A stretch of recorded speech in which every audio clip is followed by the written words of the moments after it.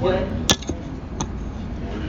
I'm going to go ahead and call us to order at 9:35. 4 a.m. Pacific time. Do you need me to put the agenda back up? I will. Just wanted to grab. I believe our first item of business is attendance and roll call. Nope, it's opportunity for public comment. Do we have any non-LNC members who'd like to give public comments? Hi, we're live on YouTube right now, correct? Fantastic. If you wouldn't mind, if you could come up to the front of the room and share your name, and you've got about 2 minutes.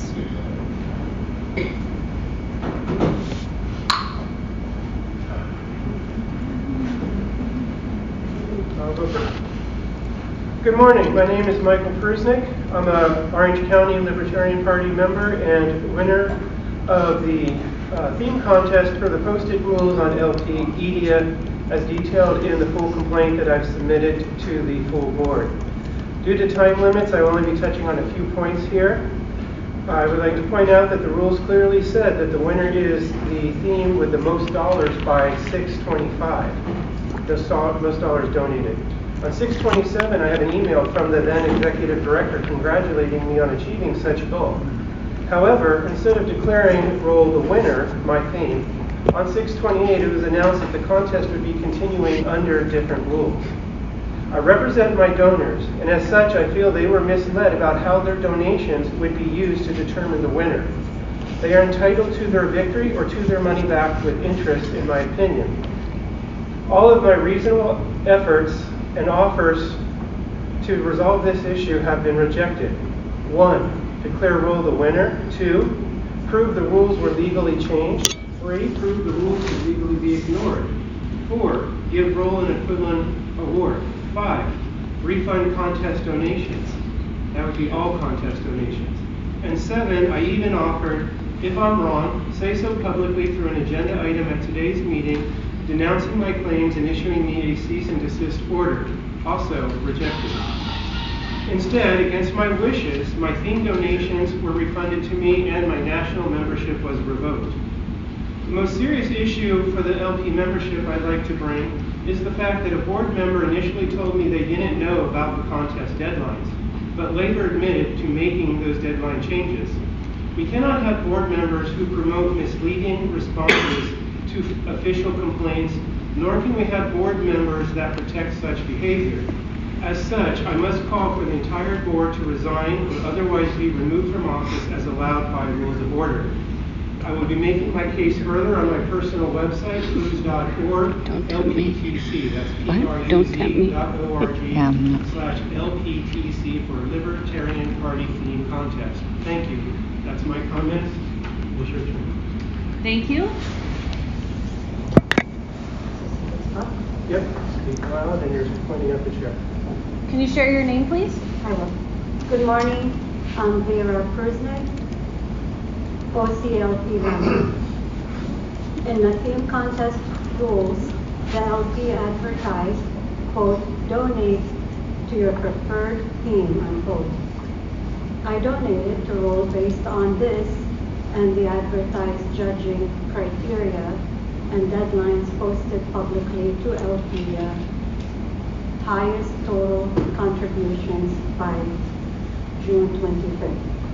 On June 27th, the executive director confirmed Roll was the leading theme. However, instead of declaring Roll the winner, the next day it was announced that the contest would be extended. I contributed my hard-earned money based on the posted rules. Since the rules changed and at least 2 other Roll donors received full refunds, I too asked for my full refund. My request was denied, with my behavior being characterized as, quote, inappropriate, unquote, and, quote, irrational and petty, unquote. As a disabled female Arab immigrant, and as a member of 4 historically marginalized classes. I'm tired of being personally insulted for asking that I be treated the same way as straight white Christian males. This leadership team has lost its way. I ask you to admit and fix this mistake without delay. Thank you. Okay, thank you. Do we have any other public comment? Mr. Ferreira? Hello, everyone. Even though I'm wearing a Dave Smith Be Consistent shirt, I'm not here to tell you guys to be consistent. I'm just here to welcome you. For the last couple of years, we've been trying to get you guys to come to the West Coast of California. I'm so glad you finally made it. Welcome to California. Enjoy our beautiful weather. Eat our great food. Come back. We really like it when you come here. Those of us on the West Coast always have to travel to the East Coast to come to these meetings. It gets tiring. So I know some of you are thinking, hey, it was real tiring for me to come to the West Coast. Think about doing that 4 or 5 times for every one time you have to do it. Thank you very much. Thank you, Mr. Ferreira. Any additional public comment? Do we have public comment from an LNC member? Join us up front, please.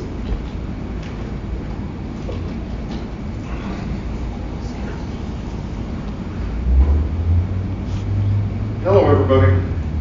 I'm Adam Heyman, brand new Region 1 rep. Pleasure to meet you all. I was asked to read this, so I am going to read this. I, Hannah Goodman, that's not me, have asked Mr. Heyman, my regional representative, that's me, to make a statement on my behalf, and he has accepted. I have been a voice of unfiltered criticism and critique, offering my perspective of the workings of the National Party. I would like to commend the actions of Ms. McCardle for taking the helm and working diligently and methodically to correct the course and steer the party into a productive direction. I agree. She has my full support and admiration for the job she's doing. I have the honor of serving as the chair of the Libertarian Party of Colorado. Our affiliate's mission focuses on radically reshaping Colorado's political landscape. This work extends beyond traditional election strategies. It involves fundamentally changing how we operate. The application of project management systems are how we have done this. This has enabled us to effectively implement the principles of Project Decentralized Revolution. This systematic approach has led to the highest recurring donations in LPCO's recent history. By combining my experience in driving operational excellence and organizational methods with Ms. McCardle's unifying and conquering leadership style, I believe we can form a powerful team. Therefore, it is with great excitement and a sense of duty to our shared values that I, Hannah Goodman, that's her, not me, announce my candidacy for Vice Chairman of the LNC. I stand ready to support Ms. McCardle and bring my radically organized style to the national level. Copies. Thank you, Mr. Heyman. Do we have any other public comment today? All right, if not, we're going to go to our next agenda item, which is attendance roll call. Madam Secretary, whenever you are ready. Okay, Ms. McCardle. Are we missing our chair? No, she's Right here, I present. vouch for her. Mr. Watkins? Here. Mr. Hagopian? Here. I am present. Mr. Blankenship? Do not believe he is here. Give me a moment to make my little notations. Mr. Maligan? Present. Mr. Nikela? He's not present. Mr. Rufo? By the good graces of God, I have arrived. Ms. Yanuskavich? Here. Mr. Benner? Present. Mr. Dassing, I do not believe is here. Mr. Ford? Here. Mr. Heyman? Present. Ms. Hayes? Here. Mr. Nana?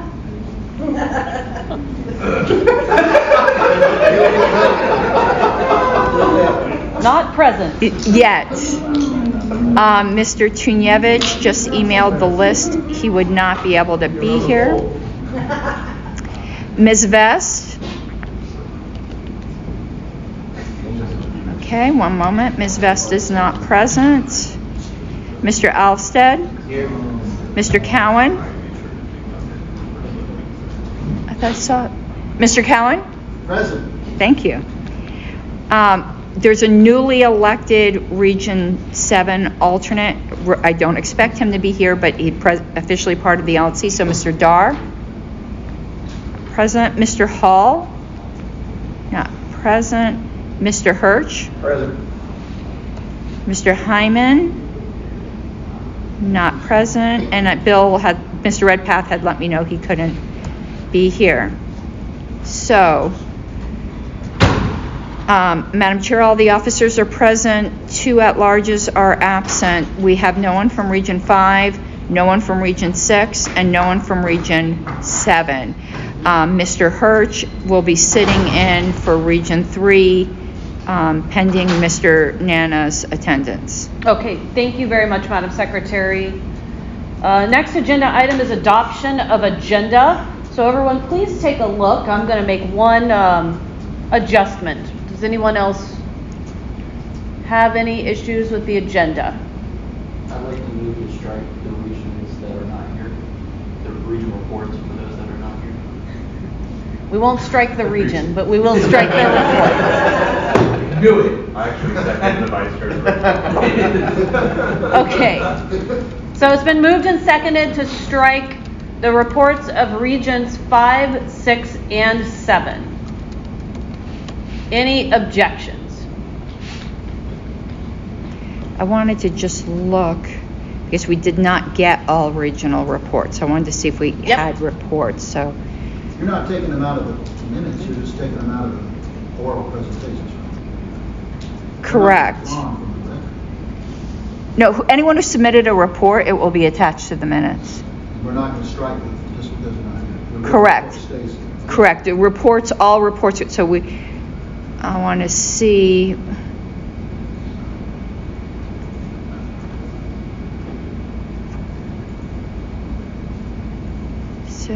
I believe we have reports from all those regions.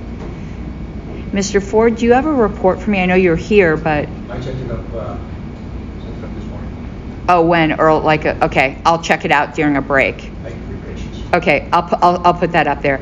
Okay, we do have reports from each of those regions. Okay, great. Any objections? Going once, going twice? Hearing none? All right, the agenda's amended to remove those regional reports. I'm also going to move to amend the agenda to continue staff reports tomorrow morning after public comment. For how long, Madam Chair? By 10 minutes.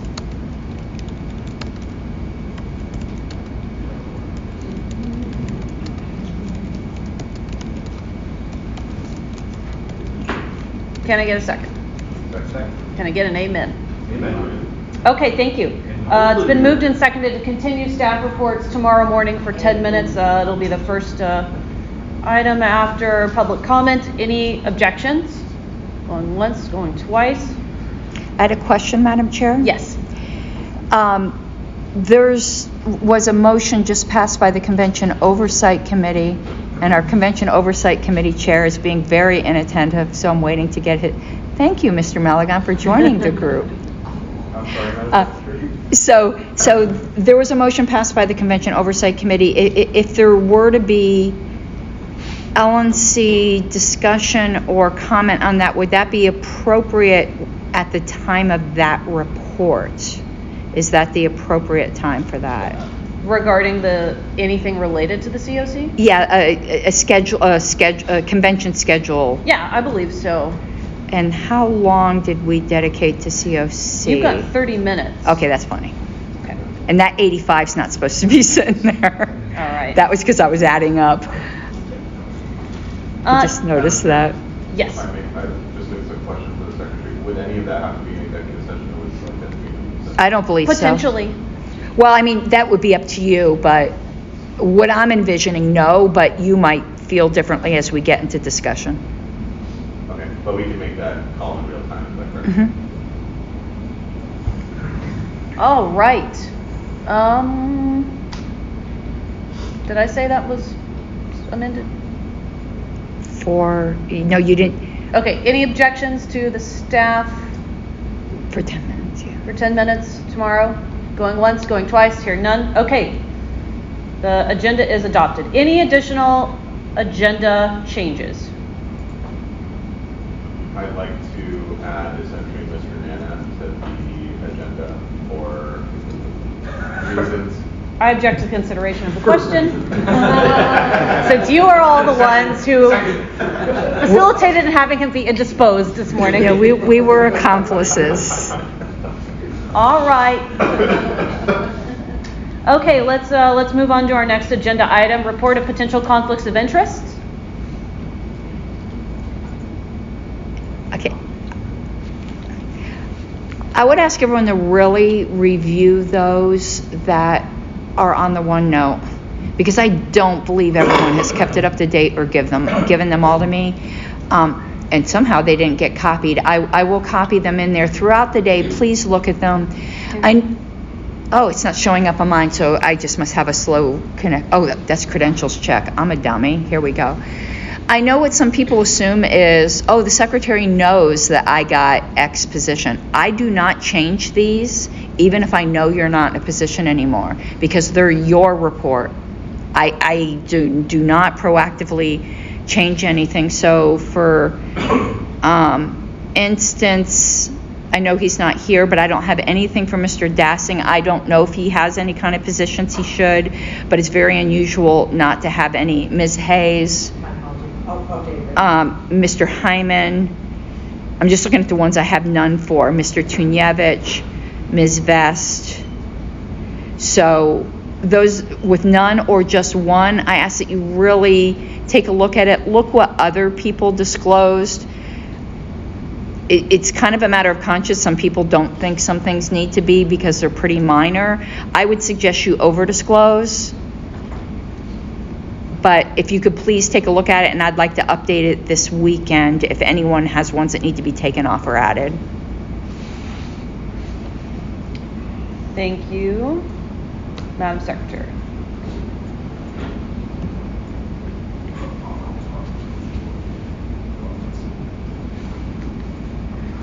All right. Madam Chair, did we adopt the agenda? I don't remember that. Oh, you're so correct. Move to adopt the agenda. Thank you. Seconded. Okay, it's been moved and seconded to adopt the agenda as amended. Any objections? Going once, going twice? Okay, the agenda is adopted as amended. All right, thank you very much. Okay, let's jump into officer reports. Are we ready?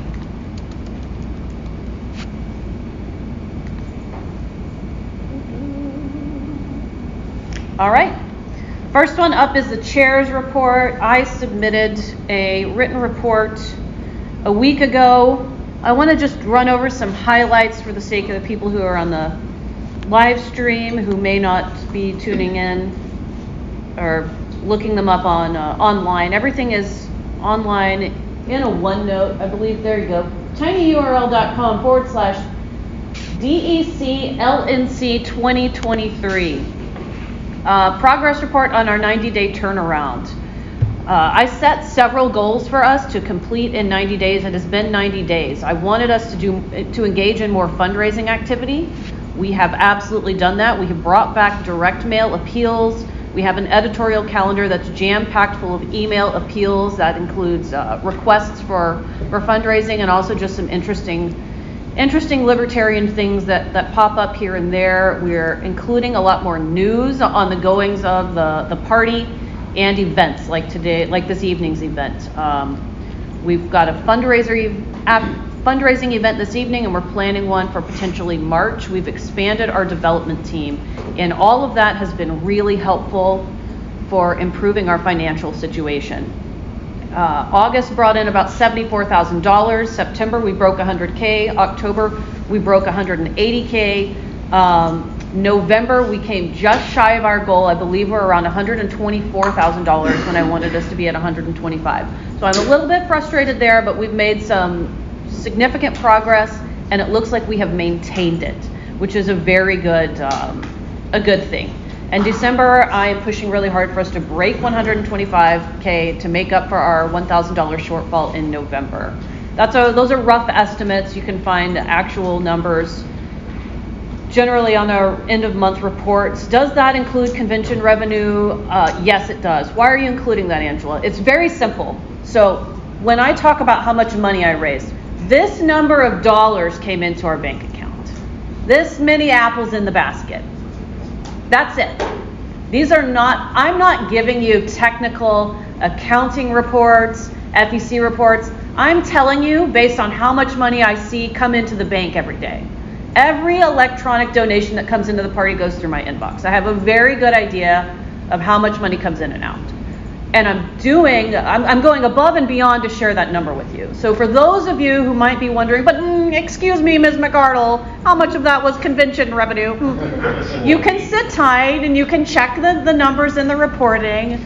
I'm not doing some weird thing. I'm sharing information with you. So I hope people will be grateful that I'm that engaged with our finances.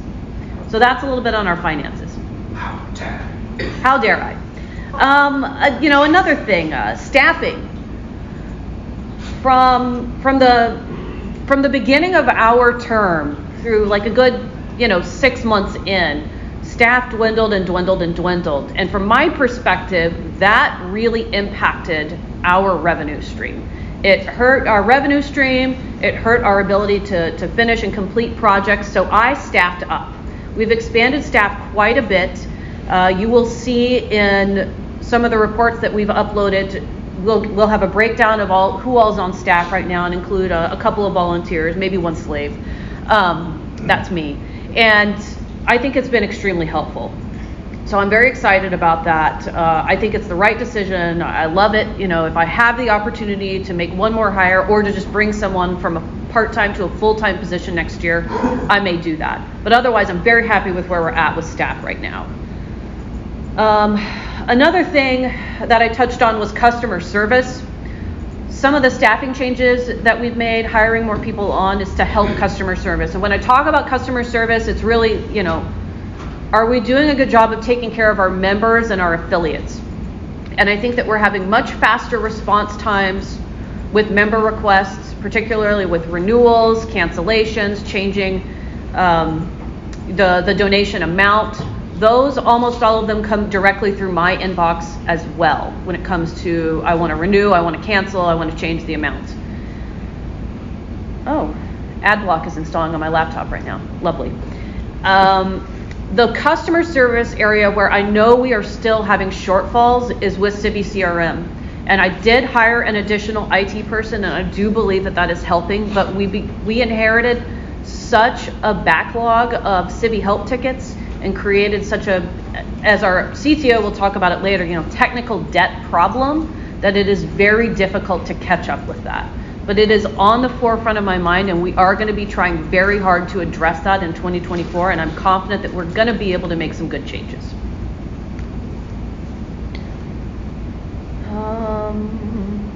And I want to say too that I appreciate the people being patient on Civi CRM, and I understand when people have been impatient, because it is a sucky situation and it is not ideal. And so I am sympathetic, to people who have gone off of the CRM and people who have had criticisms of it. It's a difficult position for us to be in. We did not have the manpower to tackle all of those changes, and I don't even think that I'm not sure that we would have been able to have that manpower unless I'd hired like 5 people, an entire team, unless I transformed us into essentially an IT company. And that ultimately that's not what we are, and we don't have the budget for it. Candidates and state chair outreach, let's move on to that. We got 38, I think it's 39 now, candidates who were elected in 2023. Thank you all so much. Congratulations to you. You guys are awesome. Also, thank you. Yeah, we'll clap for candidates. Woo! That's literally why we're doing this. Thank you to the people who volunteered for them as well. I feel like campaign volunteers are the unsung heroes. We are going to be holding a candidates postmortem Q&A on Wednesday, December 20th at 7 p.m. Eastern, just so they can jump on, tell us what went right, what went wrong, what can we do as the LNC to help them in 2024 if they decide to run again. So there are things we can and things we can't do. I want to hear from them directly. You know, providing voter gravity is a real game changer. One of the things that I have heard a lot of feedback is people need more volunteers. And it is possible that we can start working right now to try to find a way to scrape up some more volunteers across the country. So we'll be hearing from them. We've been trying to also improve a relationship with state chairs so that we can have a more collaborative relationship and work on projects together. That's one of the things that I really like about Operation Warhawk removal is we've had 2 meetings now where we've reached out to state chairs directly. I want to involve them. You know, this is not a straight democracy where we're going to pull the state chairs to make every decision, but your input and your opinions do matter because we want to make sure we're doing things that you're interested in and that you support. So please reach out if you're a state chair and you're interested in getting involved with us or just sharing your opinions. LNC board and staff culture. You know, the LNC tends to become extremely dysfunctional in like the last 6 months of the term. Historically, that's what a lot of people say. I think we're going to skate by. I think we're going to make it. I think we're going to not fall apart. I think we're going to do a really good job, and things are going to be awesome. So I challenge you all to be awesome. Be excellent to each other. Some sort of Bill and Ted quote in there. Let's do it. Like, let's make a lot of money. Let's do a good job of encouraging each other. Let's take care of our regions. Let's take care of our members. And let's make this a really badass period of time leading up to the 2024 presidential election. And whoever our candidate is, let's do a damn good job of welcoming them in at the national convention. And let's just make this, I want the rest of the country to have FOMO. I want them to see the Libertarian Party and they're like, damn, I wish that I was in that party. They look like they're having so much fun.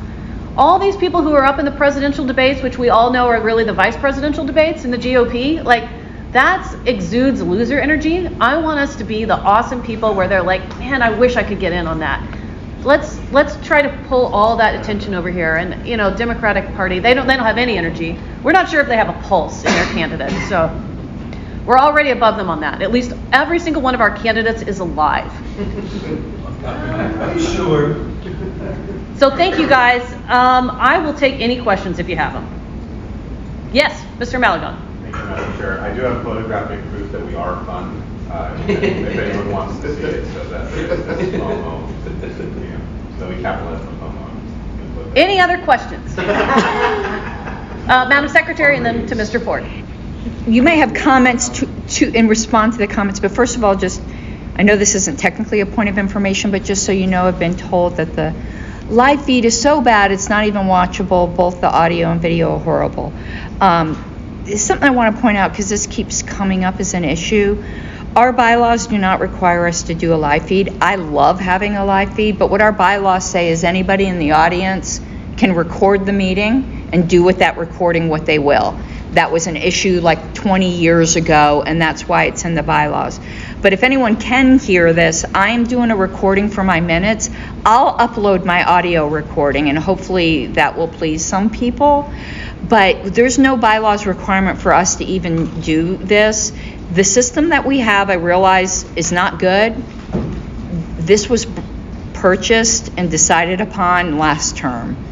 This isn't our system. I firmly think we need microphones in front of everybody in a full audio board. I got voted down on that. However, we're not violating the bylaws because the bylaws don't require us to live stream. I'll upload my recording if anyone who's in the audience wants to video it. I'll get it on the YouTube channel. That's the best we can do. But for Madam Chair, crap, I don't even understand my own notes. I think the board culture has actually improved. Agreed. And I've been on the LNC since 2016 with a lot of good people. This isn't a criticism of anyone, but it's true. We get tired of each other by the last 6 months, and I haven't seen board culture ever improve. There you go. And it's improved, but I think part of it improves by, and this was a lesson I didn't really learn very well till last term, so I'll accept whatever fault for that is. If someone's super annoying you, I get it. You want to respond, But there's a good rule of one and done. Respond once, and then do like the Disney princess and let it go, and everything gets better. So, people are going to annoy each other, say your response, and then move on to what's next best for the party. Because the bickering on the list, and I've done it, I've been there, it doesn't do anything. You feel good for 5 minutes, and then the Nice. rest of the board feels like shit. All right, so we want, what's that Disney movie? Wasn't it? Frozen. We want Frozen energy, not Ursula energy. I also, thank you so much.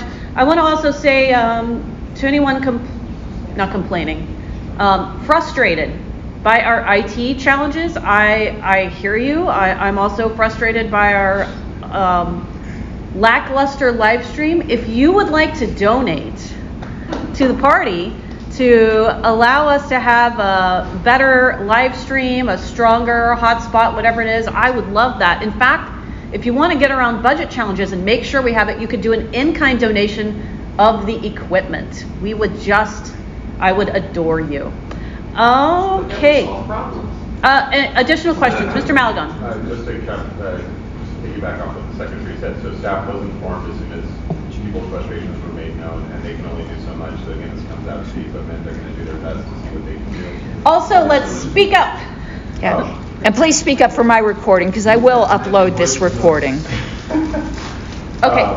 So Mr. Ford. so staff has been informed that the live stream is not, up to snuff, and they're doing what they can, but they're working on it now. But as frustrations mount, just so everyone's aware, we are aware of it, and texting us or tweeting at us or doing whatever isn't really helping the situation. And as far as the board culture goes, Madam Secretary, you're welcome. Nice. Nice. All right. Mr. Ford. Yeah, briefly, I'll amplify this in the affiliate support report. Your comments about volunteering, getting volunteers.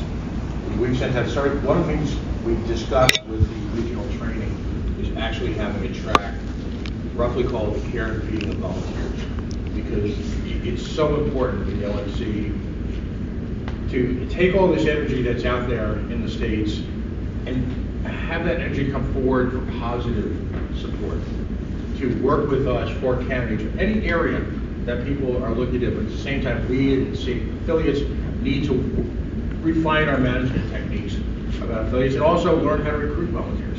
So we will be focusing on that in the latter part of the term on the ASC. Thank you, Mr. Ford. All right, in closing, thank you all very much for your hard work.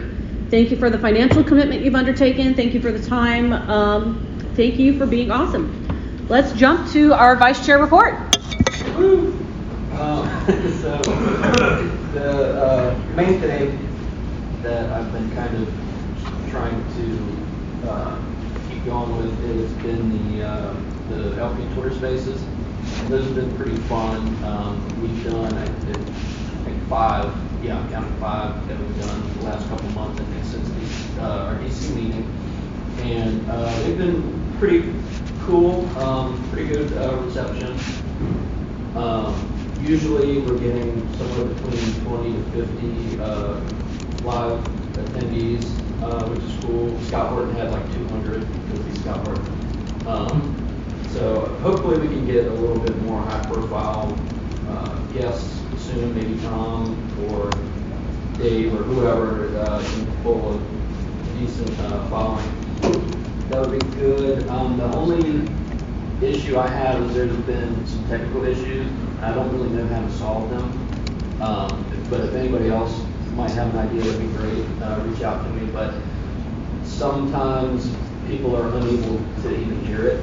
I think it just depends on the person, or they're not able to receive co-host or speaker status or whatever. Ms. Eiler and Mr. Ford were supposed to help me on a couple of these spaces, and they experienced these issues, and I don't know how to fix it. But yeah, that's pretty much it. Thank you, Mr. Watkins. Any questions for Mr. Watkins, our vice chair? Going once, going twice. Hearing none. Let's go to our next officer report, which is the treasurer, Mr. Hagopian. Yes, Madam Chair, thank you. The The treasurer's report is always the most recent financial report, which is October, which was posted to the business list a few days ago. Cash position has rebounded to $150,000 on the strength of a good revenue month in October. That is 2 times our cash reserve target. The party is in good shape from a cash management standpoint. From a revenue standpoint, in the month of October, we came in at $182,000, which by far was our best month of the year. That was $174,000 without convention revenue for those who would like that number. That is also broken out in the financial reports every month. As Madam Chair referenced, when that financial report comes out, you will be able to get that answered accordingly. From an expense standpoint, as we have discussed, one sore spot throughout the year was not spending enough money on fundraising expense and therefore not raising enough money. That has been fixed over the past 3 months. Starting in September, you'll see that we have started spending money on fundraising expense, and now we are raising money. We are not only spending money to raise money now, but we're spending money to raise money in the future. So October numbers included a $12,500 fundraising expense for software that we put in place to do well screening going forward. So from a summary standpoint, cash management, we are in good shape. Fundraising is now on a 3-month streak, as we'll release November numbers. And we are currently spending the appropriate amount on fundraising expense to continue that going into the new year. Obviously, we need to make sure month to month we are not spending more than we're raising, because we're walking into ballot access season now. But I'm feeling very good about where we are right now versus where we were 3 months ago. Any questions? Any questions for our treasurer?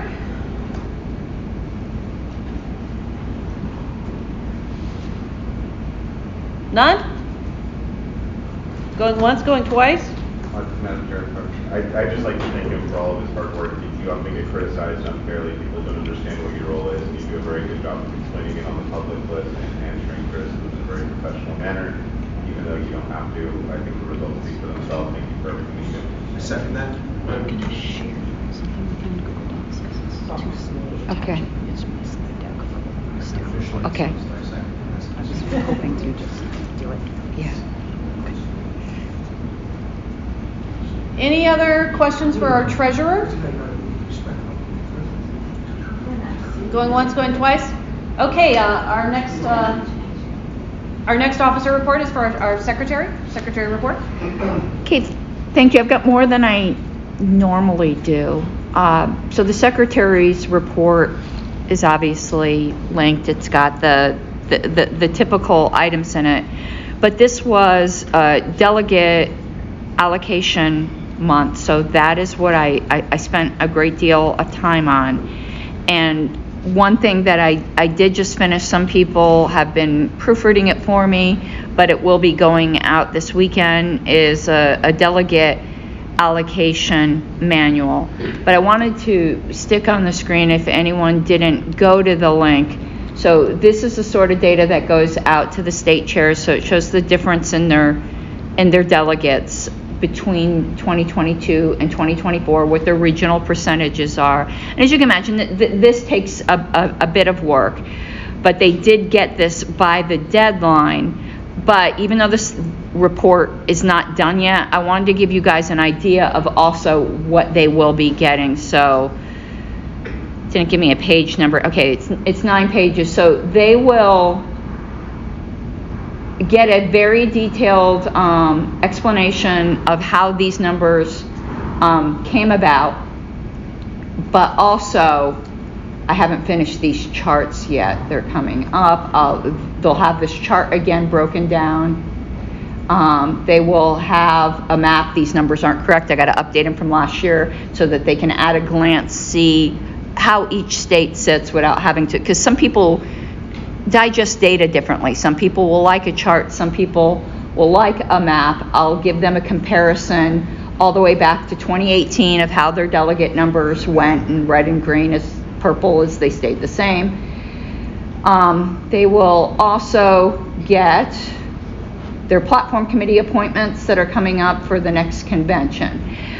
So that's one item that is going to go out to the states, hopefully, this weekend. And they'll also get, and I don't have it on my desktop for some reason, so if you give me a moment, I got to go through my document tree here, which is another thing that I've been working on, actually having our party documents. So where's manuals? So they'll also get a region formation manual. Unfortunately, this is going to appear in Google Docs, which isn't quite as good. And here we'll give instructions on forming a region, because a lot of newer states just do not understand that. And in here, it'll give the current region formations, what the current percentages are, so everyone will be able to play around with the percentages. And again, another map showing the percentages for people who view things better in that way. So those are the things that I've been really busting tail on this month to try to get us to have a successful convention. And one other thing I wanted to explain, because we do have new LNC members. For instance, I received a few share requests for the potential conflicts of interest, just so that you know every document you might possibly need for this meeting is in the OneNote. So those cumulative conflicts of interest are in here. If you want to know the rules you need to follow for executive committee, those are also in here. And if you're wondering, because you can't see the screen, if you want to follow along with my minutes, if you go to the secretarial tab, you'll see there's a link for live notes. And if you hit that, this is where I type out my minutes. You can follow my minutes as I type them right along on your screen. And same thing, we go back to the OneNote. If you're curious how voting is going, we haven't done any voting yet today, but my ballots, you can follow along right on your screen to make sure the votes are correct. So all of those links, all of those documents are in the OneNote. And also, if you have a question on, say, well, what does the policy manual say on that? Don't go searching on the LP site. I've given you everything you need for this meeting in this OneNote. So I highly encourage everyone to become familiar with this, because the old LNC, people who've been around a while know, staff used to create binders for everybody that had all this stuff in it. I have them all in storage, and that was such a waste of paper. So this is the electronic version of what the old LNC used to get. And if you think there's other types of documents that should go in here, let me know, and I'll make it a standard part of the OneNote. Okay, if anyone has any questions. Any questions for our secretary? A very thorough report, which I loved. None. Going once, going twice.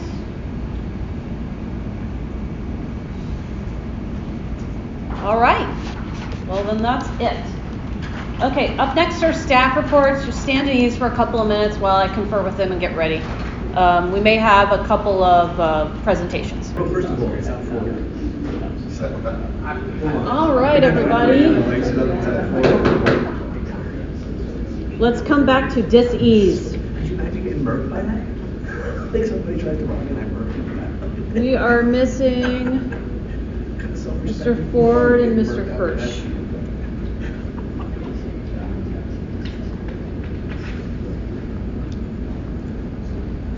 Yeah.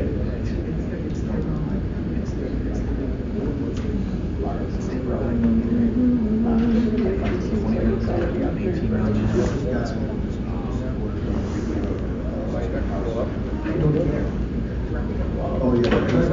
Let's go tell me this. Try to switch computers. All right, let's jump into this. So, guys, here's how we're going to do this. We're going to go through, I'm going to give an overview. We're going to jump department by department. You can ask questions. If your question involves going into executive session, I'm going to hold that question, and then if we need to go jump into executive session at the end, which I think we do for like about 10 minutes, we'll do it at the end of staff reports, so they're all together. Does that make sense? All right, great. And it's not my intention that we stay in executive session for a long time, but it could be like 10 to 20 minutes.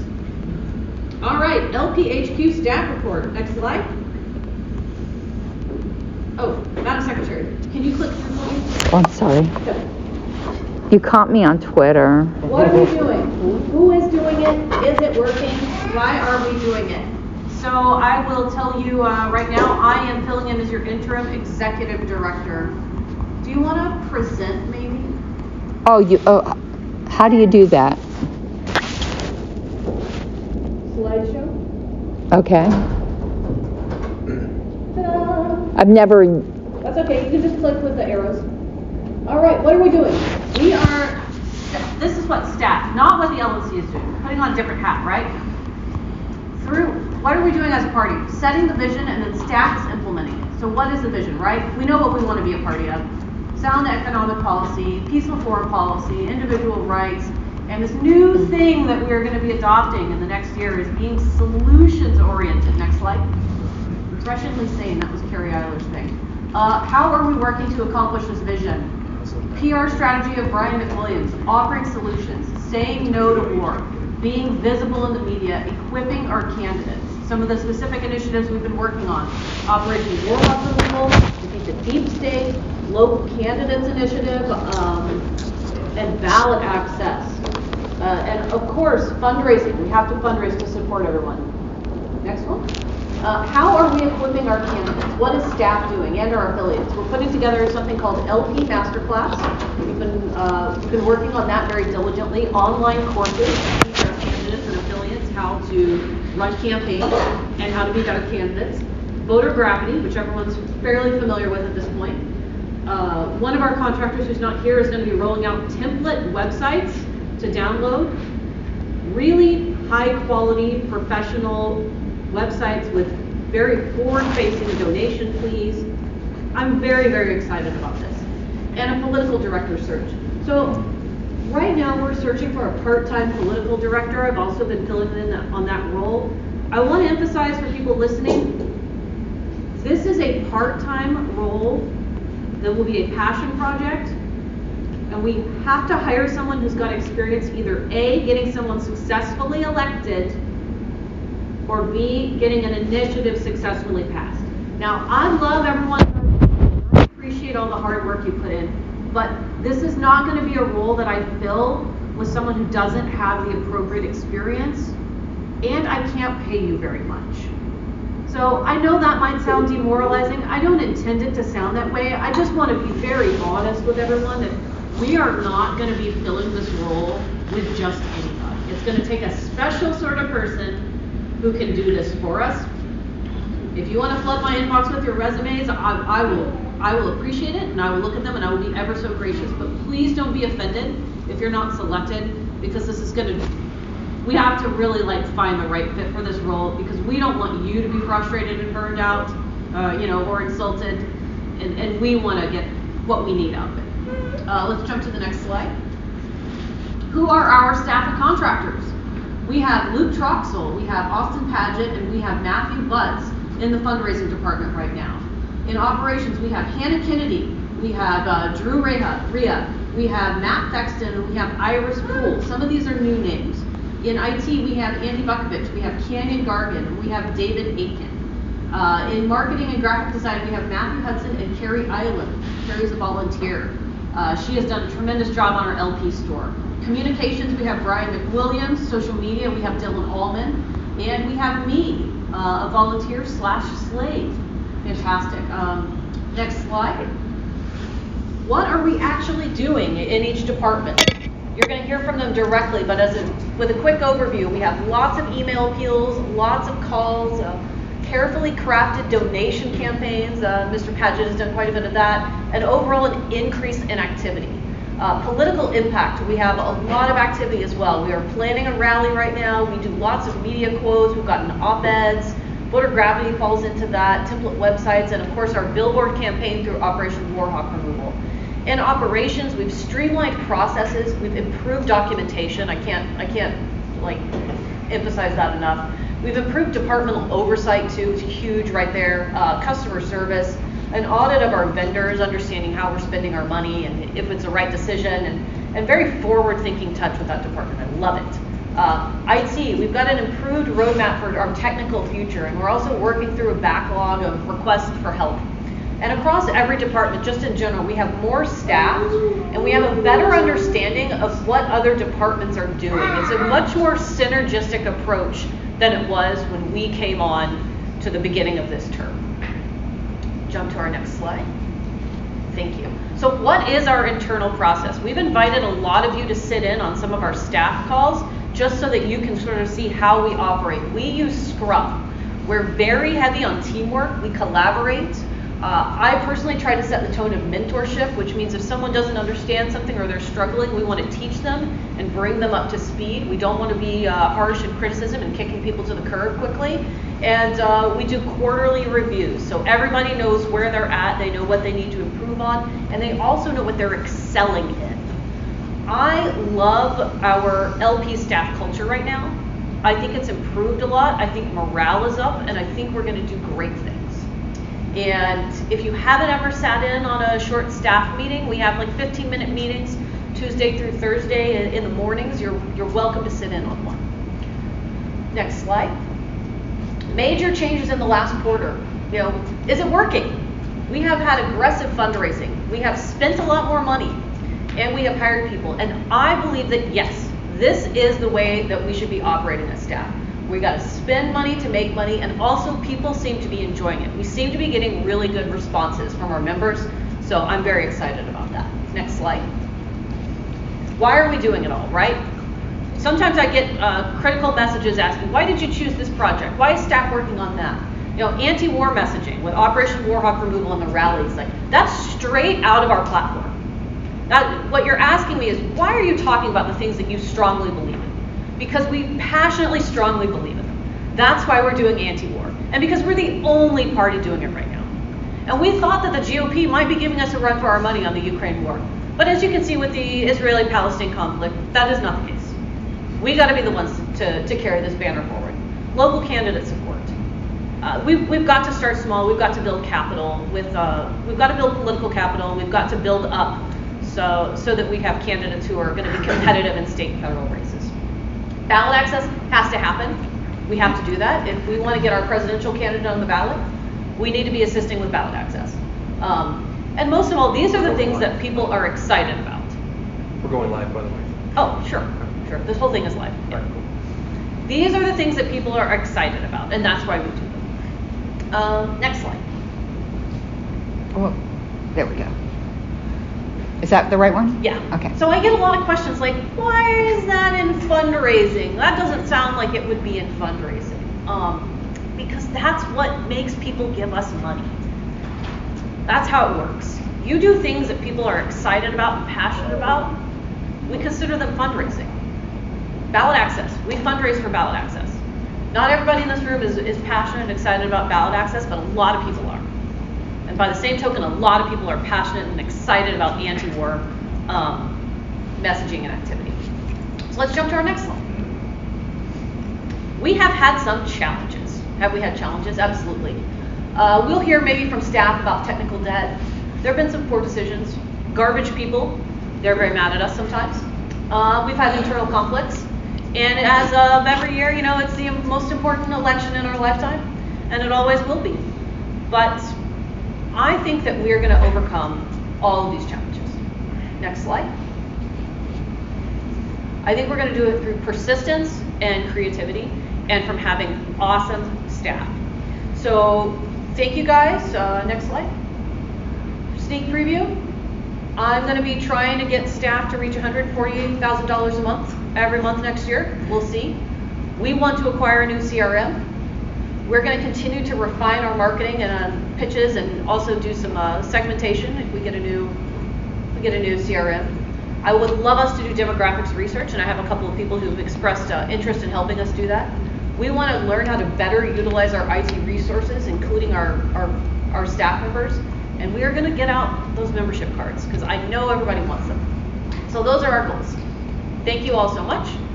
We are going to hear from staff now, but before we do you have any questions for me? Yes.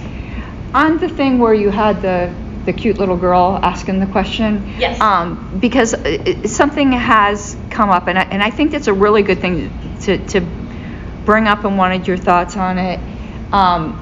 There's a lot of questions on how things are categorized. Yep. But for instance, another big one, like the one you had mentioned, is why is the Historical Preservation Committee under activism and outreach?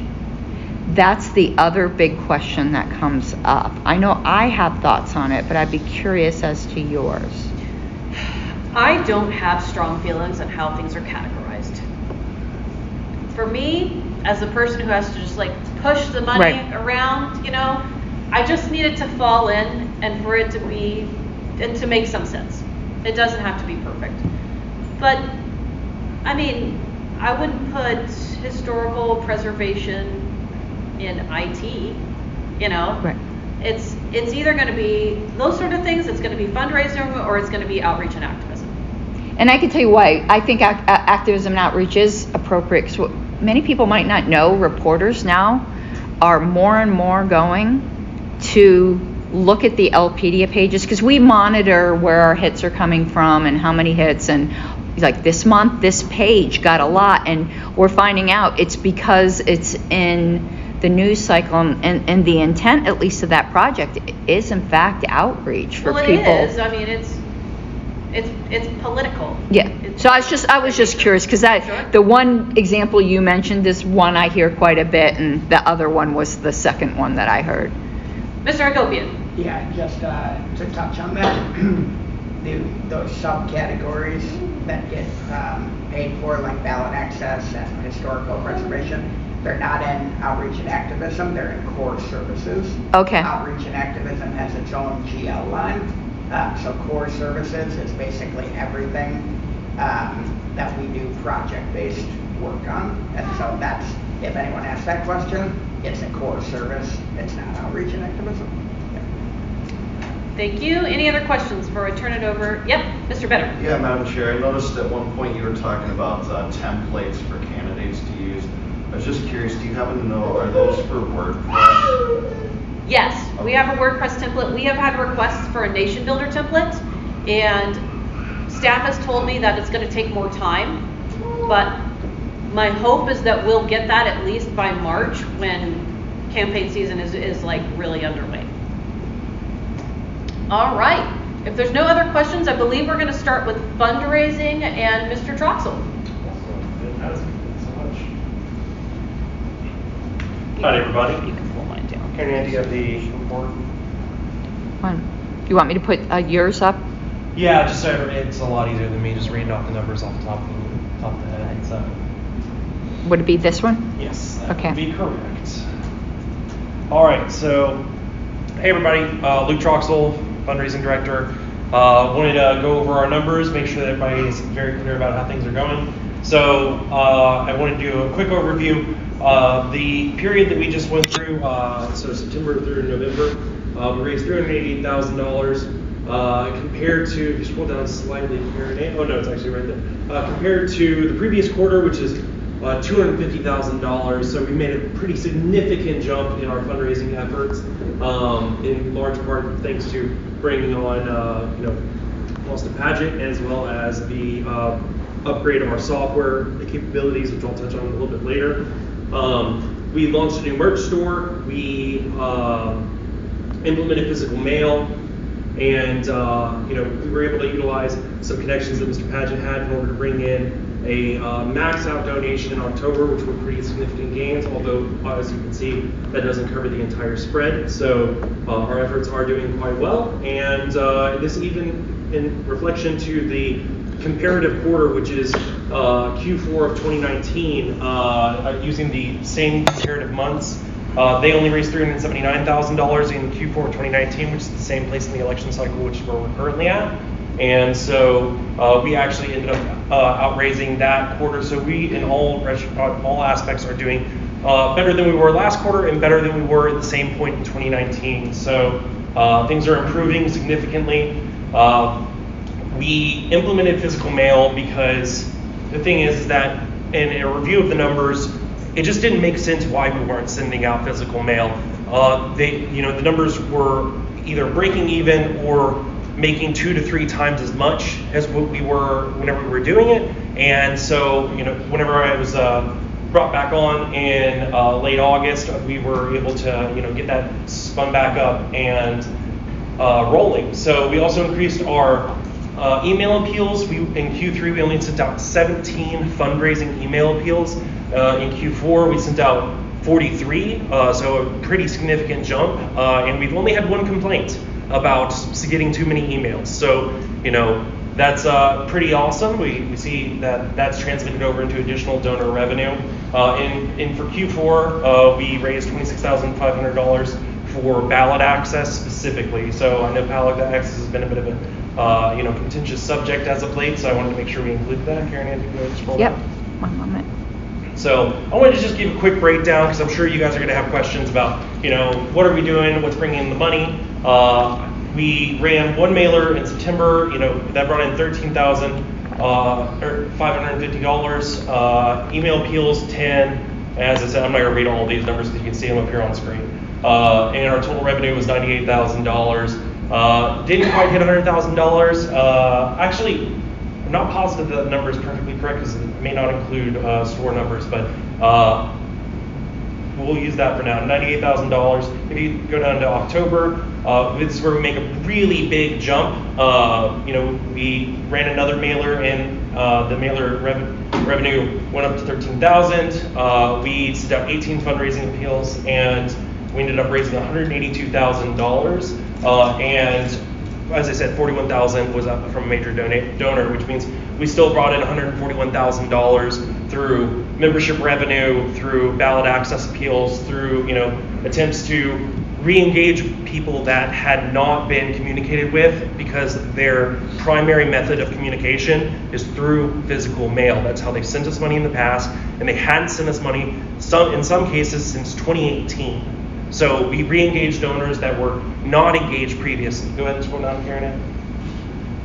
And in November, we ran 2 mailers. And the idea here is that the strategy we would ideally like to be utilizing is we're sending out every month a renewal mailer to make sure that everyone who is going to be expiring that upcoming month is getting a mailer, as well as a topical mailer revolving around 3 core issues. Affiliate support, candidate support, and ballot access. So those are the 3 core issues that we want to make sure that we're rotating, making sure that people are getting engaged, know what's going on. Because, as I said, some people are not engaging with the party through digital email. We need to communicate to them through physical mailers, and that's how we're going to make sure to continue to keep those people engaged. And oftentimes, you'd think that if we send a physical mailer to somebody, once every 3 months, that may be too often, but these people oftentimes, every time we send them a mailer, they donate. And then I'll break down the mailer process because I'm sure people do have questions about hey, how much did it cost? How much did it end up making? Because, revenue is not the only important part. Cost is definitely an important part of this process. So in September, we ended up sending out 5,500 mailers. We received 125 donations. The revenue was $16,206, and it cost us $5,127. So our ROI on that mailer was 316%, which is, I think Todd's put out before he'd like to see 4-to-1 cost to revenue association. So I want to make sure that we try to hit that as often as possible. But 316% for our first mailer, which is a very wide September ballot access mailer, brought us in quite a bit of money. Go ahead and scroll down a little bit, Karen Ann. So October we hadn't sent out physical mailers in almost a year to send out renewals.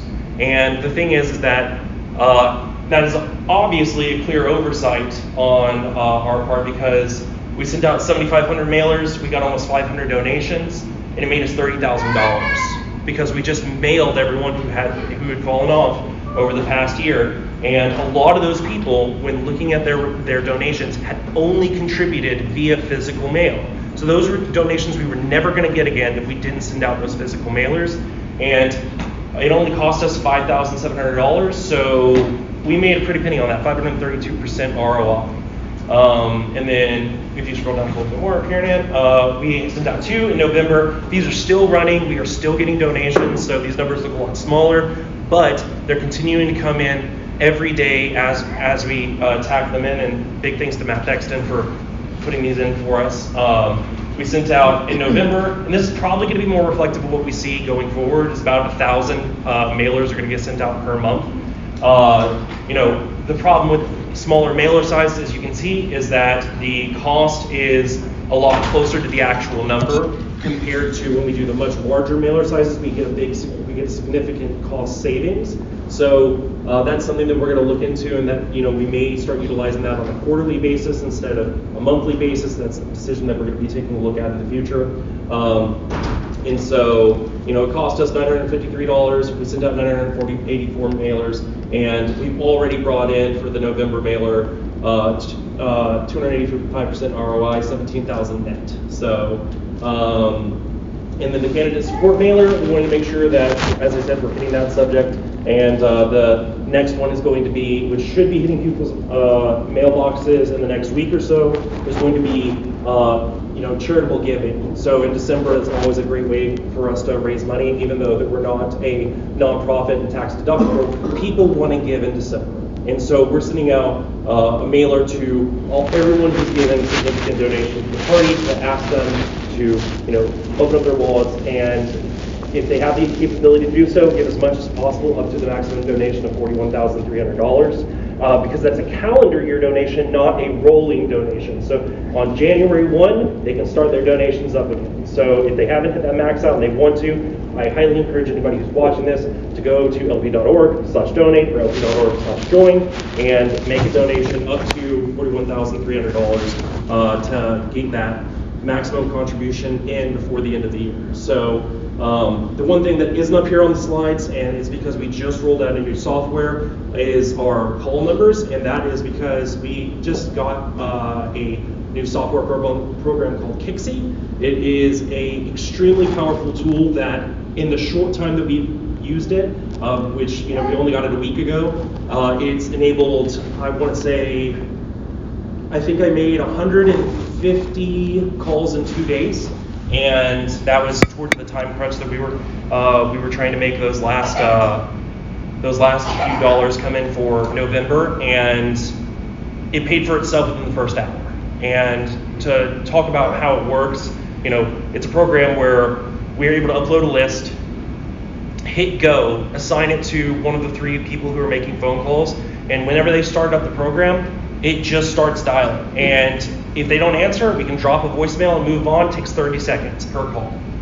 And that is a significant improvement over our previous system, which is to work off of a spreadsheet or try and utilize Civi, which I'm not even going to touch. I'll let Andy talk about that.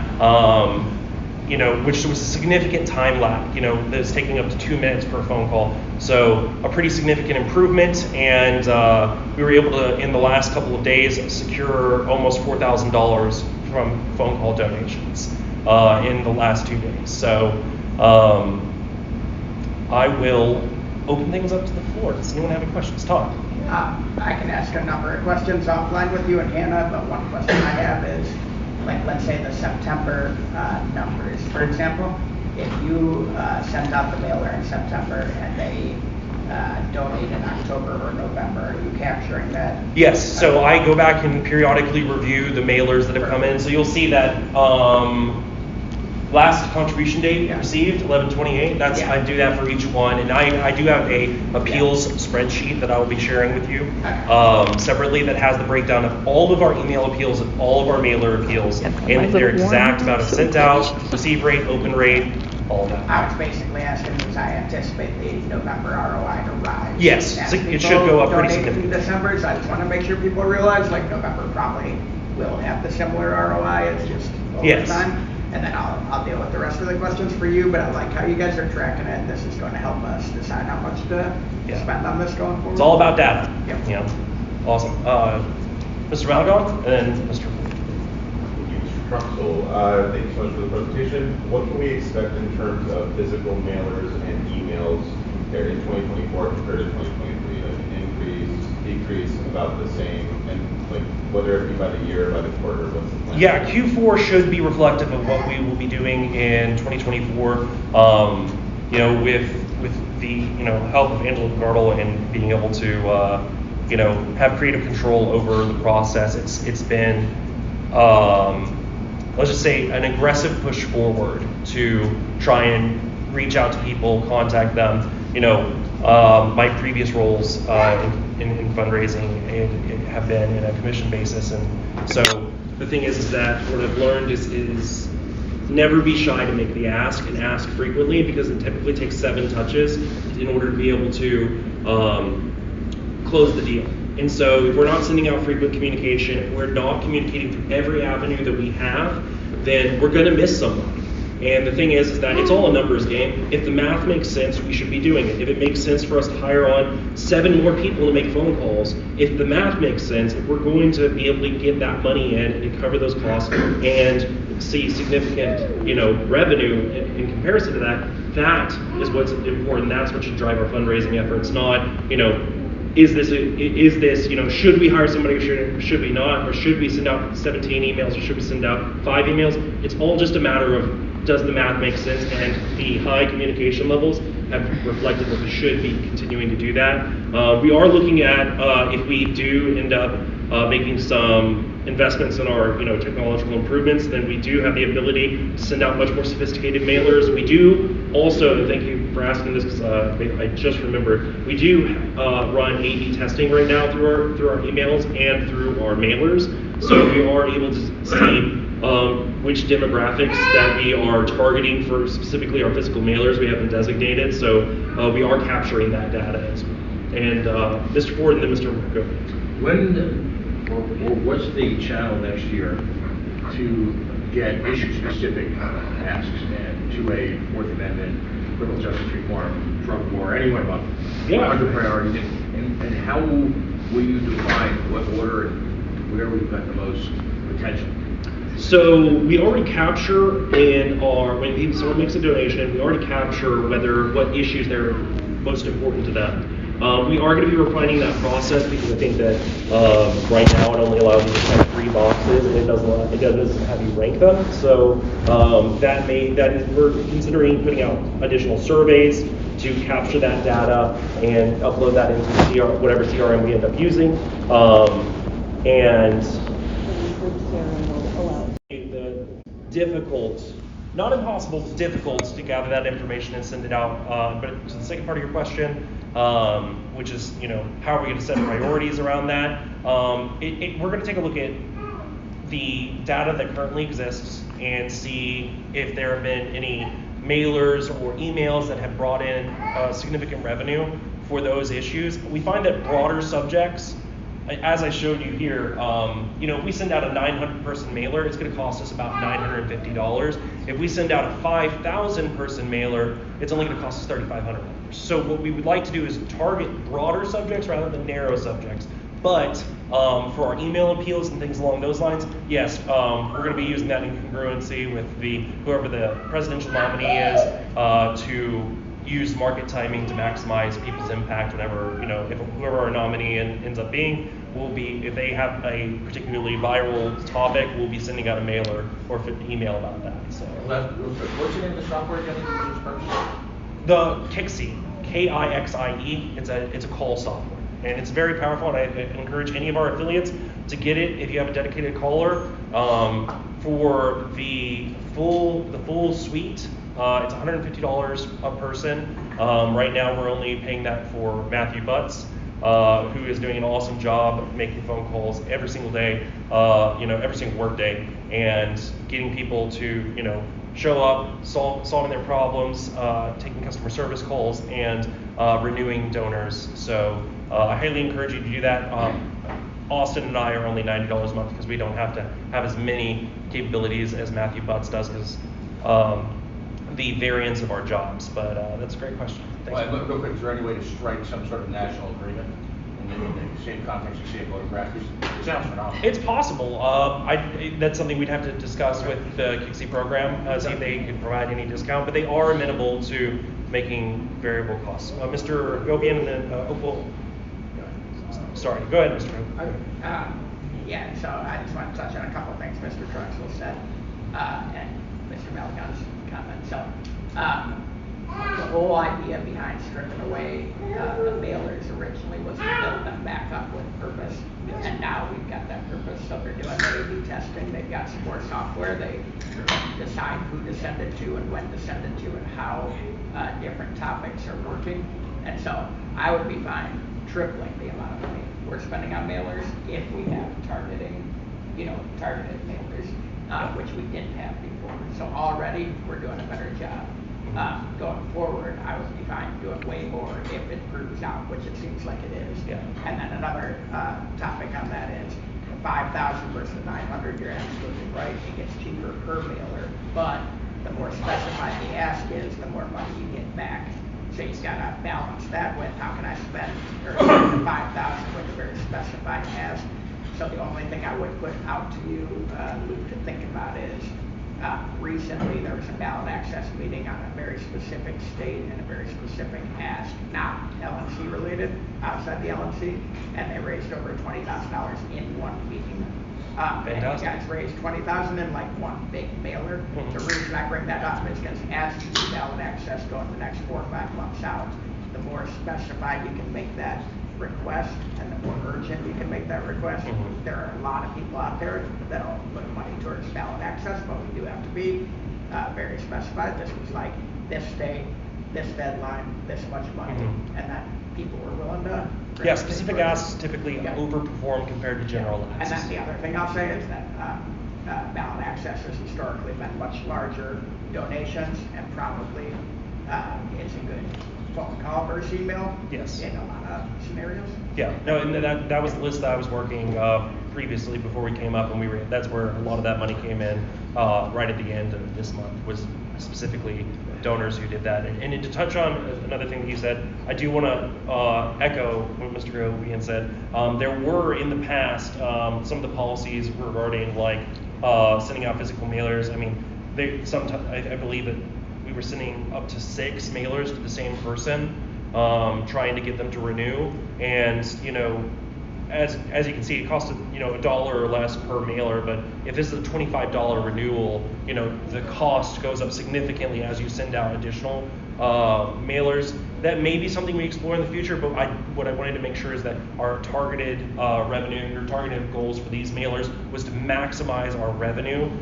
We may explore that option in the future, but my focus is not having mailers that make no money. That's my most important factor. Ms. Carlos, and then over to you, Mr. Bernard. Yeah, I can get you some examples of ones that were done. Now we're talking probably 25 years ago, so I have these old mailers, but there was one that we did, and I can't tell you how successful it was. Sure. So it could have bombed. I just know that when I read it, I was like, that is clever.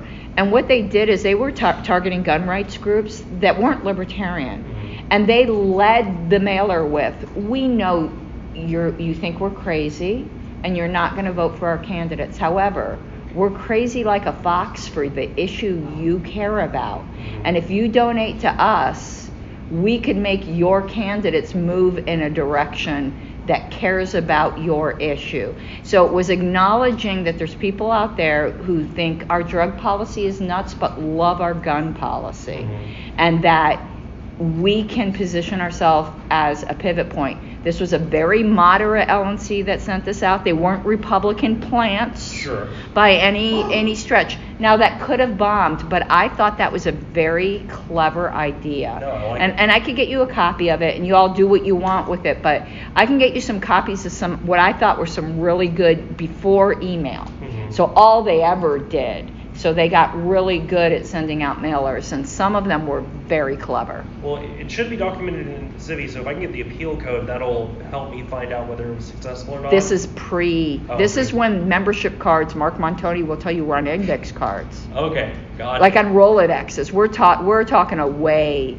Well, we'll see if we can find it, but if not, I'd love to see the mailer regardless. That'd be fantastic. And you actually completely sparked another thought in my head, which is we did recently get the Aristotle data that we purchased, and that's going to be a very big bump in December. So very excited. If I remember correctly, and Mr. Vukovic can correct me if I'm wrong here, but I believe we acquired 15,000 new contacts. So we're going to be contacting those people to ask them to join the party and to become donors. So that's really exciting, getting that. These are registered libertarians. These are not just random contacts. These are people who want to vote libertarian or registered libertarians. So we're going to be reaching out to those people very soon. Mr. Benner. Yeah, real quick question, Mr. Troxel. I know that the website form for when people sign up to become a member has a free form text box at the end. I'm just wondering if you're willing to tell us, or you have a grasp of what's the most common thing people generally write in that box. Drew would probably be more familiar with that than I would. It's simply because he does get the commentary, and Angela gets the commentary as well. I am a numbers guy. I don't often review the comments on there, but Angela gets all of those. So, Angela, do you have any? You get everything from just like really generic, the two-party system has to go, to very specific things about gun rights, regulations.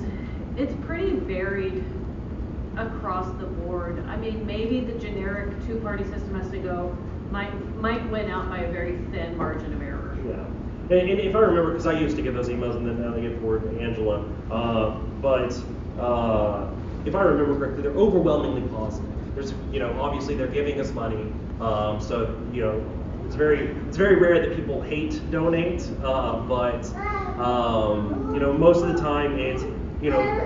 I left the two-party system, things that, I can't, I want to support the cause. Sometimes they have specific issues that they're talking about, but it's mostly generic, appeals to the Libertarian Party's principles. Is the most common donation commentary. So, that's, is there any other questions that we want to go over? Thank you, Mr. Troxel. One thing on mail, direct mail, staff had communicated to me before that they didn't really decide to just cut off direct mail, that they felt like they'd lost the ability to. And I think we can really dig in on some questions on that, probably in executive session, because some of it's going to have to do with staff. Yeah. But just keep that in the back of your mind. For sure. Well, thank you so much for everyone's time, and I'll pass that. Thank you. We're going to hear a brief update from Mr. Paget to round out fundraising, and then we're going to jump to operations. Hello. So yes, we've had some good fundraising months. I think November would have been a bit higher if we had the Aristotle data in earlier. It took longer than anyone could have imagined, and then longer than that again. We ended up making it through the top two categories of donors for membership. So we had to resort to kind of a third, less lucrative category for the second half of the month. But with the registered member data, there's going to be way more than we can eat, so that'll be good.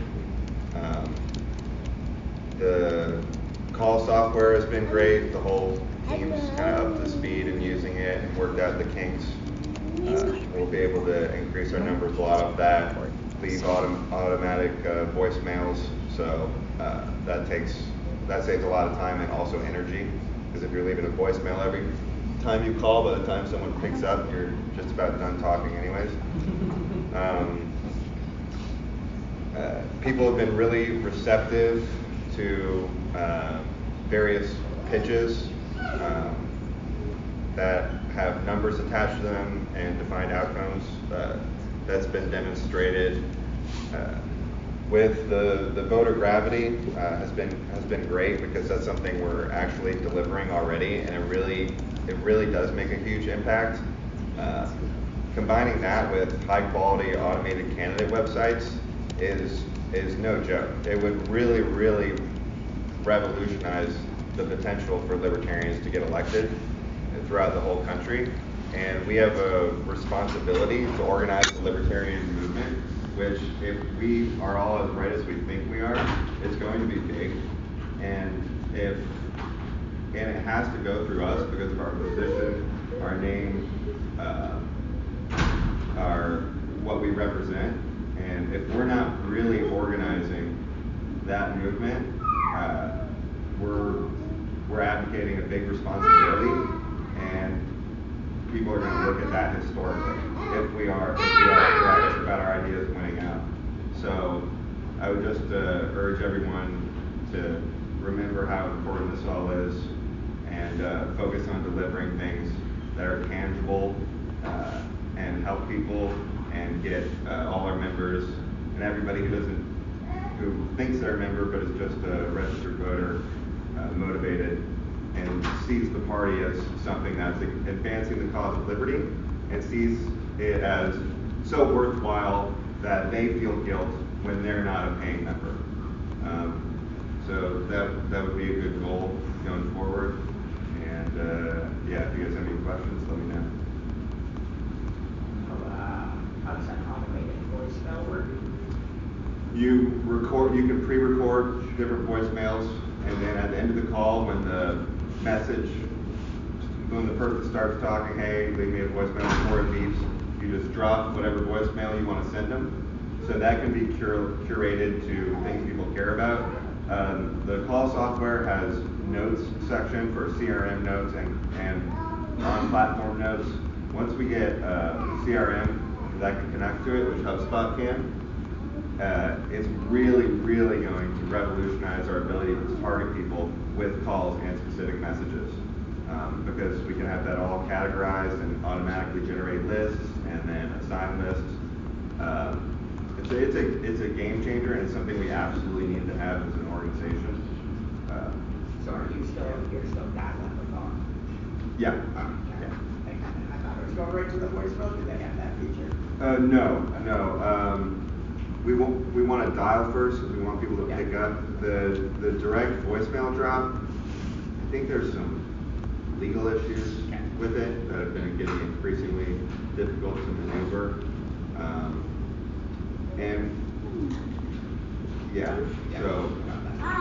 We've gone with the direct calling. And the more we do this, the other thing we do on every call is, when we connect to someone, we say, hey, now you're connected to the party. You have a direct line to the party. If you have questions, if you have concerns, you talk to me, and we can address it. So then they have buy-in, then it's like a real service. So even if they're not buying your particular issue, that's an underlying reason to donate. So they feel like they have a mouthpiece to talk into, to get themselves heard. So it's really important to have this engagement with our members and everybody else. And with the new data, hopefully it should continue to reap increasing rewards, not just status quo. Adrian has a question. Yes. Thank you so much. So the treasurer asked one of my questions. The other question I had was, how did the Kixie thing come about? So was there some sort of comparison shopping? There was comparison shopping. Most of the softwares had minimums for 5-person teams. Kixie was the cheapest one, and it was also recommended to me by other software providers when they heard kind of what we needed and what our budget constraints were. Kixie was the 5-person teams, meaning what exactly? Sorry. Minimum 5-person accounts. So these are like softwares designed for big sales teams. Kixie gave us the functions that we needed, and it's also really easy to use, simple, it's not overcomplicated, and it connects to HubSpot. And we don't need as many features as a sales team. We're not calling them back or checking in as frequently as a sales team would. But we do have the ability after every call, you can say what date you want to call them back. Like a reminder comes up. Yeah. And you do that with some people, but not everybody like you would with a sales rep. All right, any more questions for Mr. Padgett? All right, if there's none, thank you very much to our fundraising department. Let's kick it over to our operations director, Hannah Kennedy. Just gonna borrow your chair. That's out of order. It's already done. Okay. Good morning, everybody. It's been very nice to meet you all in person. I know I've dealt with quite a few of you already, and it's been a lovely experience across the board. So thank you for that. I was brought on in October, and I came in at, I think, pretty much an ideal time, which was we were coming out of a free fall off a cliff. And thankfully we were being saved by some difficult decisions being made by the chair. But essentially, we are, as an organization, entirely people dependent on staff. That means that the LNC is held hostage by the things that the staff can do, and that's not ideal. Ideally, I could be replaced tomorrow with someone who could come in, all my processes would be documented, there would be a repository of information available to them so they could read through and go, okay, this is exactly what I need to do. These are the bills that need to be paid. These are the filings that need to happen. And as it stands right now, that's not the case. And I'm very much interested, coming from a business background, in having the LNC function like a business and not like a club. We're not volunteers, we are paid staff, and we can build something very professional. So the first step of that has been getting out of that free fall, so stopping the bleeding.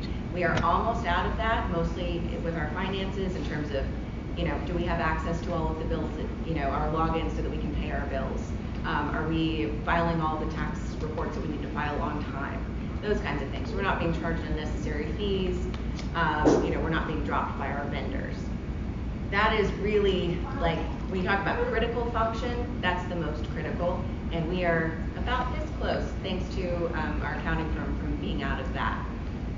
And then the second step of the process is to audit our current processes, all of them, because none of them are working as efficiently as they should. Donor money is not being put to its best use if staff is forced to perform inefficient function. Every hour of staff time is donor dollars. So in terms of our membership, that's the bad news, but the good news is we're gonna fix it. In terms of membership, we actually saw the first tick up in membership since October of 2021. Obviously that corresponded with the October right before the last convention, so that makes sense. We were still in a decline prior to that, so it was just a short, hopefully this time we can turn that around and actually bring our membership numbers up. And hopefully we've bottomed out. So, and then as Mr. Hagopian said, that our reserve is very healthy right now. In my written report, apparently our target is 75,000, not 50,000, so I got that wrong. We are at 2 times, not 3 times. Now, we are currently having a problem with Authorize.net. That is one of our payment processors for all of our ACH transactions. So this was actually just brought to our attention this week, and so we've kind of been scrambling to figure out how we solve this. The issue is that Authorize processes our payments. The payments complete successfully, which is good news, because that means it's transparent to the donor. As far as they can see from their end, when they go to their bank account, the payment has gone through. The problem is that Authorize.net is not communicating that completed payment to Civi. In Civi, it shows that the payment is pending. Now, the reason that that's an issue is because when you have a pending payment, you don't count as a member. And so it became very necessary that we find a workaround for that in order to get our membership report completed, and thanks to Andy, we were actually able to do that. But now we still have the problem of they all say pending. Now we've looked back historically, there's over 400 transactions in Civi that still say pending. There's no way technically, or rather, our IT staff does not have the time compared to other critical functions to go in and fix that at the moment. And so our temporary fix is going to be taking a couple of our operations staff. They're going to have to manually go in to Civi and look up the transactions and authorize, and then change the status in Civi. And they will have to spend hours and hours and hours doing that because Civi, this is a fun fact about Civi, every navigation click in Civi corresponds to a 6-second delay. That's longer for searches. That means staff can perform a maximum of 10 clicks per minute. Assuming staff spends a combined total of 20 hours a day on the platform, making 5 clicks a minute, that means 10 hours of that 20 are spent waiting for an action to execute. In financial terms, that means based on the average employee pay per hour, the party is spending $312 a day, excluding taxes, benefits, and other employment-related costs, waiting for an action to execute in Civi. That's the depth of the problem that exists. Say that one more time. The whole thing. 312. Oh. Say it again. So that means that in fiscal terms, based on the average employee pay per hour, the party is spending $312 a day, excluding taxes, benefits, and employment-related costs, waiting for an action to execute in Civi. Okay, wanted that to sink in. Okay. All right, so that means that staff time that now needs to go and reconcile those 400 plus transactions, we're going to be paying staff to sit there and wait for the little Civi wheel to finish.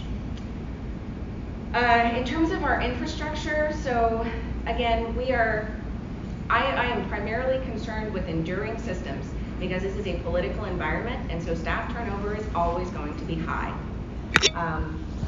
We are encouraging specialization of labor, so I think the party tends to suffer from a mentality of I can do it myself, which is a chronic problem among the self-employed, and it leads to, two primary outcomes. Either things are done without regard to cost and efficiency, or things are not done to a high standard. And I think that we have a little bit of both right now going on, and I don't need to explain the danger of the people-dependent system because the LNC has experienced it this year with the departure of the prior operations director. That's not, at that point when you need someone to make sure that you are not exposing yourself to massive amounts of liability, that's not employment, that's a hostage situation. So I'm interested very much in getting the party out of that situation so that when I depart, we don't ever suffer from that again. And the key to that is documentation and standardization of processes. So to that end, we've also finished our migration into Paychecks, which is now handles our time and attendance, our HR policy, and our payroll processing. So what's wonderful is they're experts at what they do, and I give them information that I have about staff, and they take it from there, and they make sure that we are in compliance. We're in the process also of moving our 401k program because we've purchased a suite, essentially, of their services. We get a significant discount for the services that they do provide us, which is wonderful. So when we made the switch from Vanguard to Paychecks, we are saving a little over $1,800 over the next year just on that switch. Same services, actually an expanded basket of funds available for our staff to choose from. We went from Vanguard's 50 to Paychecks' 9,000. So very nice move and all. They also handle all of our disclosures for any staff-related changes, any compliance-related staff things, for the 401k, payroll, etc. So we will never miss one of those.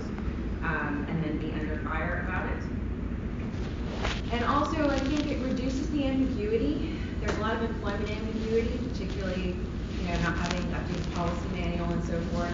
And I think that exposes the LNC and staff to liability or mistreatment, again, on both ends. So I think implementing these outside firms has really been helpful. I would say the same for Veracity Pros. They have, I know you look at the budget line and they ask, like, how could they possibly be worth it? I can absolutely assure you, based on personally seeing what was left after the last operations director departed, that they are 1,000% necessary. What they have done is save us from a lot of potential liability.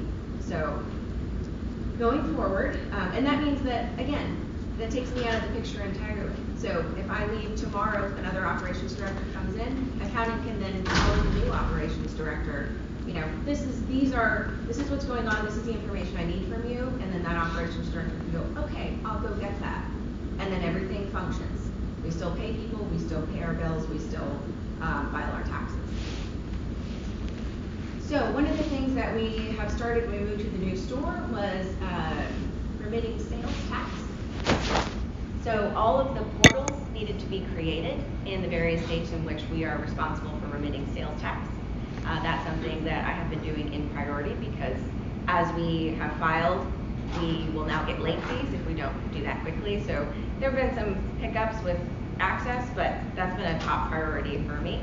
That also means that we no longer have to pay sales tax on our purchases from our vendor. So when we purchase from Printful, they do not charge us sales tax, which increases the margins on our store a little bit in those particular states. Also, there is an excessive amount of waste, I think, in our budget, not in the budget, in the actual expenditures, because the processes and the services and the contractors that we're using, they've not been audited properly. So one of the things I did the first month I was in is I went to every department and I had them sit down with me and I looked at every single vendor that we were using under that department and I said, do you still need this? Do you need it at this level? What services specifically are you using here? Do we have a cheaper option? And we were able to, over the next year, like if we stop all the payments that we're making, on unnecessary things, we will save about $44,000 so far. This process is not completed. So it's worth doing. I have also assumed responsibility over the release of membership reports. So that typographical error you guys caught in September, that was my fault. Sorry about that. Won't happen again. And I do want to stress that I can't get that done without Andy. So the reports that are needed to pull membership data can only be performed right now by Andy. If Andy gets hit by a bus, I don't know what the party's going to do. So that is a bottleneck that exists not just in the membership reports, but in almost every aspect of operations. So in terms of the workforce, there's been one new member besides myself, and that's Canyon. Canyon Bargain has been an absolute delight to bring on board. He's been dedicated really to the migration from Google Drive over to Microsoft. And we are spending about $15,000 a year on a duplicated service, which is Google and Microsoft. So the sooner we can get off of Google, the better. Hopefully, I believe the target is by the end of the year. So I pray that that giant Google expense is not going to be on the books in January. We've also, this is not done, this is in process. We're trying to standardize the onboarding process. Right now, there is not a training system, there's not a procedure manual to provide any sort of necessary access to the tools that you'll use in your job function. There's no explanation of these tools or any of the initiatives or jargon that's currently happening. Essentially what you have to do when you come on as staff, you sit in the meetings, you don't know what anything means, and then occasionally when someone realizes you don't know what's going on, they're like, oh, you haven't been added to this, or you need access to this. And that's not efficient, because then you don't get to give an employee a complete picture of the tools they need to do their job. So I'm working with Andy to make sure that we have every department, when a new employee is brought on board, that department, so Andy's department will be responsible for giving them access to all of the technical tools that they need, inviting them to Civi and so forth. I will make sure that they have access to things like paychecks, they're enrolled in their benefits, and any sort of like logins or anything like that that they need to perform their job functions is not only there but also explained. So we can actually sit down, have a meeting, and say, hey, this is what's going on, this is the procedure, do you have questions?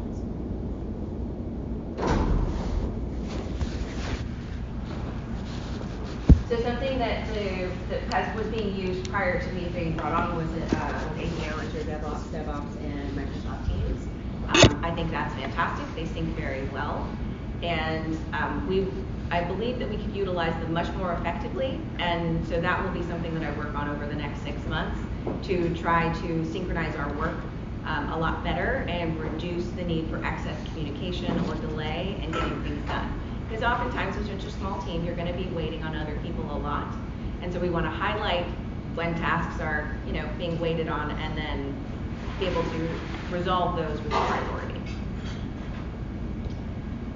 So customer service was one of the first things that Angela said was a priority when I was brought on. That was one in her big 4 list of things that she really wanted operations to do and fix and do better. And to her credit, she was well underway riding the ship with that. And I think that now we have fine-tuned it with the help of Drew and Ira significantly. So Drew has developed a robust library of training for all things that come into info inbox. So that's our general inbox for member questions. And he has pretty much everything covered and was able to relay that to Iris. So now she's able to do basically everything he's able to do, which is great, because if they both get hit by a bus tomorrow, somebody can still clear out the info inbox. We have also implemented a customer service tracker, which I think is very cool. I nerd out on this like daily. This was just last week. So operations needs metrics in order to determine how we're doing. And right now there aren't any historic metrics for us to go off of that are purely operational. We've got the reserve, we've got membership numbers, but that doesn't make us personally accountable. And so to make us personally accountable, we rolled out this tracker for our customer service. So it tracks things like how many requests are coming in, how long is staff spending in the box, how long has it been since how long is the oldest request that's in there. So how long are we taking to get back to these people on average? And so that's been implemented. I expect to be able to provide a much more robust look at that the next time we meet. But I'm very, very excited about that. Oh, and now, I forgot about the renewal emails. So the cancellation process previously was we would send out our renewal emails and then they would reply back and they would just say, please cancel my renewal. And sometimes they would be emailing from an email that didn't have anything to do with their membership, and so then there was a lot of emailing back and forth. We had to get the right information so we could cancel their renewal. Sometimes then they would renew because we couldn't do that quick enough, and then they'd be upset, they'd want a refund, something like that. Now instead, when the renewal email goes out, there's no more replies. There's just a tiny form that's very small at the bottom that says cancel renewal. And then that goes to a form that was created on the website, and then they fill that in. It goes to info inbox. It's taken care of. It requires all the information that they would need in order to cancel that upfront. We had to do that completely outside of Civi because there is no native way in Civi for us to do that or implement that right now. So we are having to build this infrastructure around the failures of the CRM, and which is technically like the core of what the CRM should do, is allow people to sign up and then cancel their memberships. And we're just having to do a big circle around it. And it's requiring a lot of staff time. I just want to also put that out there. So operations has also been involved in a lot of outreach and activism stuff since there is no political action director right now. but it's kind of been fun. So we rolled out a billboard campaign.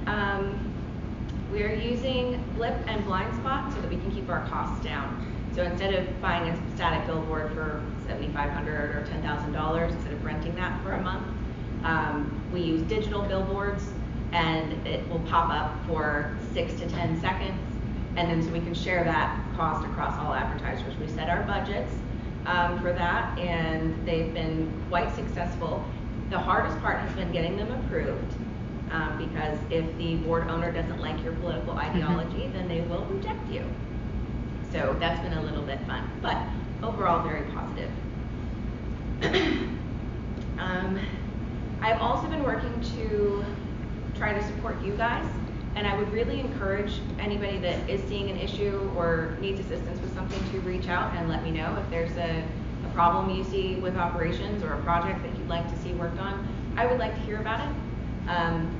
So far, I've been working with Mr. Ford, helping with the candidate, trying to set up the candidate training for Region 8.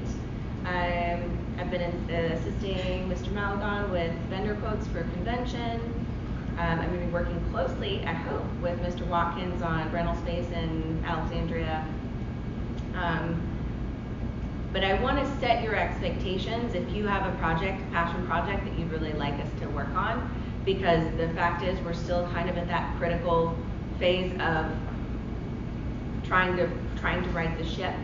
And so I would love to hear your suggestions. I'd love to know what we can do better. But I would like to set your expectation in that just because you see a problem does not mean that it can be placed at the highest priority. So it will go into what we have right now called the backlog, which means once all of our critical processes are done and we go, oh my gosh, we have time on our hands, then we can start looking at those things that would be wonderful to help grow the party or provide a better membership experience, etc.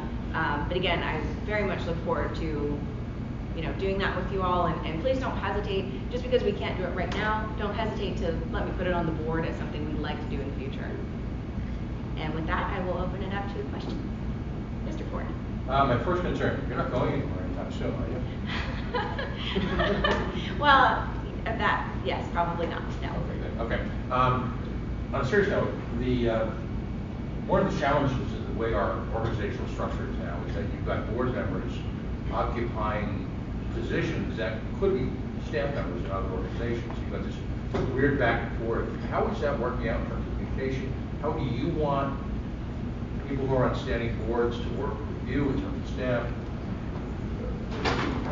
The thing that I would most love right now, and it's actually on my list of things to do, is I would like staff to have a list of the people that are chairing the committees, and then also a list of everybody on that committee, and it would be lovely to have contact information. Because a lot of times, Angela will make a request, and then I don't know who's on that committee, I don't know how to contact them, and so I'll have to go to Angela and ask, but she's got a lot on her plate also.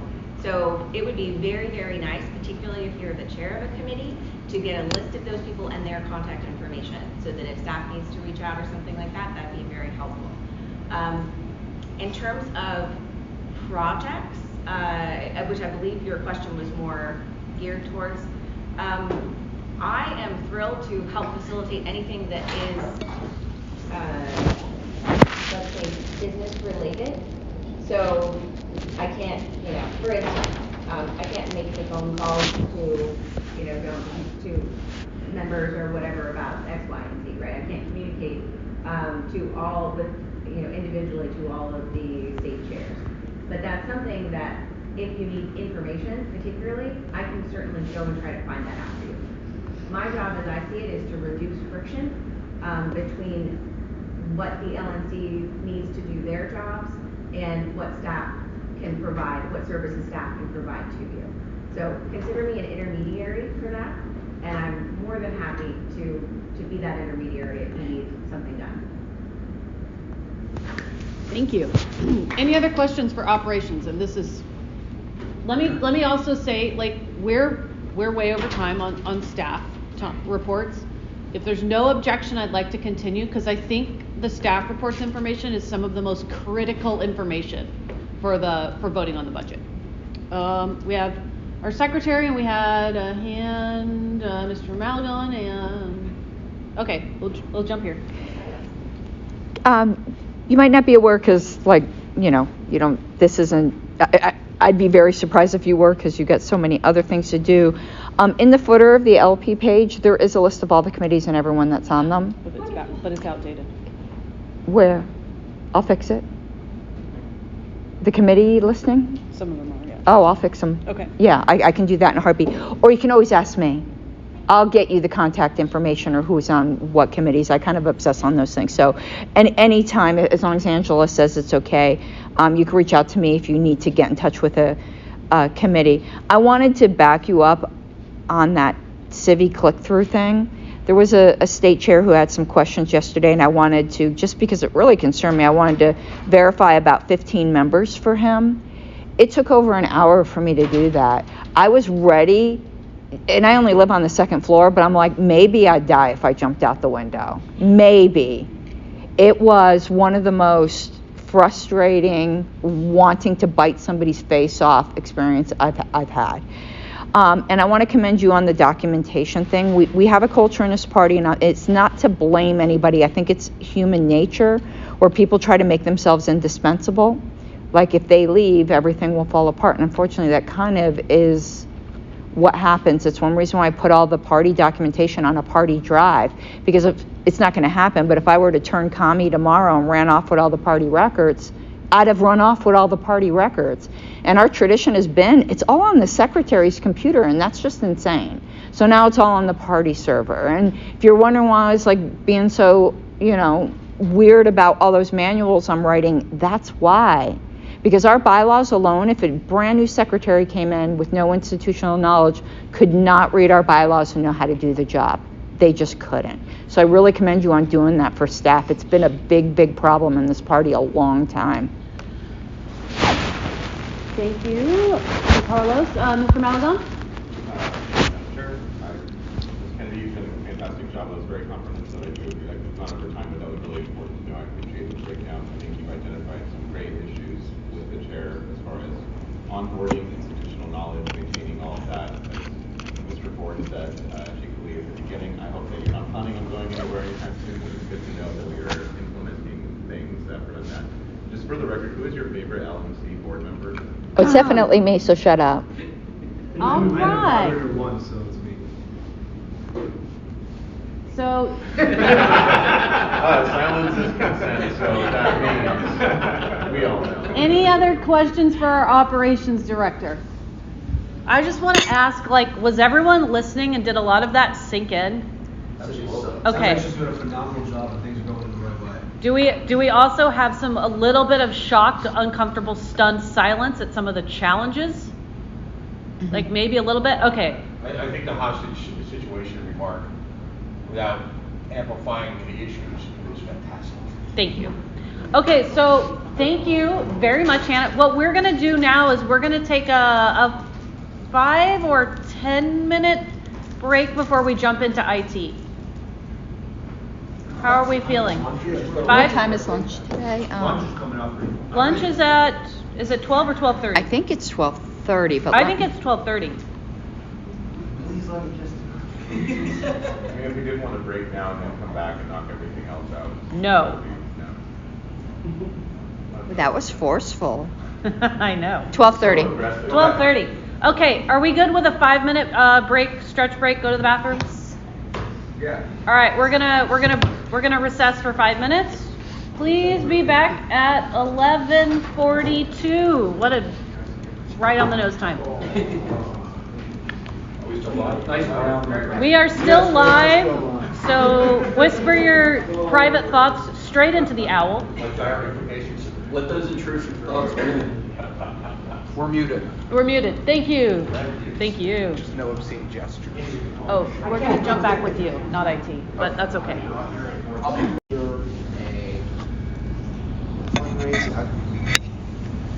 I've had a few changes in position in my tenure with the LNC. This new iteration of my job is primarily being shifted over to operations under Hannah's direction. It's been phenomenal. Taking on more operations work, more political impact work, and then still also being able to help out with Luke and fundraising, mainly through getting out fundraising emails. So that's kind of been the shift in the focus of my role on staff recently. I want to commend Hannah for the job that she's done in standardizing our operations, specifically the info inbox. That's a project that I've been on for quite some time, handling customer service through our email inbox, and that project is a beast. I think that anyone who's dealt with it before can speak to that. It's we get a lot of requests, a lot of, obviously as a public email address, a lot of crap, a lot of spam emails, a lot of sometimes nasty emails. I'm sure you can imagine as a political inbox. But Hannah's work to standardize how we process our customer service requests, in addition to Iris, who's been a phenomenal help and just super good at learning on the job and learning on the fly. It's impossible to categorize every single customer service request we get in.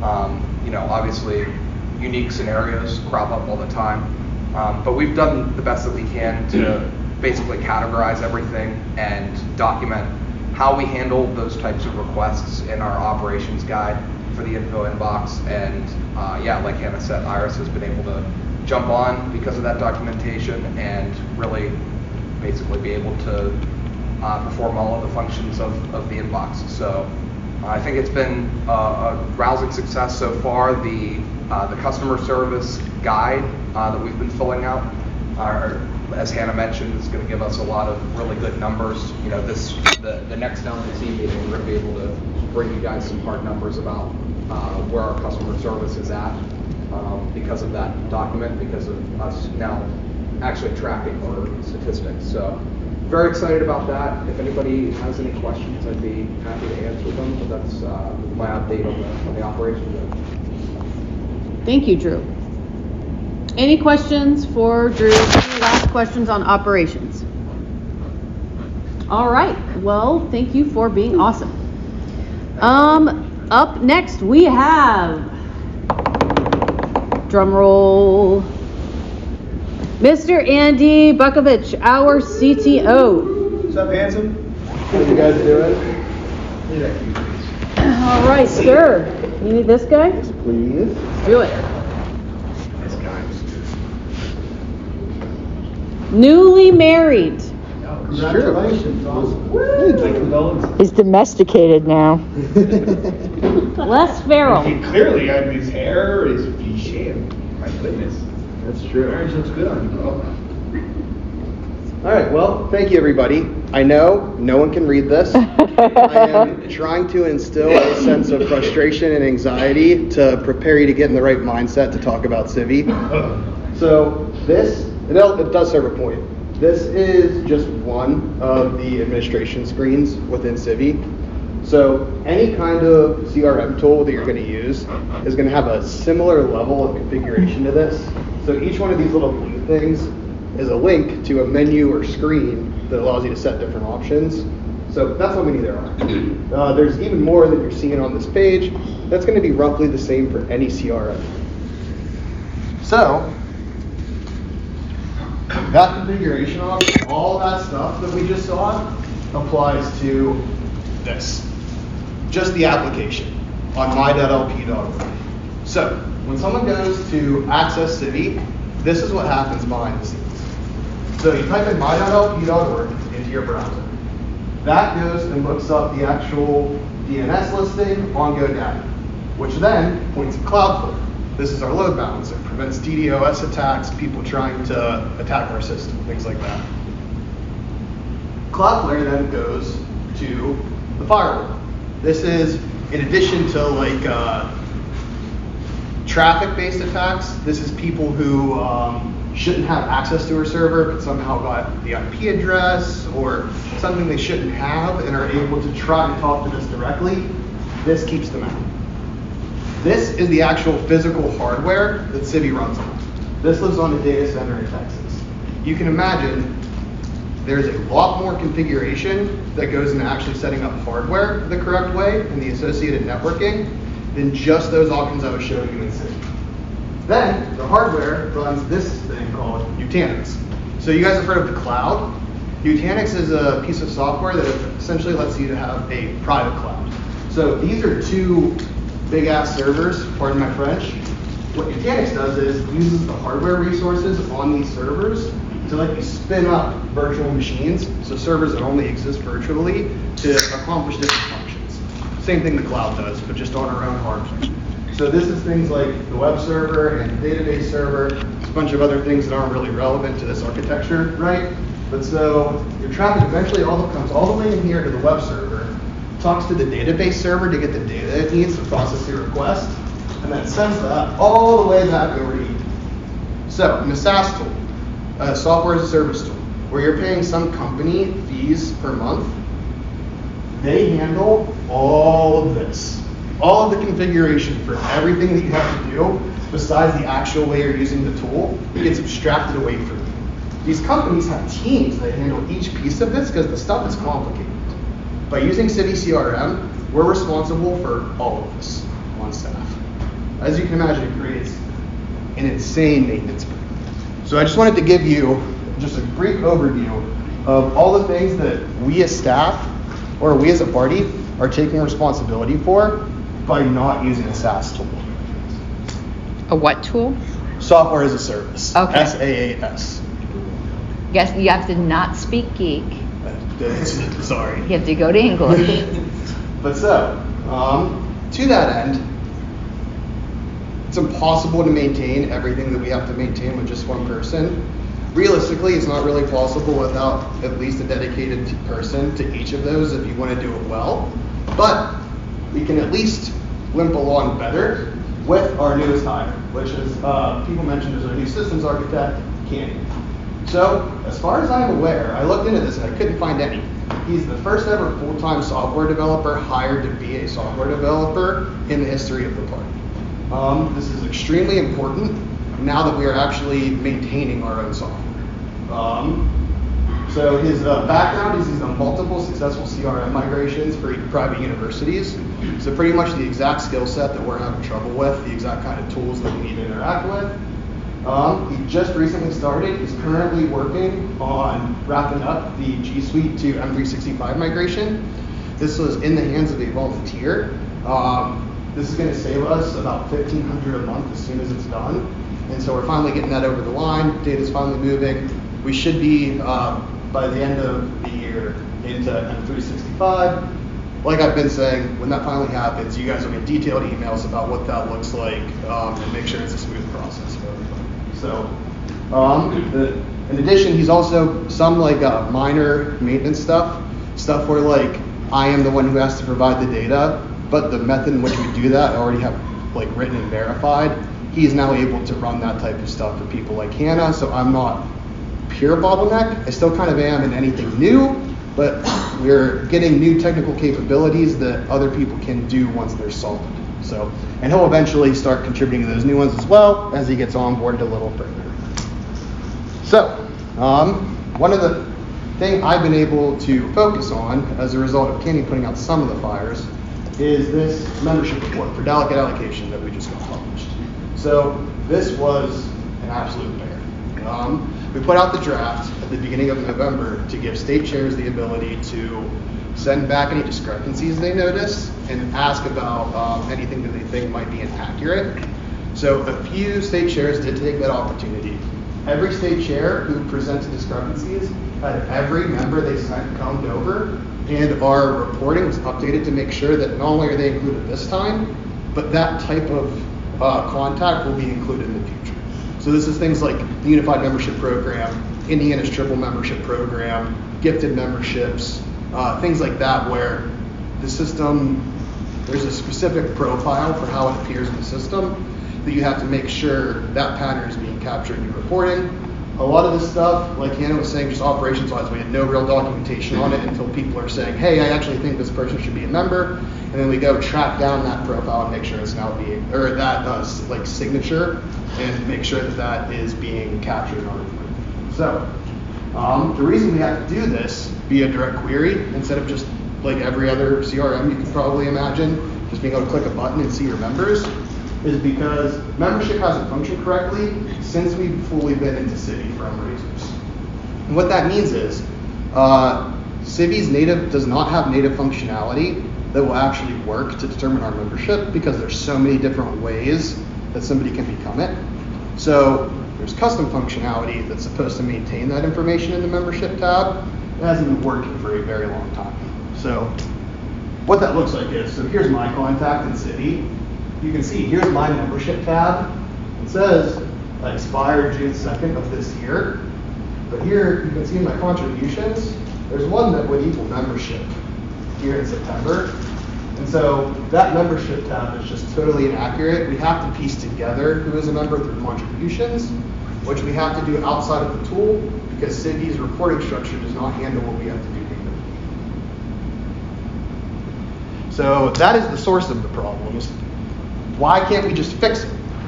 Well, because we don't have a complete software development lifecycle. So any tool that you're actually using to make money as a business, you don't just make a tool and then it's done and that's the way the tool exists, right? Every tool that's actively in use is subject to the software development lifecycle, where you discover new issues or capabilities that you would like. You design how they were new issues you want to solve or capabilities you would like. You design how they're going to work in the system. You actually write the code. You develop the solution. You test the solution. Then you release it, and you maintain your new feature or your bug fix. And then, as you're maintaining it, you discover new features and bugs, and it just feeds into itself. Well, when we moved from Razor's Edge to Civi, we did not have this, and we didn't get it until about 2 weeks ago. A reliable process to actually be able to test changes.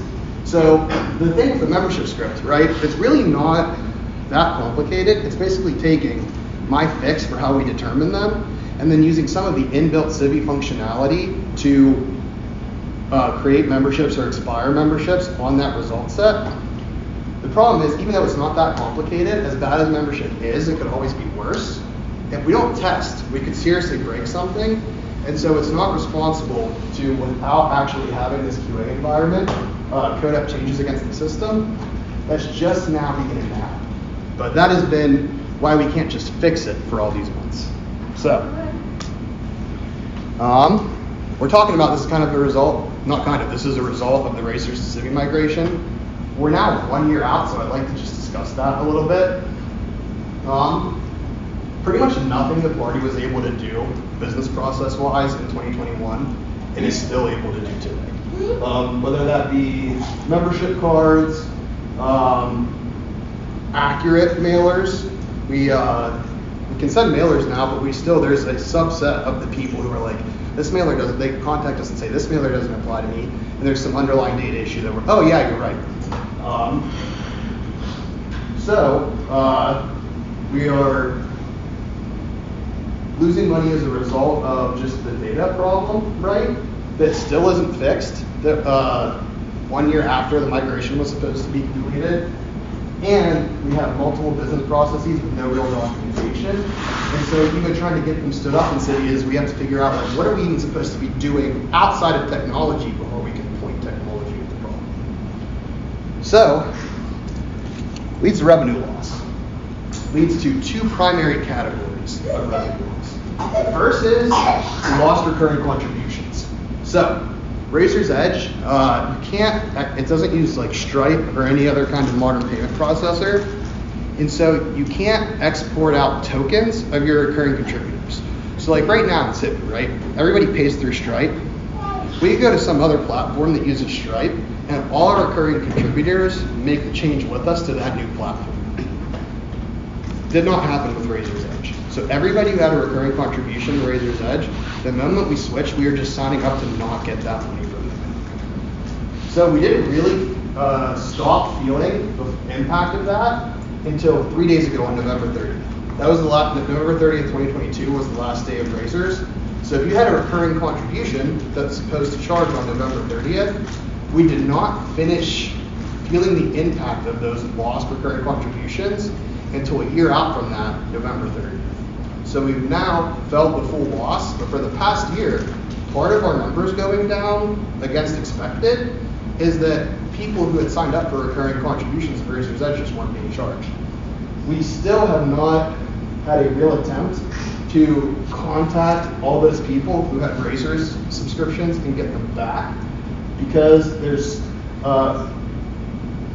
couldn't get good data on who those people were, and former staff who advocated for this change was not prepared with those lists at the time of migration, at the time the switch happened. So that's just raw income. There's also lost revenue from broken business processes. So like was mentioned, just recently regained the ability to actually start sending out mailers to pull out the system that we need to do it. I am still a massive bottleneck in that process. So, like, we can send about one mailer a month right now with all the other processes that we need to do that I'm the bottleneck of. It equals about like one mailer per month that we can send. Since we've regained the ability to send mailers, our average ROI is 324.5%. If we were to send a modest just 3 more mailers a month to bring it up to 4, and we had a 5,000 budget for each of those mailers, for the average ROI, just by not being able to do these mailers, we're leaving 48,600 projected revenue from what we've been able to do with the mailers on the table because we're in city every month. And that's just for mailers, let alone email campaigns, all the time people like Matthew Butts waste on inefficient phone calls. Just what staff can do is being incredibly hampered by this system. So, despite all that, we have had some wins. We haven't just been complaining for the last 6 months. So, CiviCRM does have an API that allows people to write their own applications that interact with our system. We have that working. We have people on the IS committee who are able to externally get into Civi so they can write code that will perform functions in Civi or around Civi. So one of the things that's happening with this is Justin Carmen on the IS committee is working on a solution that will have a much more stripped down website that just allows you to verify membership information. So at state conventions, they don't have to go through the full Civi flow, which is really slow and cumbersome to verify a member. They can get data that's being pulled from the Civi database, just a simple website that we set up with pulls from Civi. So it allows us to not be as dependent while still using Civi as the source of truth. Like I said, we have a stopgap staging refresh solution in place. So this is still not ultimately where we want to be. We want to be able to click a button and in about 2 minutes have staging be a complete match of production in that moment. So if we get bugs as a result of our changes, we can instantly have a copy to be able to hotfix. But we have something that allows us to at least do development in the meantime, which we did not have previously. So we engaged a third-party CiviCRM contractor named Alan Shaw to help David Aiken, who I have very inconsiderately misspelled his last name. But David has been on staff for a long time. Until we hired Alan, the framework was pretty much David would be interfacing with the states, come to some issue that he couldn't figure out on his own, and then I'm the pure bottleneck. I'm the only one who can help him.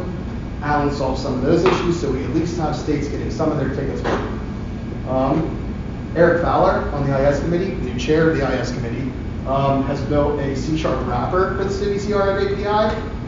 So basically what that is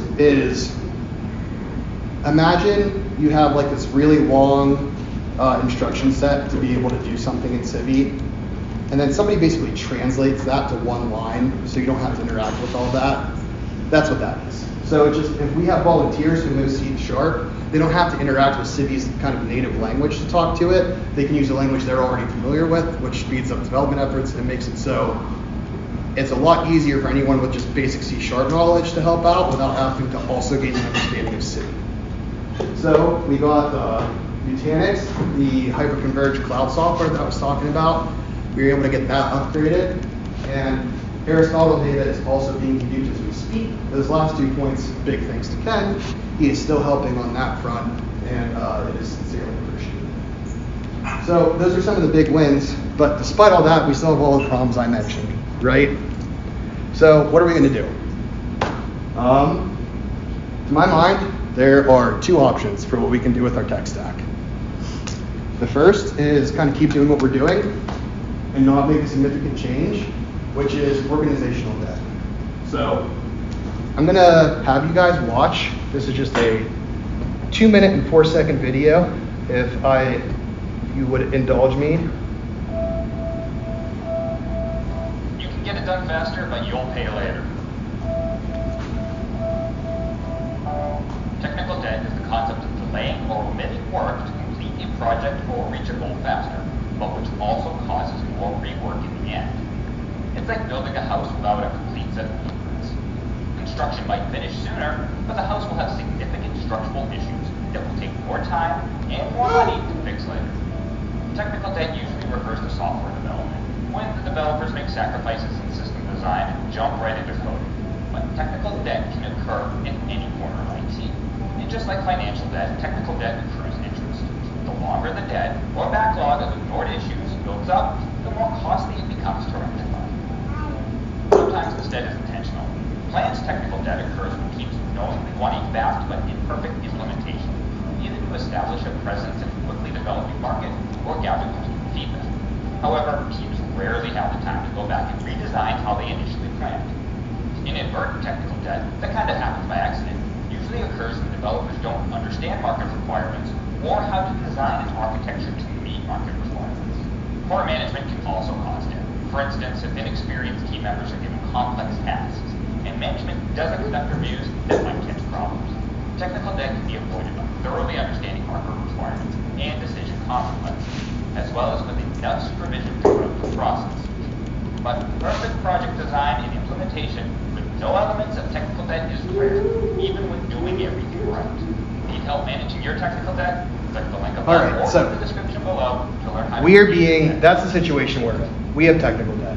We are being absolutely strangled by it.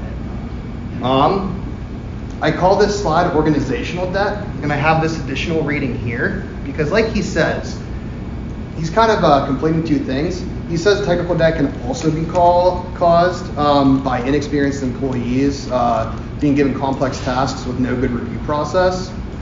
That's also called, that part of it is usually called organizational debt.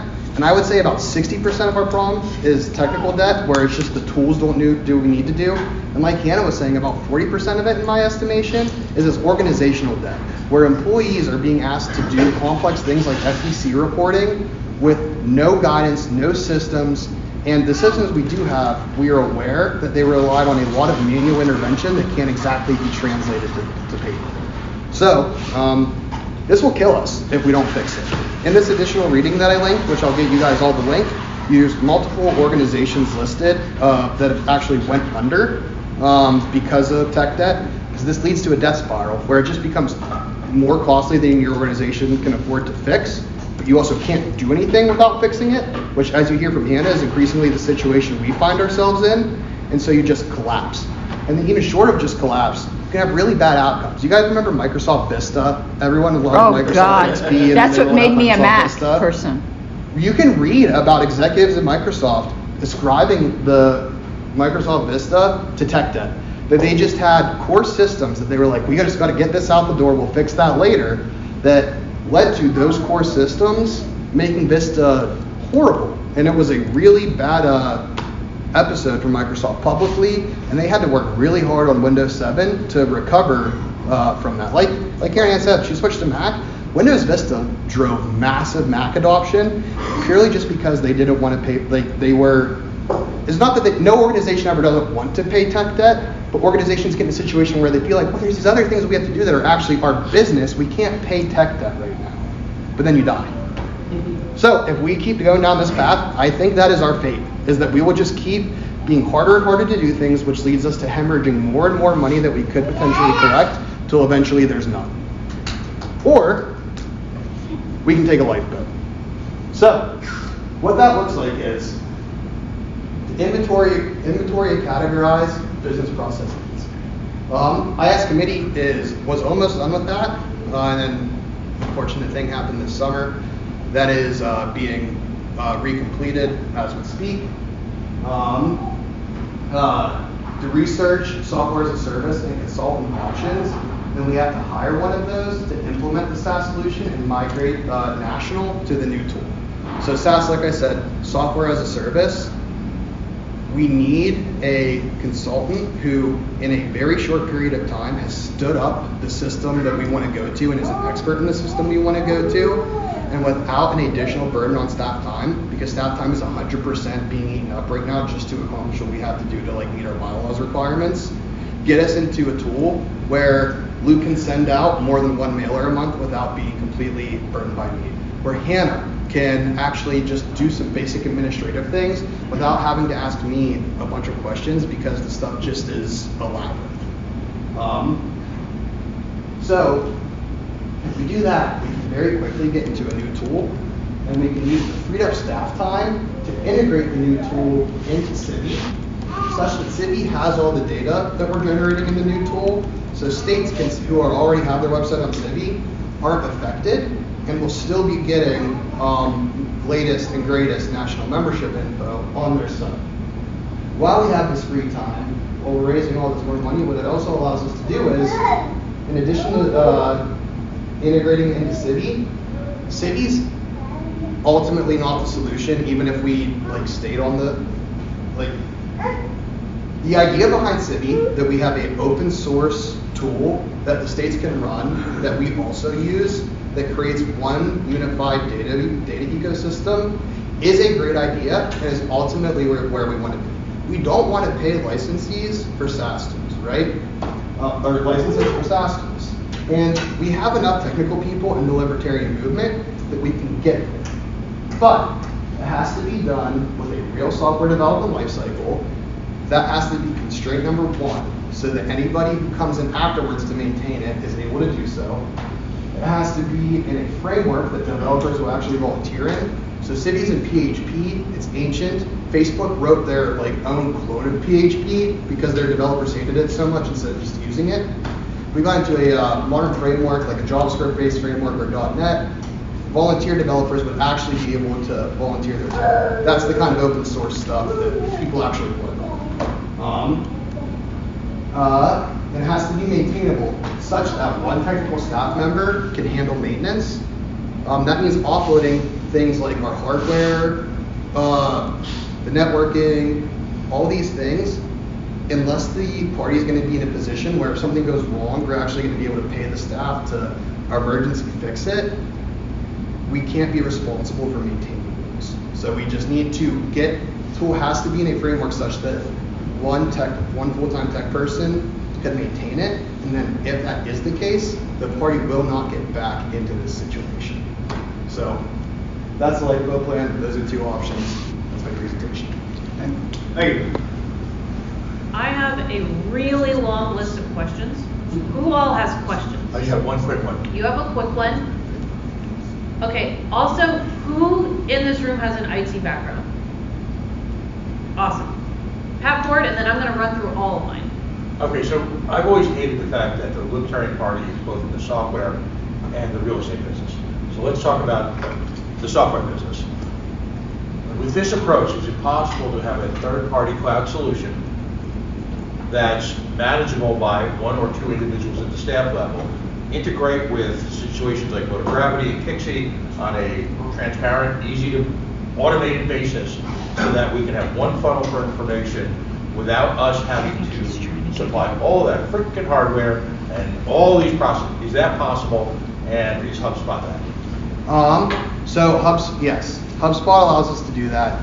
Any third-party tool that makes it so that we can natively define custom actions would allow us to maintain our membership program, and then that has API access would allow us to stand up systems such that states could connect to.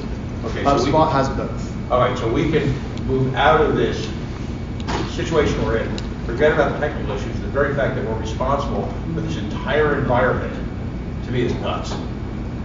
So is that the future of that?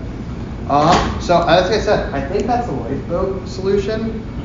We need to do this immediately, and what I'm about to say is kind of thinking past the sale and debatable. But this right here, I think requirement that I didn't state for this is that it needs to be super easy to stand up and have an inbuilt transaction fee that will go to national, so that part of the problem with city is that it's expensive to maintain it, and no one pays for it but National.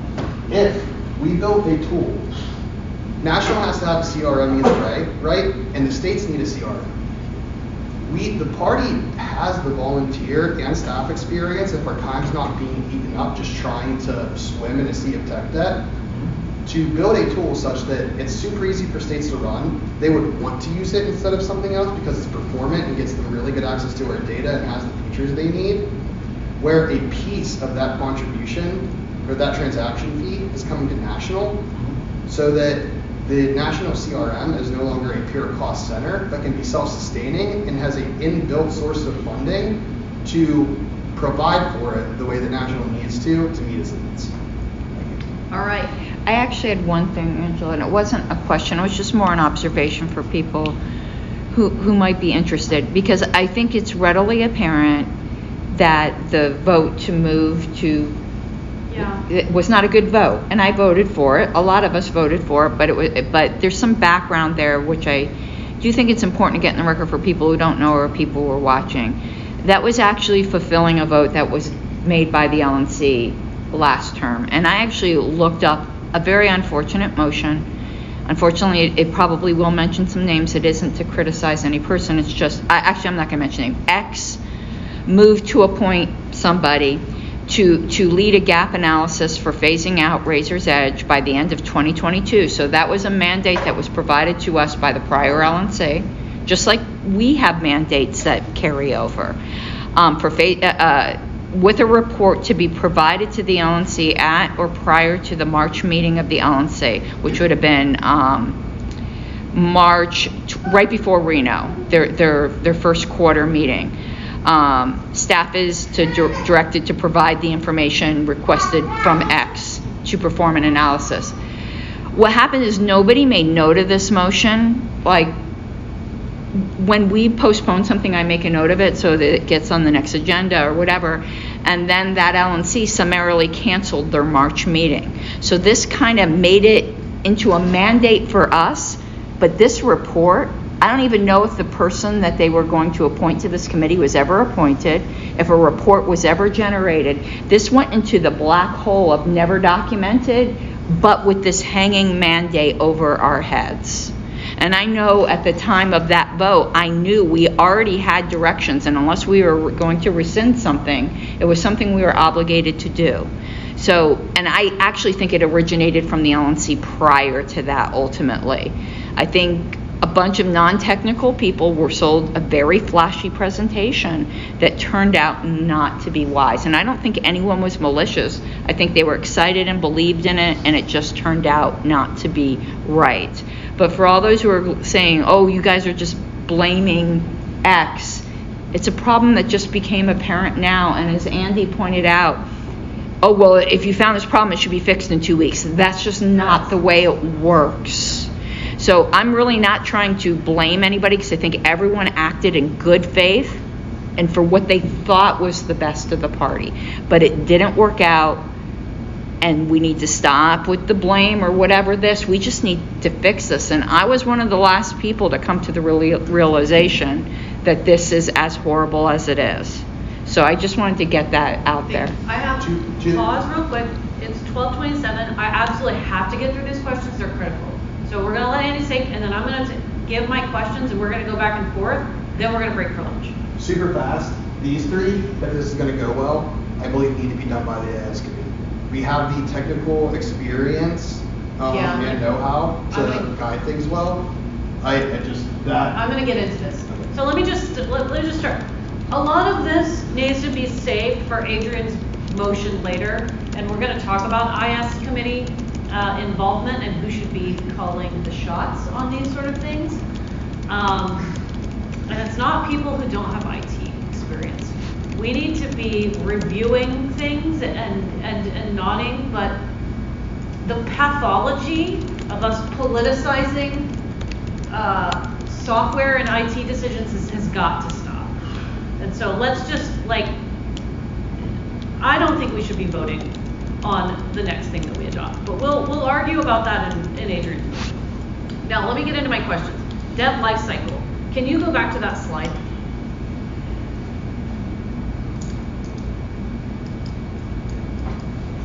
testing and Q&A. Did anything happen without, so there have been changes made. I know there have been changes made. Sorry, I'm going to try to pull us back from talking about the past, the forward solutions and all that, back to like the here and the now. So we're going to be talking right now about Civi CRM, what's going on with our organization, what is staff doing, and how are we handling it like right now. So have things been changed without testing and Q&A? So I don't mean by you, I mean in general. There is two ways that you can make changes to Civi. The first is just configuration on the actual tool, like I was showing here. And there's actual code changes that will live here. That's the ones and zeros that's executing when you use the software. The configuration changes have been. Actual code changes have not. Okay. Some other things that have been changed are some stuff in the firewall and some of these other components where there's not really a testing model. So I have a question. When there are random scripts running that seem to disrupt how we count membership and it makes numbers, where is that change taking place? Is that configuration? Like when I write scripts to like get better numbers? No, when someone else who was before you, and I'm not 100% certain who it was writing scripts. I think we had a former staff member making Band-Aids. Directly there. Okay. Which is very unsafe, you should never do it. Because it did mess up a lot of stuff. Yeah. Okay, so that is, like, I want everyone to understand, like, that was happening. There was no testing ground. And that's why sometimes when we run a membership report, it has a different number than when we ran it a week prior. And you're like, but that person was counted as a member, and now they're not, and it made no sense. It's because we have Band-Aids, like, all over the place. Next question. What are your top 3 bottlenecks?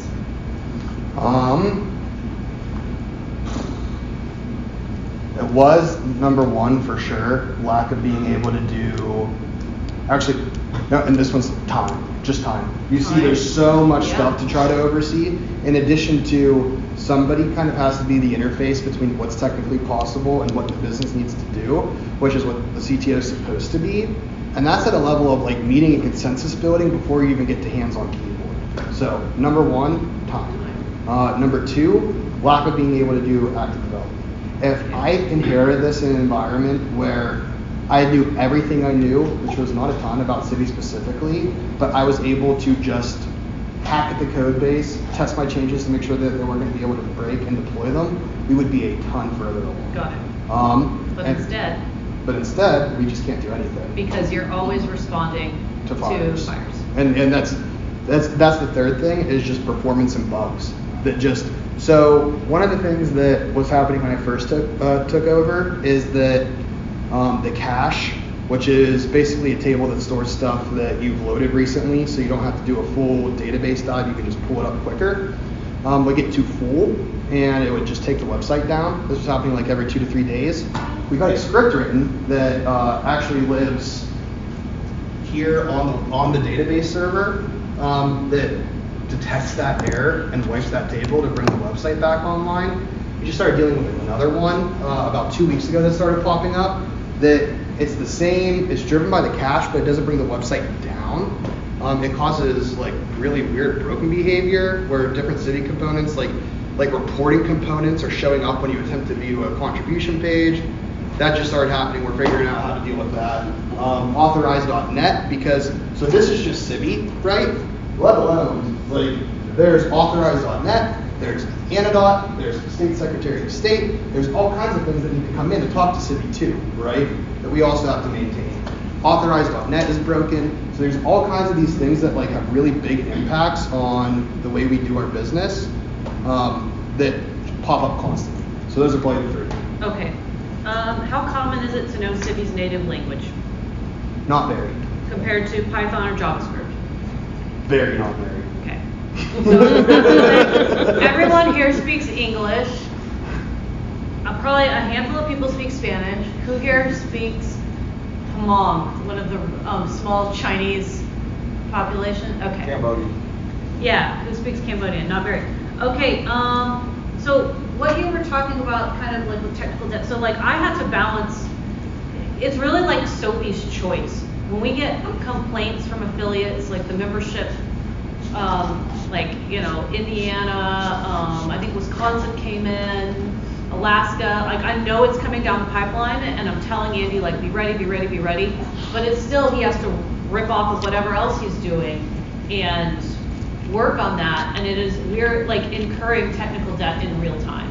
I get notifications, systems critical on Civi. Are those things I should be like concerned? Oh, yeah, definitely. Okay. So like I see a lot of these emails, I communicate with him, but I am concerned. So also from my perspective, we inherited a bunch of technical debt during the migration because staff, it was their understanding that our motion was a directive for them to halt work on Civi Health tickets, and that we never really recovered from doing that and anything else.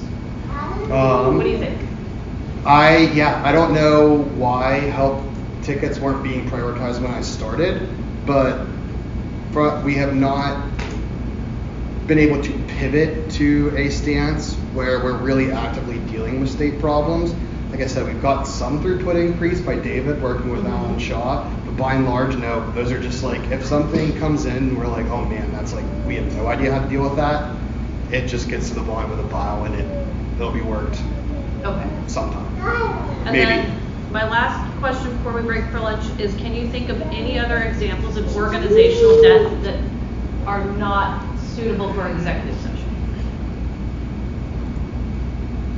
I think I pretty much said everything that's... Okay. Okay, that's all my questions. Can you post that article link on the business list or somewhere? Yep, I'll email it to you guys. Yeah. Okay, thank you guys. I would just hit you with the IT hammer. So we're gonna break for lunch. When we come back, I'm gonna move that we go into executive session to discuss a few more staff-related things. Staff will be in and out during that time. Did we ever set a time with Oliver? I don't recall. So let's look it up right now. I don't think we did.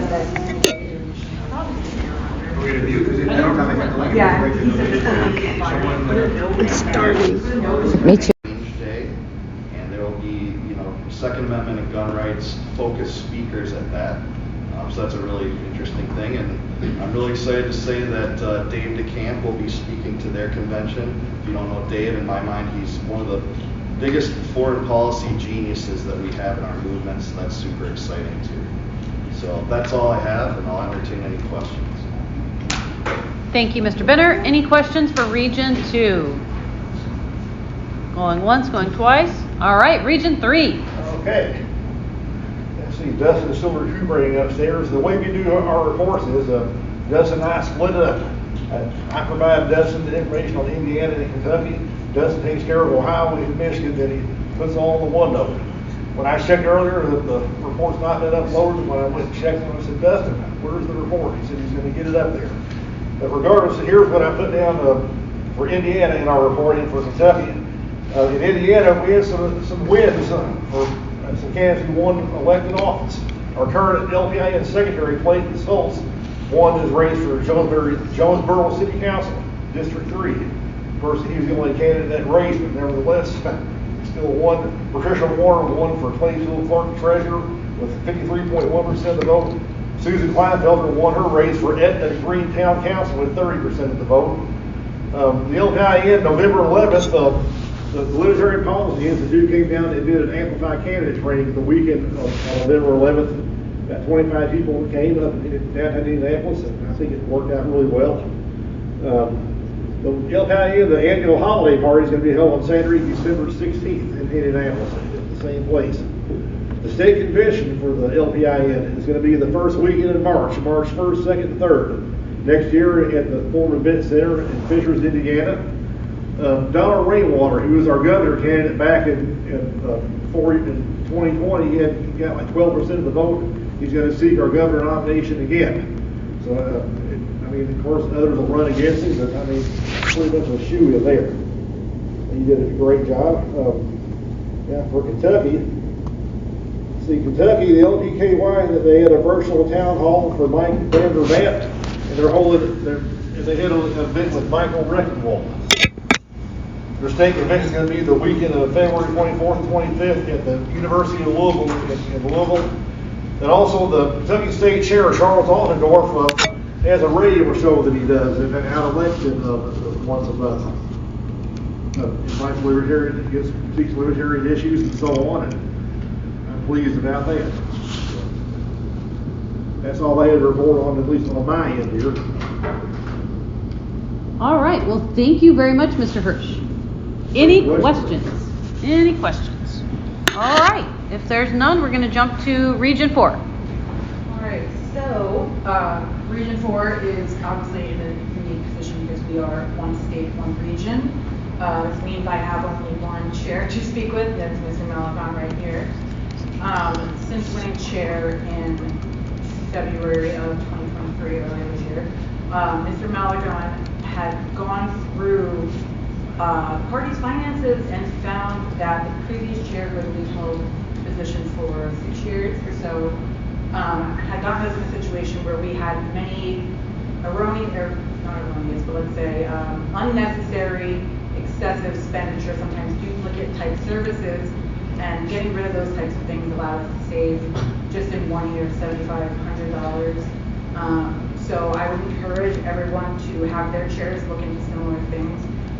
For example, I think we had, a Google Suite plus also a Zoom, like just things that you could have just one instead of having both things.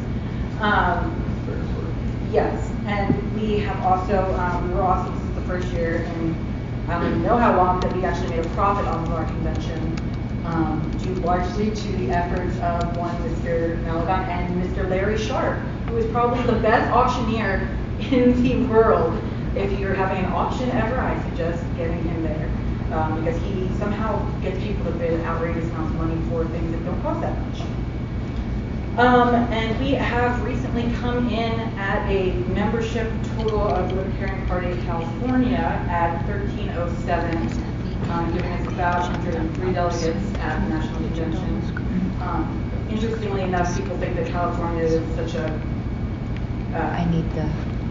obviously blue state. We do have almost 250,000 registered libertarians here, and that gets us into kind of an interesting situation where it seems to be unclear to a lot of people that just registering as a libertarian doesn't get you membership into the Libertarian Party. That's something that I actually thought back when I first registered as a libertarian. So we are. Oh, and another thing with our membership is people do like to, have drama going around all the state parties, but one thing that we do know in California is that California itself has lost a lot of people, especially more liberty-minded people throughout COVID. Many of our people have moved to Texas, New Hampshire, Arizona, Nevada, etc. So part of our membership issues can be fixed by that. But another big thing is that Mr. Malakon did go through, because of the issues with city, he went through individually, checked everything, and found, I think, like around 100 irregularities. And he had to contact each of those people personally and was able to get a good chunk of them back into regular donations, but that's been a huge issue for us. So again, I don't know if anyone else, other states are having that issue, but that was a huge issue for us and cost us. So luckily we have rectified that for now, but I do want to just commend Mr. Malakon for really going above and beyond his role as chair, saving us money, making us money, and getting our memberships up. We hope to now refocus our efforts more towards membership once all of this is done. And our convention is the last weekend of February 2024 at a hotel just about 10 miles away from here. And that's it. With our Any chair. I'll add two just quick comments. So the Libertarian Party of California just appointed Mr. Graham Brown as the California Credentials Committee representative and Lauren Dean as the Credentials Committee alternate. You need to email that to me. I will. I'm just saying it for the. I'm not gonna. I'm an anarchist. Second, I would encourage all of you to check in with your regional chairs, and if they're using Agility as part of a PR service, I would strongly encourage you to have them discontinue that service, or at the very least look at their contract. My predecessor didn't share that contract with me, and now it looks like we're on the hook for something that we don't want or don't need, and that's an incredibly daunting expenditure. So I would strongly encourage you all to tell and their customer service has been absolutely atrocious. It's a terrible service. They don't get back to you unless they want money. They require X amount of days arbitrarily to let them know that you're not going to renew their services. The whole thing is just an absolute shit show. So I would strongly encourage you to reach out to your chairs, find out what PR service they're using, if any, and if it's agility to, again, either request the contract, dig through it, make sure that everything is up to snuff, because I mean, they're absolutely awful, and I can't wait to get rid of them. So. Any other questions? I had a question, but it wasn't for Region 4. I neglected. Mr. Hirsch, do we have a written report for Region 3? Yes, we do, which because it was ready, well, doesn't have it. Okay, because the secretary needs it? Well, I will make sure you get that. Okay, thank you. He hasn't uploaded it yet, but he has. All right. Yeah. Okay. If there are no other questions for Ms. Hayes, we can move on to Region 8. First, can I suggest maybe we should all go to Dustin's room for public introduction?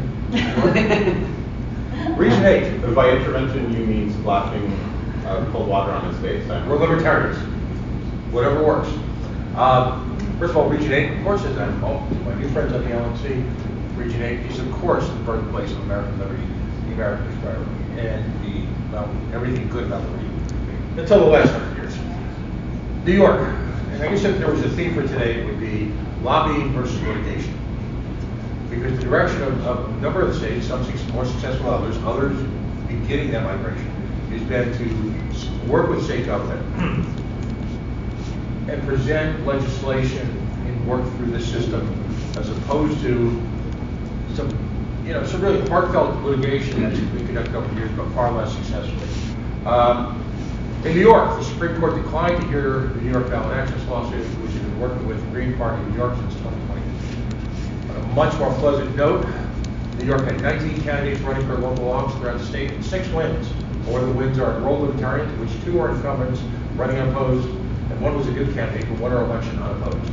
Keith Redhead, a member of the LPNY Executive Committee and the owner of one, Ella Righteous Brewery, was actually elected the defeated Republican opponent for the town of Eva supervisor, which is not unlike a mayor. In November 2023, I had the pleasure of going to the Empire State Freedom Summit in Syracuse. Lou Perez performed on Friday evening, followed by presidential candidates Josh Smith and Mike Lamont. On Saturday, 3 speakers. Amazing Shane Hazel talked about Bitcoin, Dr. Cliff Baker on medical freedom, and Dan Warmis, who's the First Amendment auditor. Big projects coming up for New York, continuing to overhaul the IT infrastructure, and an updated state platform by a very active platform committee. We're also working on a series of outreach campaigns with consistent press releases, call to actions, and content for social media. Maine, who continues to astound the debate, is not for folks new in the LNC. The state of Maine successfully lobbied this year, passed legislation, and I'm ready. I'm hoping that anyone has any hot drinks. They got the governor to sign legislation which lowered the state registered account for major party status from 10,000 registered to 5,000 registered. Raised tens of thousands of dollars on their own to work on what appears to be, it's going to be close. We need effort, we need work support, a lot of karma, a lot of moral love here, to hit that 5,000 total in by the end of December. At which point, we'll substantially eliminate the need for petitioning and expenditures for the 2024 presidential election. Reminder to folks that Maine is a very special state when it comes to presidential elections. It is a split electoral vote. It also uses ranked choice voting for the presidency. So whoever gets our nomination will have a unique opportunity in what is probably going to be a hotly elected presidential campaign to alter the landscape of politics in this country. So to that end, there have been several in-person registration drives. I had the opportunity to go up to Maine for a couple of them. They also had this, a couple of weeks ago, they had a Maine convention. Jacob Hornberger, Chase Oliver, Mike Dumont, and Lars Mapsett were all there. With the help of Bill Radpath and Mr. Mapsett, they have obtained funding for that final stretch drive here to get the folks. On a local activism level, Harrison County, who's the chair, actually led a charge against their city council to lower a confiscatory $250 per year parking grant to $25. Guy changes legislature, guy changes town councils. So they're looking forward to finishing the registration drive for engagement party status and gearing up for the presidential election. Vermont was much easier ballot action. Has just about completed their state reorganization caucus. They'll be holding the final caucus this next week, featuring ex-com elections and confirmation of party status. No current elections this year for them. They do have a candidate who is going to be taking on Bernie Sanders if Mr. Sanders chooses to run for election. You know, a lot of us normally advocate for more entry-level elections, town councils. The opportunity to be more anti-war than Mr. Sanders, and provocatively so, I think represents a great opportunity both in the region and the nation. In that vein, they continue to the efforts to grow and build on the Defending Heart Coalition, which includes libertarians and led by libertarians, but also a variety of other grassroots political movements. I want to make a special note here. Olga, or Dr. Dufler, we all know her as Olga, will not be running for re-election as state chair for the party in Vermont. She's going to still remain active, probably run for another office on the ExCom. But I just want to take a moment to salute a libertarian who, in just a few years, has literally changed the face of electoral politics in Vermont. Building coalitions, single-issue coalitions, successfully converting, if you will, flipping, if you will, a state representative to the Libertarian Party, being a strong advocate for everything from homeschooling to, independent, free of the state lifestyles, also making some of the best brownies and the farm-to-table brownies in America. Truly a wonderful libertarian, and I hope, I just want to take a moment to say to all of you that her contributions, I think she is a model state chair on every level, and I hope we take a moment to appreciate her and her contributions over the last few years, because she's literally, in conjunction with a lot of great people, helped change the face of the libertarian movement here in New England. New Jersey, very, very active social schedule, if you will. Meetings that are fun and focused. I've had a chance to go to a couple down Jersey. Fun and focused, yet very targeted at issues.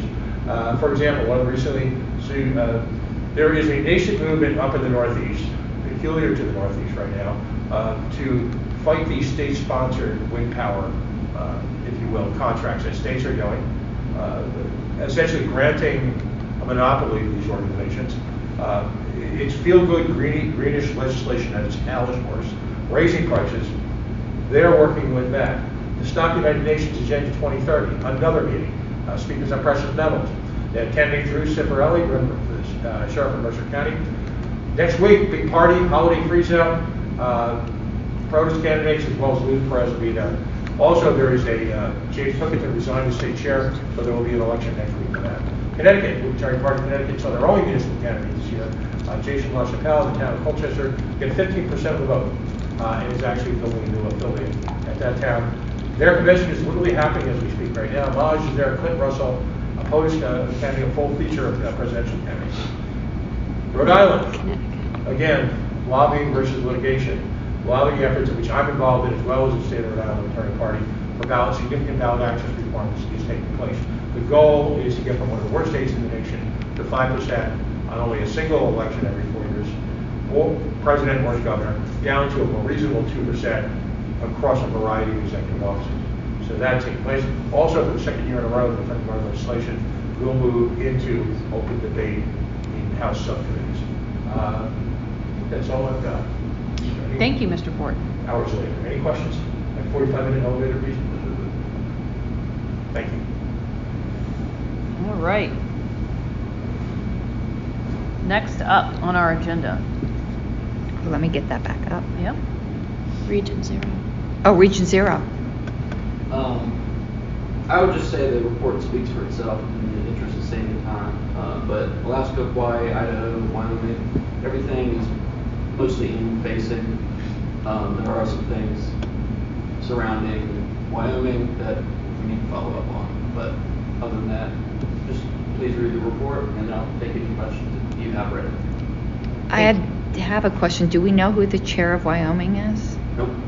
I knew, well, I believe it was at one time. It was Sean before. Yeah, and when I reached out to him about a year ago, he said he was no longer associated with the party, and he gave me the contact info. And I'm blanking on the name, but I can go back to my Bethany? Was it Bethany Valdez? It may be, but he didn't say whether or not she was the chair. She was just, I don't know if that has been made official at any point, but I texted her shortly after he gave me that her contact info, and since then she's blocked. We will talk about that offline. All right. Any other questions for Region 0?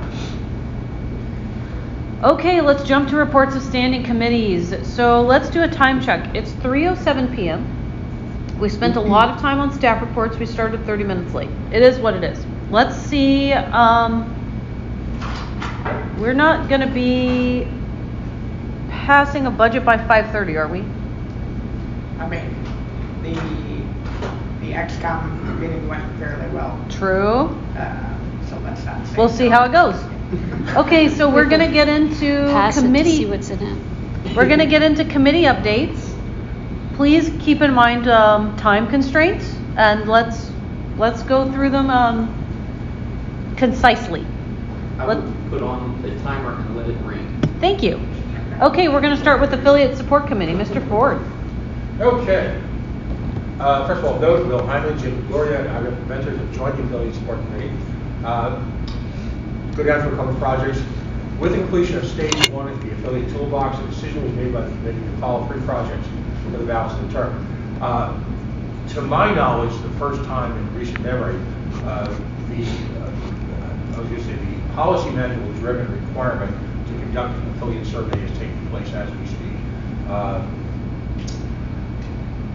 I'm going to ask region chairs to follow up with their state chairs. It's sent out via email. One of the challenges we face in doing anything in affiliate affairs is keeping track of these ongoing changes, if you will, in state and affiliate management. And to that end, everybody in the committee pitched in. We called a whole bunch of affiliates, and we've got most of the emails and a lot of contact information for people. I think we got 30-something, and there's a couple that are even changing as we talk to that. So that's a shared document. I think everybody's got access to, and just ask everybody to update that. The crux of the matter is this. An email sent out. The Affiliate Support Committee shall identify the needs and interests of various affiliates. We quoted that. But ask some quick questions. The LNC needs to put together a cost-effective support strategy for state affiliates. Madam Chair, contribute that one.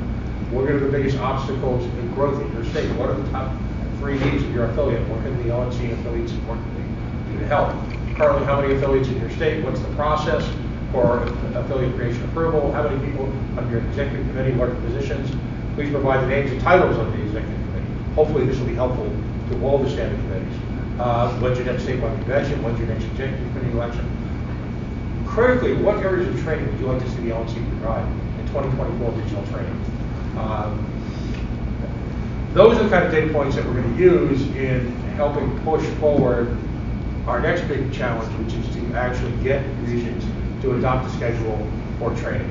To that end, Mr. Burke, who is now simultaneously part of the LNC, now is the alternate for Region 1, I believe, is also the proprietor, if you will, of the organization providing training. So he's joining the Affiliate Support Committee informally at every meeting so that we can take this information, use these data points, and give at least affiliates the opportunity to do training, or help drive the regional training for this spring, if they so choose.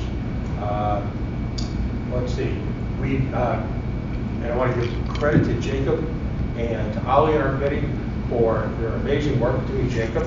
Really spearheaded the affiliate handbook. There's a new updated version that's been submitted to National, which continues to refine the project. We'd ask all folks who look through that, take the time to look through that, A, if they have contributions they'd like to make to it, we welcome them. And number 2, if they have refinements they'd like to suggest, we welcome all suggestions. So I think I covered it all.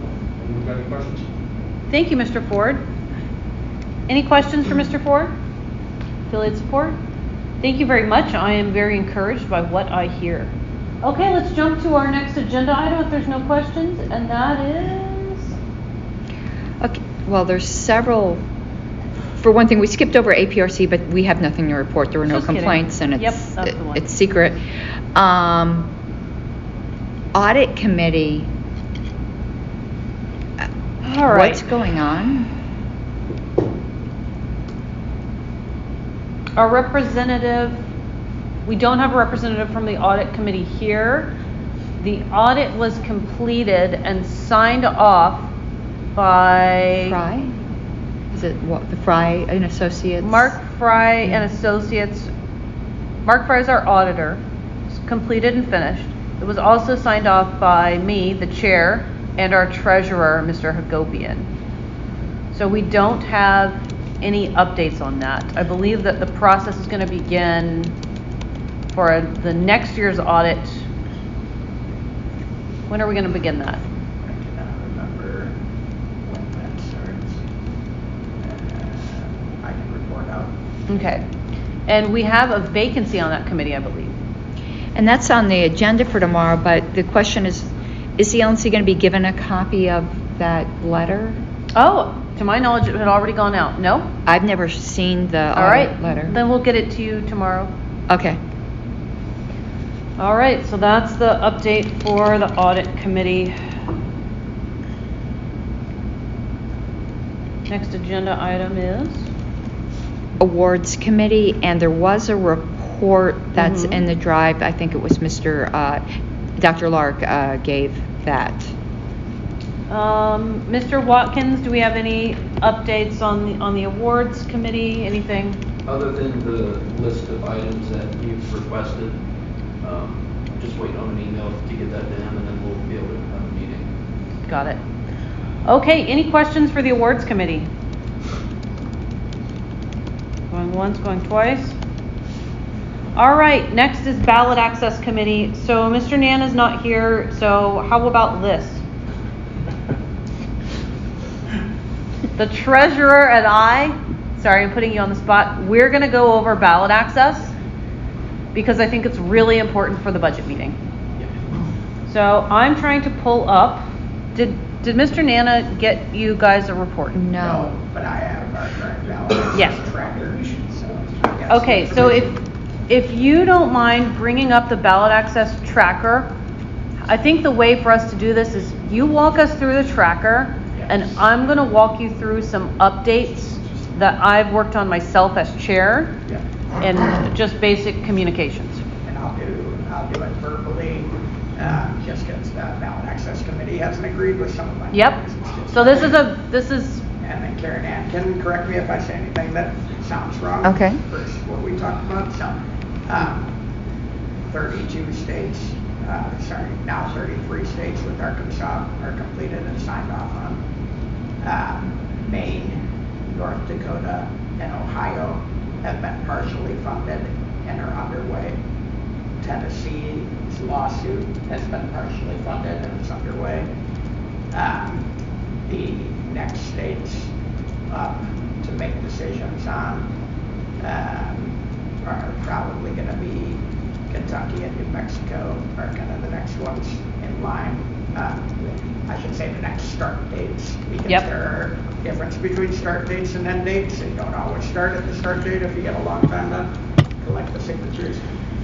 We are running into significant issues with the multiple different parties out there, all doing drives at once, and things are becoming much more expensive than we had anticipated.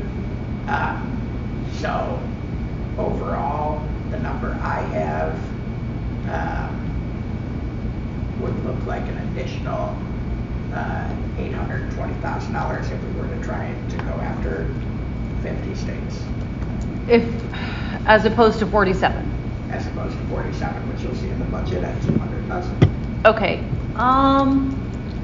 I would like us to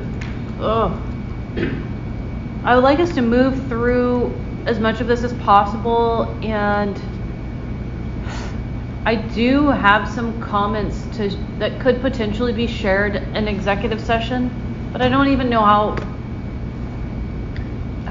urgent that is. Yeah. How I would think about this, things that we can say without making any actual decisions. So how this works, by the way, is ballot access committee recommends an action. Yep. Executive committee decides on the action. What this committee does is decides how much dollars are going to be put towards ballot access next year. Yep. So ballot access committee and executive committee are the ones that are deciding how that money is spent, but this committee is deciding how much is put forward. So if we put forward 200, ballot access and executive committee are going to decide what states basically that goes to. Is that correct? Yeah. So I have a suggestion. If we want to get really granular on this before we vote on the budget, and I think we should, what we're likely to do is go through all the budget discussion and possibly vote on it first thing in the morning and hear some more on ballot access from the ballot access committee chair first thing in the morning. And if we need to do that, then we're going to amend an agenda, but I would wait until that actually is about to happen before making any agenda amendments or moving anything around. Yep. Is that okay? Yep. Okay. I will also say that I did have a really good conversation with New York. It's about half of their executive committee, their chair, Andrew Colsty, their two vice chairs. And after chatting with them, they are interested in pursuing presidential ballot access in New York. I'm super excited about that. And we talked about that from the perspective of collaborating with Diane Sayre and possibly the RFK Jr. campaign as a placeholder candidate. So please don't freak out, as a placeholder candidate potentially, or finding potentially Larry Sharp also as a placeholder candidate, and working with other groups to save on costs because we'd be splitting petitioner costs. So I'm not looking at adding $500,000 to the line for that. We're looking at approaching it from a cost-effective perspective, following Diane Sayre's strategy, who has actually, been on the ballot, and splitting the cost with her or someone else. So we're looking at shaving the potential cost to a quarter or to a third of what it would actually cost us to do it alone. So when I'm advocating for New York, that's the amount I'm advocating for. I'm not advocating for like $500,000. I'm going to be advocating for a slice of that. And it's not a solid, but they were feeling very optimistic and re-engaged, and they told me that. So that's my New York update. When you say splitting the costs, Madam Chair, do you mean what does that look like? Has anything been preliminarily discussed as far as that? Not beyond that. I mean, and I've had conversation with Diane about that, and I've had conversation with Larry and also with Bobby Kennedy, but nobody's signed anything. There's no paperwork, but we've been kind of talking about this for a little while, so I think we're moving in the direction of sitting down and having formal talks. But I think it looks good, and everybody is incentivized to cooperate in New York because it is so expensive and difficult. So I don't think that we're going to have to twist arms to get people to help us. We all want to work together so that we can all get on the ballot. And the important part about what Angela was saying is this is the way that 200,000 ballot access could easily end up at 50 states, or could end up at 42 states. Yep. If we have states that suddenly need 10,000 more than we thought, it goes one way. If we have ways that we can work with other people, it goes this way. If we find some people who want to help with ballot access in New York that might not have helped otherwise, suddenly it swings this way. So that's why this body will just agree on the number, and then the ballot access committee and Angela will continue driving towards how do we get as close to 50 as we can. Yep. It's very possible that we'll have 50 state ballot access in spite of the challenges that we have, but a lot of this is just going to be shaking out in real time as it gets closer and closer. And that's also the costs per signature are going to continue to climb, but there's also some things that I would mention confidentially maybe tomorrow or later in the evening that make me more optimistic. Madam Secretary. In case the LNC or anyone watching isn't aware with the whole placeholder thing, there's a bylaw that a lot of people don't pay attention to, but the reason why wouldn't we have one of our own candidates be a placeholder? Anyone who's a placeholder candidate in any state is ineligible to get our nomination. So that is a bylaw that was passed about 8 years ago that a lot of people don't realize. So any candidate, any libertarian that's thinking they might want to throw their hand in, if they agree to be a placeholder, they've just disqualified themselves. So that's an issue. Sometimes it's not a bad idea to have someone who's completely outside the party because there's no chance, you know. And actually, anyone upset about RFK, that would make sure he would never get our nomination if he ends up being a placeholder. But that's a whole other thing. The second thing is, and not everyone on the LNC may agree with me on this, so I'd be curious. I've seen the culture shift in the party so many times. The LNC is not responsible for getting ballot access entirely for each state. That's never been our job. It's the job of the state. And the only exception that I kind of grant to that is New Mexico, because they're a brand new affiliate. And a brand new affiliate, they're not mature. But a mature state should not be coming to the LNC asking for the entire amount. That is just not reasonable and not the role of the LNC. Thank you, Madam Secretary. Maine, on the Maine ballot access effort, it's a registration drive. So they've received funding from us, and there are also some individual donors who have graciously extended additional funding to them. So I think that Maine is being taken care of right now. Yeah, so we've given them $7,500. They received around $20,000 from other donors, and they put in a significant amount of resources themselves. I wouldn't say it's in the bag right now. They've still got some work to do over the next 4 weeks, but they believe that they'll be good with a couple of weeks to spare. And the important thing about Maine's drive is, as you said, it's a registration drive, which means once they get to 5,000 libertarians, they theoretically have ballot access forever until the duopoly changes the law. But they would have ballot access forever rather than having to do a drive every 2 or 4 years like they do today. Okay. There is something, this might come up tomorrow on ballot access, but everyone needs to be aware of this in their states. This isn't about funding, but it's just in general. I know a lot of us are very much in favor of alternative voting, which I am. There's a huge poison pill going around now with people with a lot of money that are saying, oh, we'll help pay for an RCV petition in your state, but it has to be tied to top 4. It's now just been introduced in Colorado. Colorado has the best ballot access in the country, and we're probably going to be in a lot of danger of that, because they're like, oh, you can have RCV for the general, but you have to have a top 4 primary. And a lot of people who want alternative voting reform but aren't too interested in third parties, or more than, and I'm not saying that the RCV people are this way, but there's plenty of people out there willing to sell away the rights of third parties or not realizing what would happen in order to get RCV. That is the tactic right now. And I can tell you personally, I will actively oppose RCV on that grounds. Will not sell out the LP to top 4. That will be the death of the LP in a lot of states, and it would harm Colorado severely. Thank you, Madam Secretary. Any other comments on ballot access? I don't want to get too into the weeds on voting. Ballot access. Other states. Have we touched on New Mexico? Should we touch? We're not there yet. Okay, so maybe we'll get to New Mexico during the budget meeting? New Mexico, I doubt will come up today. Okay. That's one of the next things on the ballot access committee's list. Okay. But we have heard from New Mexico. We have not gotten there yet. Okay. What's the cost for Virginia? So what's Virginia? Madam Secretary, one of the states that we thought was going to self-fund.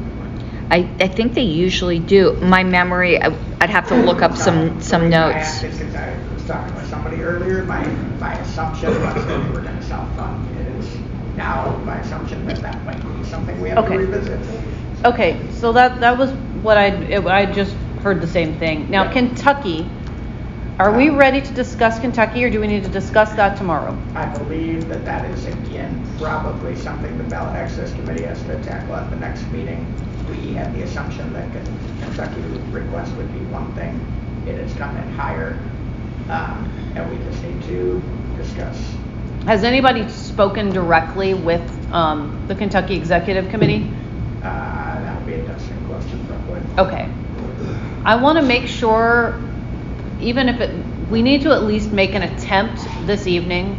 Someone here at this table, please reach out to Kentucky, see if you can get the chair, the vice chair, anyone on the phone, so that we can actually have a conversation. I want to make sure that it's not hearsay or whatever. Like, I really want to make sure that that's locked in.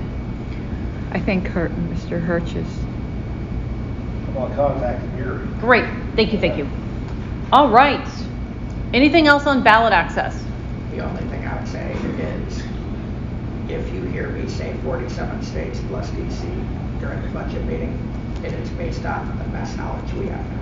Correct. So any deals that Angela cuts, anything that changes with Kentucky, blah, blah, blah, can go either way. But based on everything we know right now, that's what $200,000 is. Okay, so, and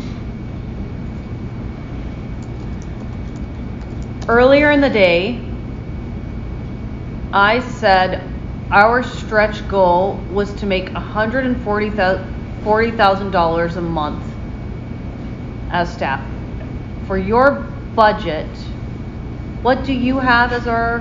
125. It is $123,000 a month, but more importantly, during the first 7 months, right, it averages $120. Okay.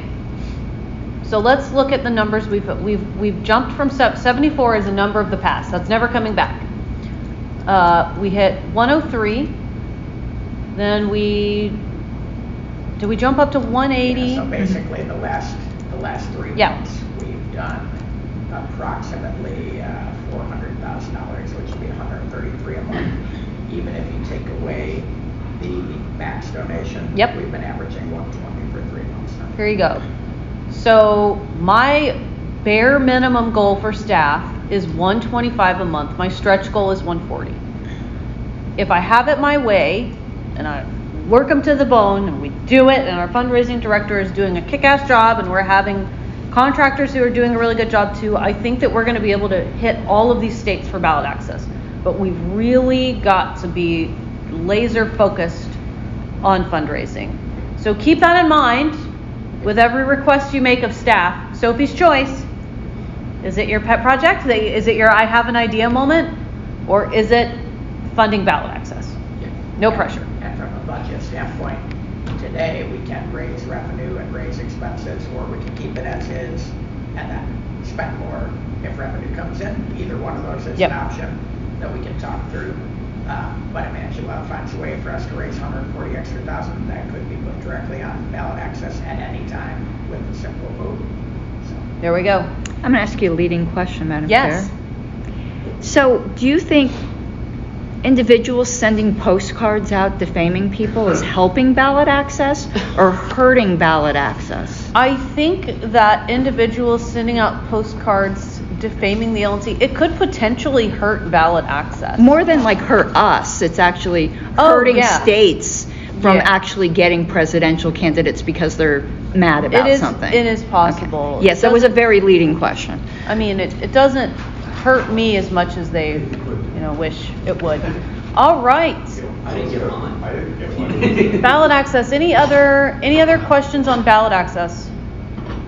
Ballot access. All right. If there's none, let's jump to our next agenda item. And that is Candidate Support Committee report. It was submitted on time, I believe. Oh yeah, I did. And it's in there. And do we have anyone from the CSC present right now? Wait, was it? Hold on. I might be thinking of a different one. I'm sorry. I didn't see it. If it's not in there, it wasn't. I don't think I got. I think I was thinking of IS. We're blowing past it. Convention. Yeah, it was IS. I was thinking of. Okay. Sorry. Convention Oversight Committee, Mr. Malagon. Thank you, Madam Chair. So, I did write a comprehensive report. I hope you guys took the time to read it. There's a lot of good information in there. I will just be hitting a few highlights. And then I don't know if it would be appropriate to have a different discussion as part of this executive session if we want to do that now, or if that's going to be done at a later time. We can cross that bridge when we get to it. There seems to be some confusion about something primarily that I would like to address. The theme is become ungovernable. You may have heard differently earlier today, but I do believe that the theme has become ungovernable. That's what it says in the report and on the website and all of that, so I just want to clear that up. Another thing that I want to highlight is that something is going to be done differently this year than it has been done in years past, and I want you all to not just be aware here, but also relay the information to your chairs and to your general membership. Food and beverage. This is something that has always been kind of a crux of conventions and how we waste money. We will be doing a cutoff for food before the convention begins. So it'll be the beginning of May. If you don't buy a food package, by then you will not be able to buy anything at the door. We can't sit there and estimate how many people are going to try to buy something at the last minute. You've at this point had, by the time May comes around, almost an entire year to purchase a package. If you have not done so by that time, we can't just hold our breath and cross our fingers. Like thousands upon thousands of dollars go to waste when something like this happens at a convention. I don't think people realize. And it puts a lot of stress on volunteers. It puts stress on hotel staff. And yes, we can sit here and say, oh, well, it's supposed to be their job. Well, I mean, that's just really shitty. So buy your package ahead of time. And as a reminder, on that note, early bird does end on December 31st. So that's really important for everyone to keep in mind. If you want to get your, after that, speakers will be announced. So I'd encourage you all to roll the dice. I've been working with the chair to secure speakers and get everything, and you're going to be very happy with the lineup. So buy your package now, save yourself some money. Or if you really love the party, I guess don't, and then pay full price, and then we get more money, and it's cool. So actually, maybe don't buy early bird packages. Wait till January 1st to buy your package. I forget everything I just said. Forget that. All right. So for volunteers, the secretary has been really adamant about getting tellers. She's gotten a lot of them. I think she's only shy a couple, but it's always good to have more rather than less. We never know. Life happens. People may not be able to come to convention. Most importantly, well, outside of that, the tellers are very important, but we do need additional volunteers, so I would highly recommend that you, region reps, reach out to your state chairs and to the executive committees of your respective regions to see who might want to volunteer for convention. Specifically, we do have a vacancy right now on the COC. I would like that to be filled by perhaps a volunteer coordinator. That doesn't necessarily have to be that, but I would like to fill it with that. If not, we will have to get a volunteer coordinator that's going to kind of pack the whip and make sure that people are at their posts, taking tickets, helping with registration, doing all the things that they need to do. So the Region 4 rep is writing something. There's no apostrophe. Is that I'll do it? Yeah, that's apostrophe. It's a big apostrophe. That's a comma. That's a comma. Yeah. I'll do the volunteer coordinator thing when you mentioned. Okay, so B- for punctuation. Okay, so we don't need a volunteer coordinator. We have one. That was fantastic. So now we just need volunteers for her to coordinate. So if we still need people to do the stuff at the door, we are providing incentives this year, which is not something that's really been done in years past. It was the opinion of the COC that our volunteers are really not getting. They kind of get the blunt end of the sword here. So I mean, I don't know if that's a great way to put it, but whatever. It's fine. You just use a comma. I don't want to hear it. It's apostrophe. So we are going to provide incentives. There will be a hospitality suite for volunteers, and we will be providing minor incentives as far as convention is concerned so that you do donate your time. So please pass it along, but we need dedicated volunteers that will show up to meetings when called upon, and there will probably be separate meetings that the volunteer coordinator will have with those volunteers, so we can't just take up all this committee time doing it. So just a general ask for that. I think that's really it. Those are the highlights that I really wanted to touch on. There are two other things, I guess. Well, one I can say here. So there is one thing, I've already discussed this with the executive committee and spoken about it with the treasurer a bit. I do need to go over our budget for convention with a fine-tooth comb and make sure that we are where we're supposed to be and see if that number is accurate. That was a number that was handed to me, so it gives me kind of an idea. And it is broken down but I just want to make sure that we're within that, especially while we're going to search for, our audio-visual needs, and that's going to be something that I'll be discussing and meeting with someone about on Tuesday when I get back. But I'm very much with the treasurer on this one. I do not believe in spending money that we don't have and basing things off projections. We need to make sure that this is as accurate as it can possibly be, which is again another reason that we are doing the cutoff for foods. We don't waste money.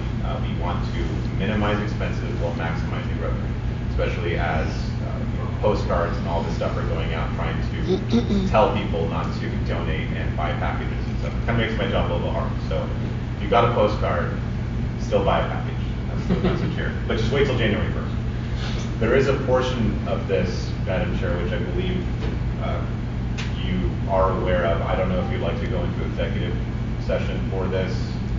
Oh, yes. But if you would like to wait until... What about that other portion?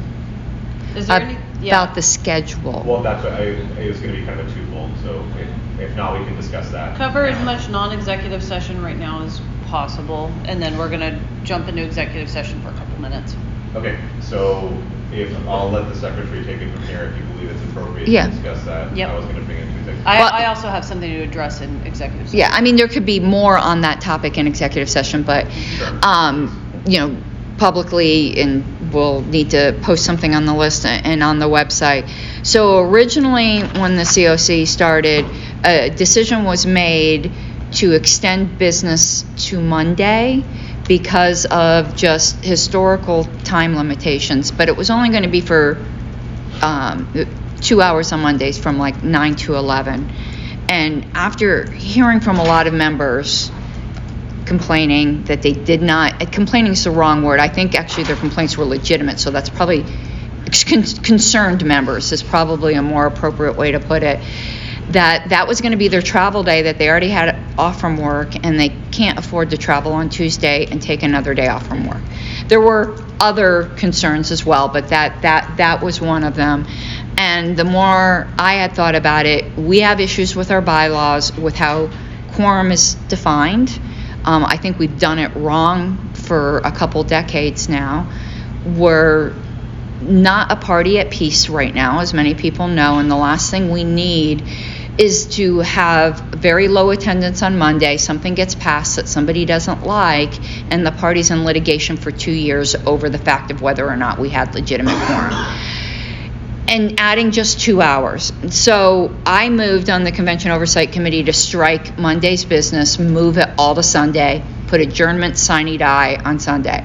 The fact is, though, we still do have the ballroom or whatever we want to call it on Monday.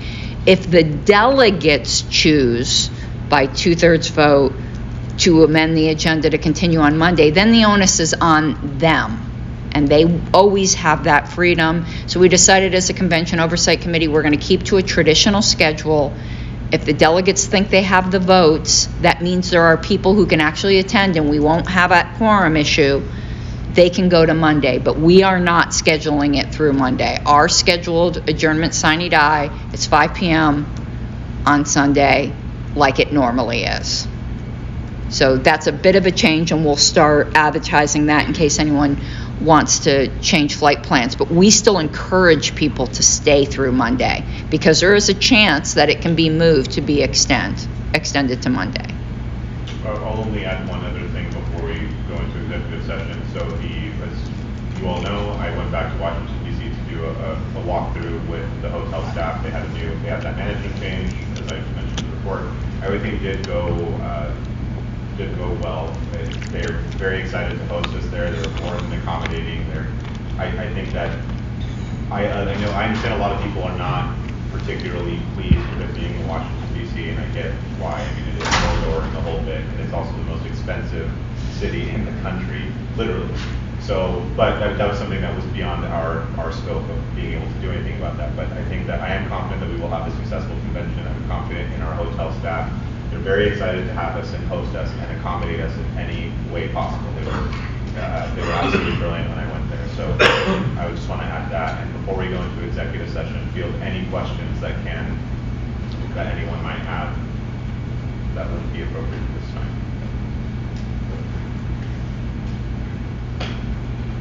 Oh, Mr. Herrera. might help you guys clean this up. The Convention Oversight Committee never voted to have business on Monday, and neither has this body. It was just an error put onto the website. I never updated the schedule on the website. No, the Convention Oversight Committee did make that decision. I've been on the Convention Oversight Committee since the beginning. I'm sorry. That decision was made by the Convention Oversight Committee. To make sure that the contract had room on Monday in case the delegates chose. I'm sorry, you're just wrong. The Convention Oversight Committee, you can ask Mr. Bowen, made a decision to have business on Monday. I'm doing something that you guys are going to do. Go ahead. I don't care. Okay, thank you. Any other questions for Mr. Maladon, COC? Okay, if there's none, I'm gonna move that we jump into executive session to discuss contracts negotiated regarding our convention and staffing issues. And I would like, if I could track him down, for Andy Bukovich to come in just for a little bit to answer a couple questions. And I really want to keep this at like 10 minutes. Second. Okay, moved and seconded. Sorry guys, we're playing musical chairs. Going once, going twice. Any objections? Hearing none. All right, we'll cut the live stream. And Drew, once you pop out, do you need to try to hunt down Andy? Yeah. I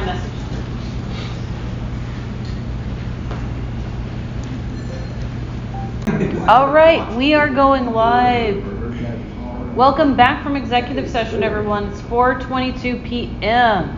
The next item on our agenda is the Employment Policy and Compensation Committee report. Okay, so first of all, I'm not Mr. Nikela. Kathy Anaskavage. We submitted a confidential report. It's not in the OneNote. It was sent to the LNC on the confidential list. So you all can read.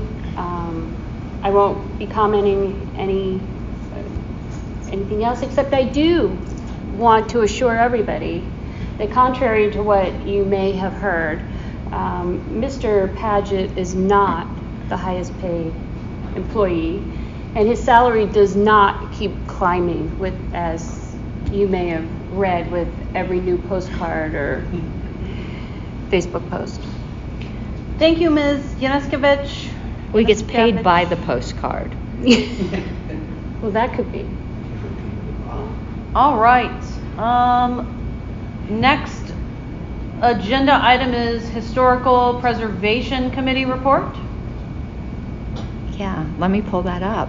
I have that's the wrong one. Have very little to add, except for I just want to draw some attention to the bottom if the report will actually pull up. The connection in here is not great. Okay. So I put a piece of historical information in here. And Elpedia, if you guys don't know, I mean, it started in 2004, but it really got going as a serious enterprise in 2017. And at the bottom it's that little blue box that says user statistics. So that's the first time. So I started reporting that at the beginning of 2018. There were, just over 1,800 articles and nearly 1,200 uploads. As of now, there are 6,193 articles on Elpedia and almost 9,500 uploads. So it's growing as a resource more and more, and I see people refer to it more and more. So I think the project is a success, and really encourage people to make more use of it and have your state parties upload their documents there. It's a place where they can store their minutes that they never have to worry about it again.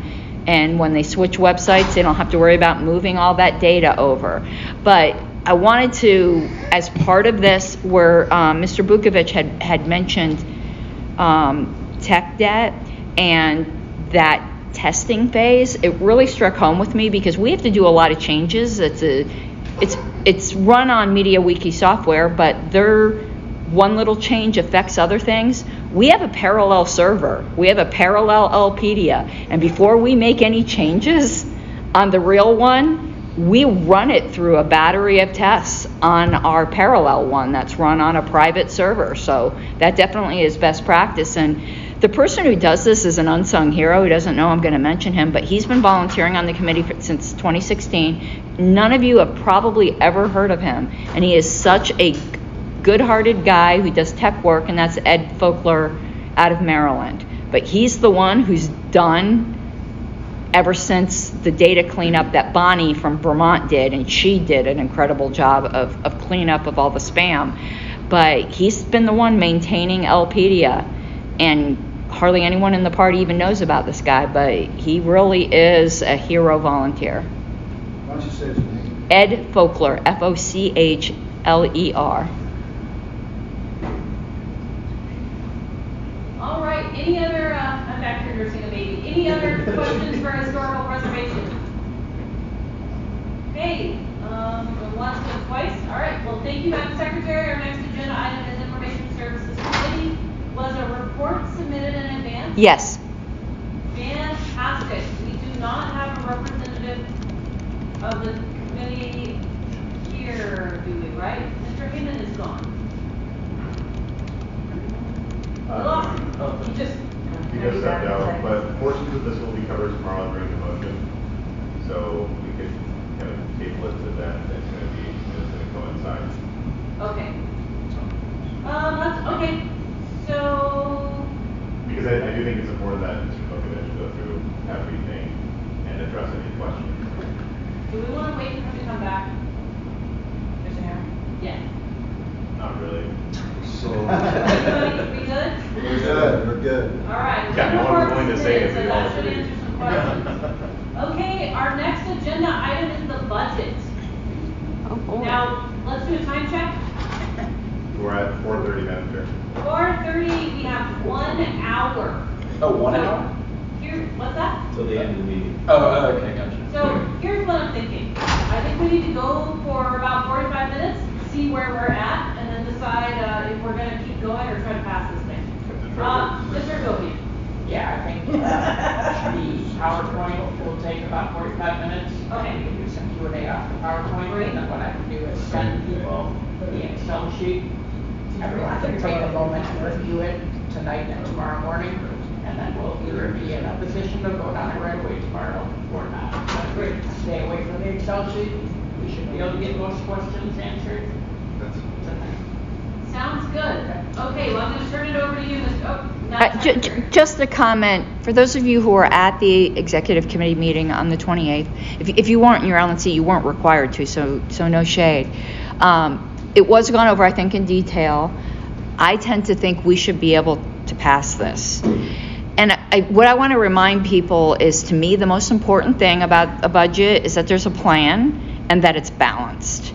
And it's both of those things. If we come into January and discover there's something we need to tweak, that's what budgets are meant to be amended throughout the year. I know some people don't understand that, perhaps on social media, and make a big deal out of it. We've actually amended our budget less than any other LNC I've been on, but even if it was more, it's like the policy manual. It's meant to be tweaked to suit our needs. So I would ask everyone not to major on minors. It's a balanced budget. I've been on an LNC that passed, I think it was a $200,000 deficit budget one year.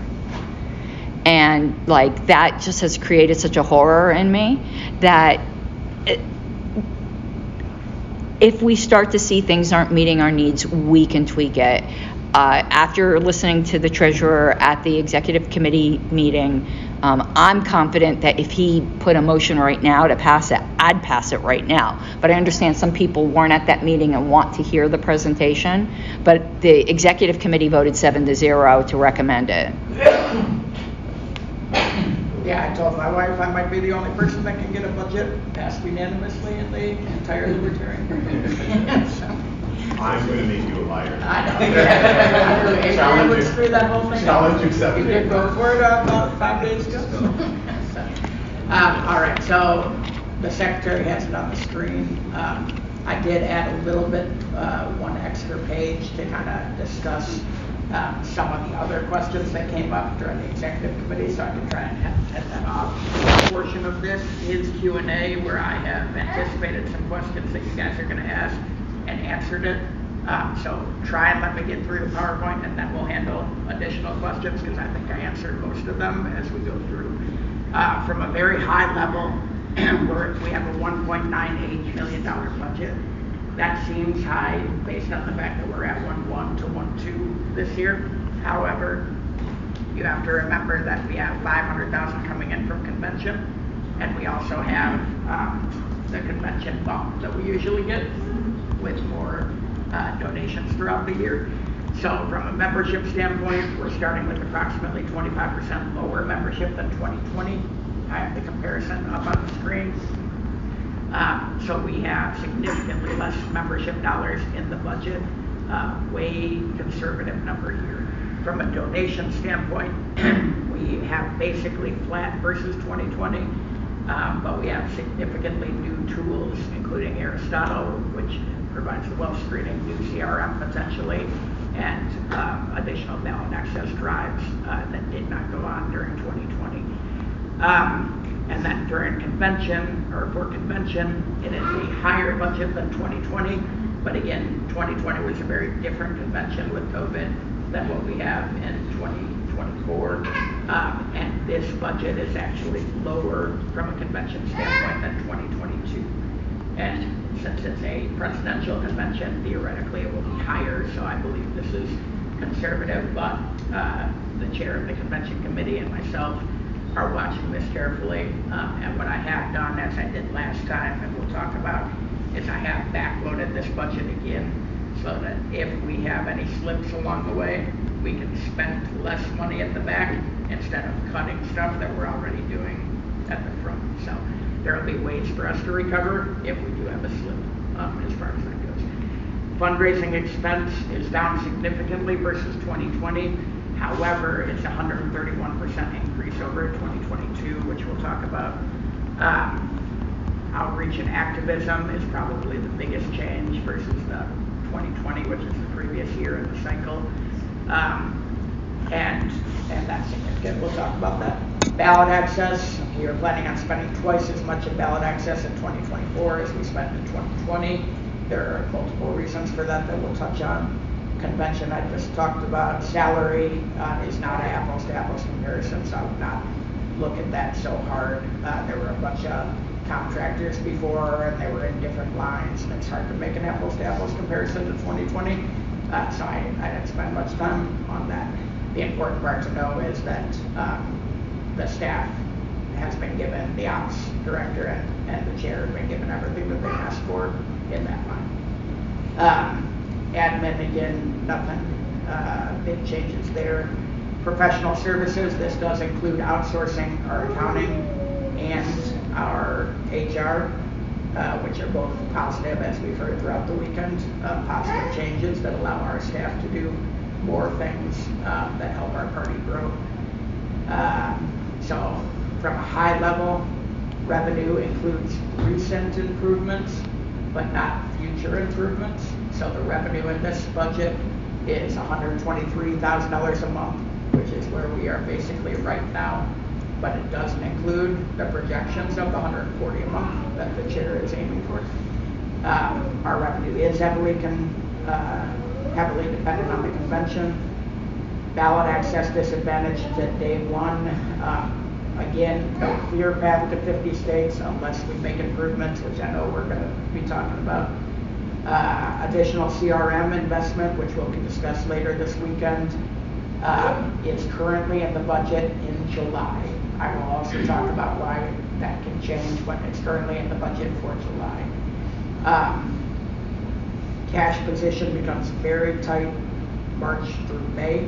One of the things we're doing in this budget that we always do since we've taken over is look at cash position and what is happening from an inflow and outflow each month so that we don't run out of cash like happened in the previous LNC.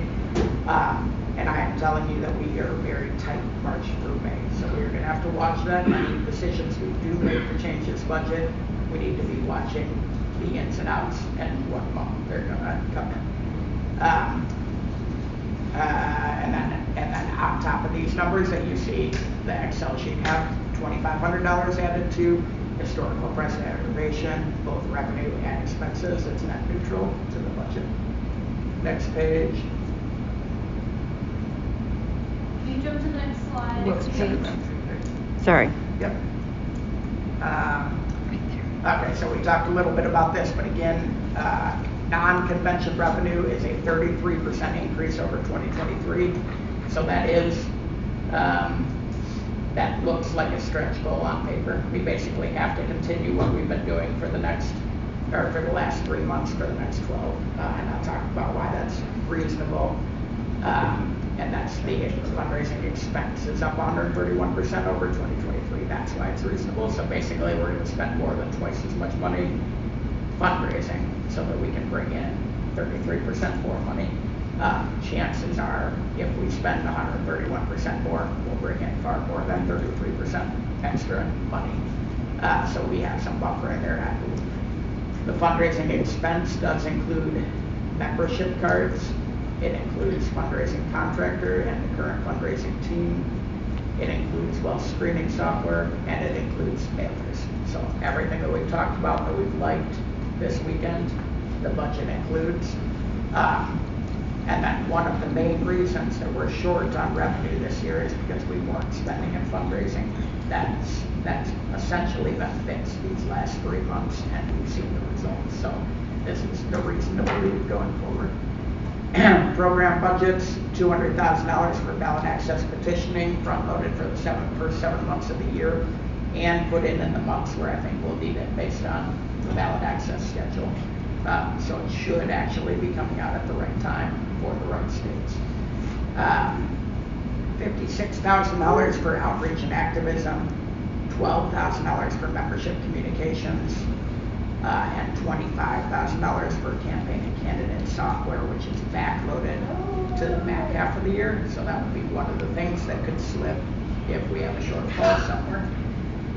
If you go to the next page, salary and related expenses, all current salaries accounted for, multiple new positions created, contractors converted, or jobs expanded, built into the budget, outsourced HR service, and money set aside for executive director flexibility moving forward. All that means is that there is a buffer of dollars where we could at some point decide to bring an executive director, or somebody else could bring an executive director, or we could do something with that money to take over that position. Admin expense includes additional CRM option beginning in July. Conversion to new CRM is included in the quote, so staff would not be responsible to do that work. So again, this is a more intensive conversion where our staff could stay focused on the business of the party. Does not include any expenses needed if we were to do anything as far as renting the building out. I know there was some confusion when I said that last time. It's not us renting the building. It's if we were to pursue getting income from the building in a rental situation. I did not include any expenses that may or may not be necessary to get the building in shape. I don't know that there are any. I just didn't include any. No other major changes in this category. Professional services expense, $65,000 for legal, $78,000 for accounting, accounts payable, accounts receivable, FEC inputs, and monthly financial package work. $30,000 for third-party FEC filing contractor, $19,500 to maintain city CRM at a workable level. If you go to the next slide, anticipated Q&A. So these are some of the things that I thought might come up, so I just wanted to touch on that, and then if more stuff comes up, that's great. Is this a conservative budget, aggressive, or just right? Frankly, it's hard to tell. Based on the previous 12 months, it's aggressive. Based on the previous 3 months, I'd say it's just right, or even a little conservative. If we spend even more money and use Aristotle appropriately, it may be super conservative. So I'm feeling pretty good about the 1.98 right now. What do we have to do in order to hit the revenue number? Again, in the original 2023 budget, we had $320,000 set aside for fundraising expense. We spent, or we're going to spend less than half of that. So we should have spent $160,000 more fundraising.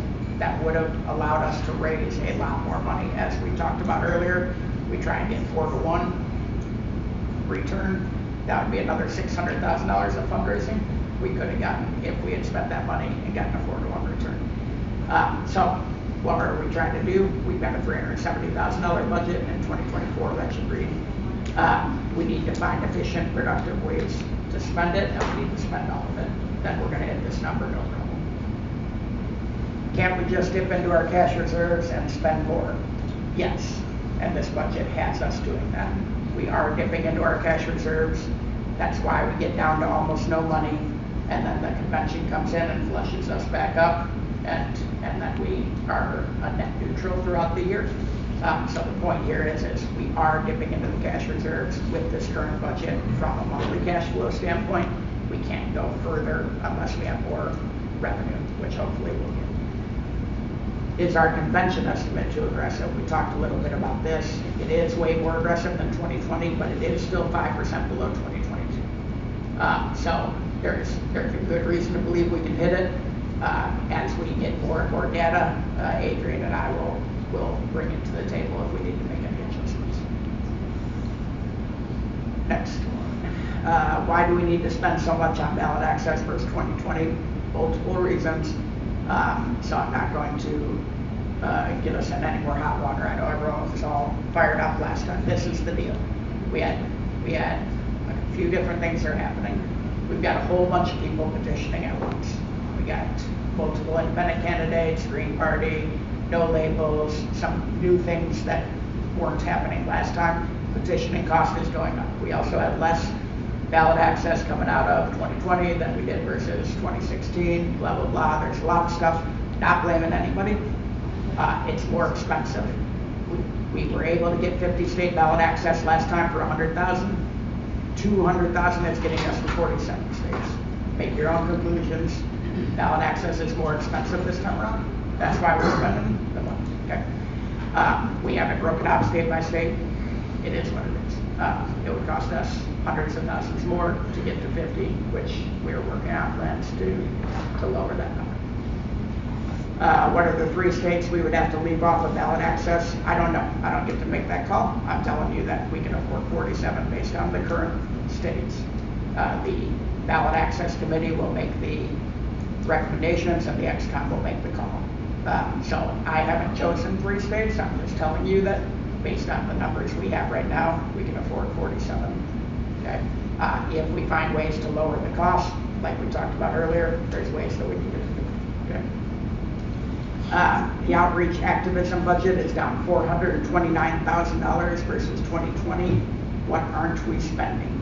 A significant amount, obviously. So we're spending $274,000 less in candidate and campaign support, and we're spending $181,000 less in branding. So that is a significant amount of stuff we're spending less.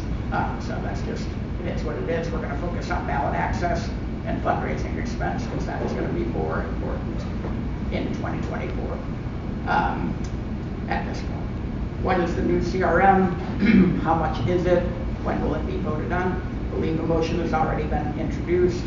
Whether that one passes or a different one, the chair has expressed a desire to have this in the budget. After careful considerations, I put it mid-year for cash flow reasons. If we make any changes, we can pull it forward.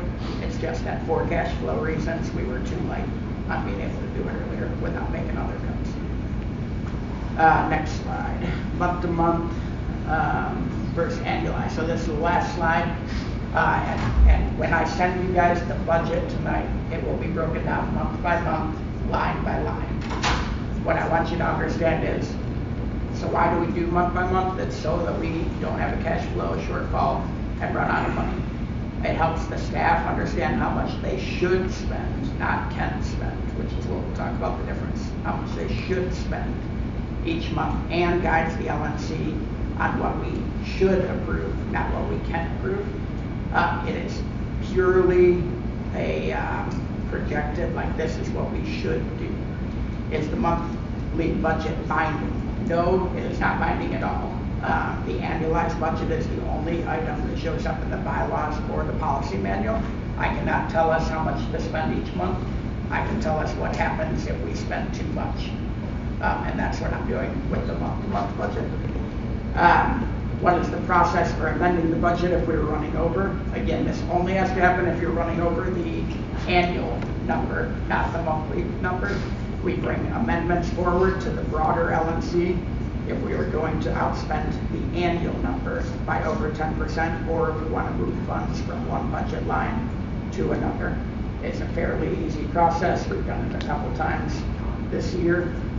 How did it work this past year? Just this budget, monthly budget in general. It worked very well. What we did was we backloaded the budget, which meant the first few months we were only spending like 80 grand, and at the end we were spending over 120 grand. Well, we ended up having lower fundraising, and so what happened is when we had less money coming in, we didn't suddenly have to cut the budget dramatically by hundreds of thousands of dollars from like firing people and stopping projects that we were starting with. We simply didn't spend the extra money that we planned on spending. So we've done that again in this budget, where we have backloaded to a degree, and there will be things that we just won't do if the money doesn't come in. It's the safest way to budget, and that's why we're doing it. So we were able to remove $600,000 from the budget this year without drastic layoffs and spending cuts. All right, so I talked a lot and I talked fast, but what questions do you have, knowing that you'll see a spreadsheet tonight? Why aren't you also our accountant? I am not an accountant. I do strategy.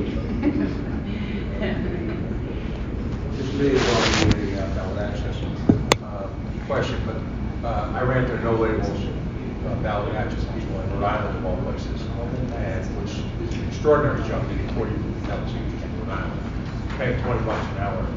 What type of underlying cost structure are you assuming the petitioning is going to be around? So we have been seeing, and Madam Secretary can jump in here, we have been seeing anywhere between 6 and upwards of 12 or 13 per signature. Is that right? The ones that we've been talking to so far. Yeah. And that's not for party petitions, that's for ballot access petition. Party petitions can be over $20. Mr. Malvo?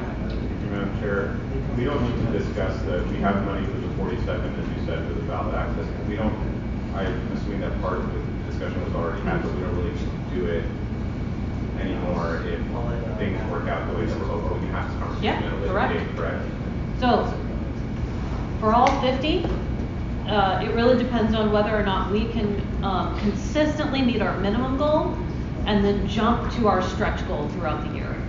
And if we can do that, and staff has a really good understanding of how to do that, if we can do that, then I have no worries about ballot access. Yeah, if we were to average the 140 that we've talked about, that would be 20,000 extra a month. You've got kind of a 7-month ballot access season. You've got another 140 to work with. It puts us in the ballgame. Any other questions? Madam Well, Secretary? comment that I haven't gotten the recording up yet from the executive committee meeting, but I'd like to say it again here for the people who weren't at that meeting, and I think Mr. Hagopian agreed. There's multiple reasons why leading up to convention, things get super tight. And one of those is a policy manual amendment that was passed maybe 4 years ago, segregating out convention funds, because what used to happen is LNCs would raid that money. And then when the hotel bill and everything came due, they didn't have it, and they'd be carrying a balance on that. So the last LNC took out a loan, and there was a huge outcry over the loan. And I think there's a huge misunderstanding as to why there was an outcry, at least from most people. Can't speak for everyone. It wasn't that they took a loan. Sometimes you have to do that. Businesses have to do that. It was what they took it out for, which seemed to be like pet projects that weren't absolutely necessary. Part of it was also for staff salaries, and absolutely no one that I talked to had a problem with them taking out a loan for necessities. I would encourage us not to be scared if that comes to fruition, but be sure it's not things that aren't necessary to keep us going or commitments that we already have. It was mentioned before, and I agree with that. I think we should have an open line of credit. So that's not used, but is there so that we're not waiting weeks and weeks and weeks for an approval if we're in a situation where we need to pay staff, for instance, So just wanted to make it clear, the anger last time I don't think was about taking a loan. I think that was in a lot of cases is a responsible thing to do. It's what are you spending it on? Like, you all have credit cards. If you're going out and spending it on something, some luxury, that's bad. But if you have to eat that week and you're going to have more money in a month, go use your credit card to buy food. Thank you, Madam Secretary. Any other questions? I had a separate one, I'm sorry. Yes? Maybe I'm misunderstanding the policy manual, or maybe it's worded vaguely and I'm just going by custom. You had that if the budget went over by 10%, we'd have to amend it. It was my understanding that it was categories or line items going over by 10%. Okay. Yeah, I apologize. No, it's each individual line item. Okay. It's to be amended if it's going to go over. Okay. I wanted to make sure that I wasn't like. No, you're absolutely right. So that's if you want to increase ballot access, or if we're going to go over in ballot access by more than 10%. Okay. You have to come back and amend the budget. All right, thank you. Any other questions? Mr. Treasurer, do you have anything else for us right now? No, I will send out the Excel sheet to everybody. It will have month by month, category by category. If anybody has questions beforehand, get it to me early so I can answer for the group. Otherwise, we'll just answer questions. What will be the difference between what you sent us tonight and what you gave us? Zero difference. Oh, just that the historical preservation. Same ones. Oh. No, that was in there that time too. Yeah, the one I sent you guys, I believe I sent you guys last time, or I showed it on the screen. You showed it on the screen. I have not made any changes. Okay, so it's the same document we already have. Okay. Yeah, not everyone's seen it, but it's the same as you guys saw. Hey guys, let me take a reading of the room. It is 4:54. We adjourn at 5:30. Do you want to attempt to knock out a couple of things off of tomorrow's agenda? We could probably still get out 10 minutes early, and then you have an hour plus before we have our fundraiser for this evening. I was suggesting doing the two very quick motions, which are 10A and 10C. So can we not, I'm sorry, can we not adopt the budget now if we wanted to, even without the... There were people who weren't at that meeting. I think they should be able to look at the spreadsheet. Yeah, let's make sure everybody's looked at the spreadsheet. Is there an appetite to adopt the budget now, or do you want to jump to new business with previous notice continued? We've got A and C that would go quickly. I'll make a motion to adopt the budget right now. Second. I'm perfectly comfortable with seeing that. Sure. I mean, I've been over it. I'm waking up, with dreaming about it. Do we have any discussion on adopting the budget? Oh, here we go. Just for clarity, the X column voted 7-0 on this, correct? Yes. And this was? 6-0. No, wait. No, 7-0. Michaela jumped on. 7-0. That's correct. Okay. Madam Secretary? Because tomorrow is a separate meeting in the session, if after tonight somebody reads that spreadsheet, I intend on voting for the budget, but if someone comes to me tomorrow and says, I read the spreadsheet and I'm having some misgivings, I'll do a motion to reconsider on your behalf if you voted no for matters of conscience, because I want everyone to have their say. But if there's an appetite to adopt it now, I'd rather just adopt it now. But you can reconsider tomorrow if for some reason something strikes you in the middle of the night. I'll move the reconsideration for you. All right.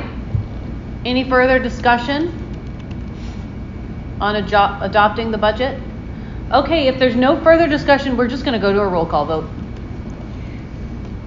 Mr. Benner? Yes. Mr. Ford? Yes. Mr. Hagopian? Yes. Mr. Heyman? Yep. I will vote yes. Ms. Hayes? Yes. Mr. Malagon? Come on. Pass. I'm kidding.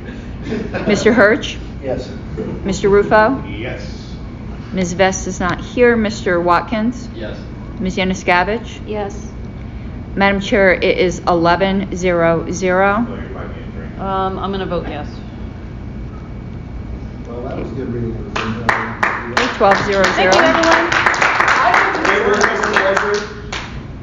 This is one of the least contentious budget meetings the LNC has probably had in a while. Wow, that's I would great. say ever. I don't know. Ever since I've been around. There you go. Okay. We have a full discussion ahead of time, and there are no surprises, because I've been surprised as a Harley, you've been surprised 2 years. The point of a meeting like this is to do your homework ahead of time. Yes, absolutely. Absolutely. Okay, if there's no objection, I'd like to move to amend the agenda to next address new business with previous notice items 10A followed by 10C. Second. Any objection? Takes 2/3. Going once, going twice, hearing none, the agenda is amended. Next up, we have 10A, extend special rule of order for these minutes. Okay, I stuck it in the OneNote, and I explained the reasoning for this on the confidential list, because there was some confidential reasons for why I required extra time. Normally, for auto approval, minutes have to be out in 30 days of a meeting. Believe it or not, this one probably won't take me as long, but full LNC meetings minutes, with the way I do them, they take about 40 hours to prepare. I know you might not think that, but they do. Yeah, I see you, Mr. Malagon. And there's some other obligations that you all are aware of that I have for December. So I move for a one-time special rule of order, giving the secretary an additional 30 days to prepare minutes under the auto approval rule for the December 2023 in-person meeting. So I'll have 60 instead of 30. And just an FYI, that auto approval rule isn't a deadline. My deadline actually is the next in-person meeting, but I like to do the auto approval just to speed things up. Okay, it's been moved and seconded to move for special rule of order, giving the secretary an additional 30 days to prepare minutes under the auto approval rule for the December 2023 in-person meeting only. Any objections? Do we need it in? I don't, not for that. Right. Going once, going twice. Okay, hearing no objections, the motion passes. All right, our next item of business is 10C, appoint Karen Ann Harless as National Platform Committee second alternate. This was noticed by Dave Benner. Yes, I think we're all well aware that our secretary is one of the hardest working people in the party, and she spreads herself thin. I mean, I think she's on 60 billion other committees, but she did express interest in being the second alternate to the platform committee. And frankly, as someone that's on that committee, I think it's a damn good idea. I really appreciate her insights and experience on that committee.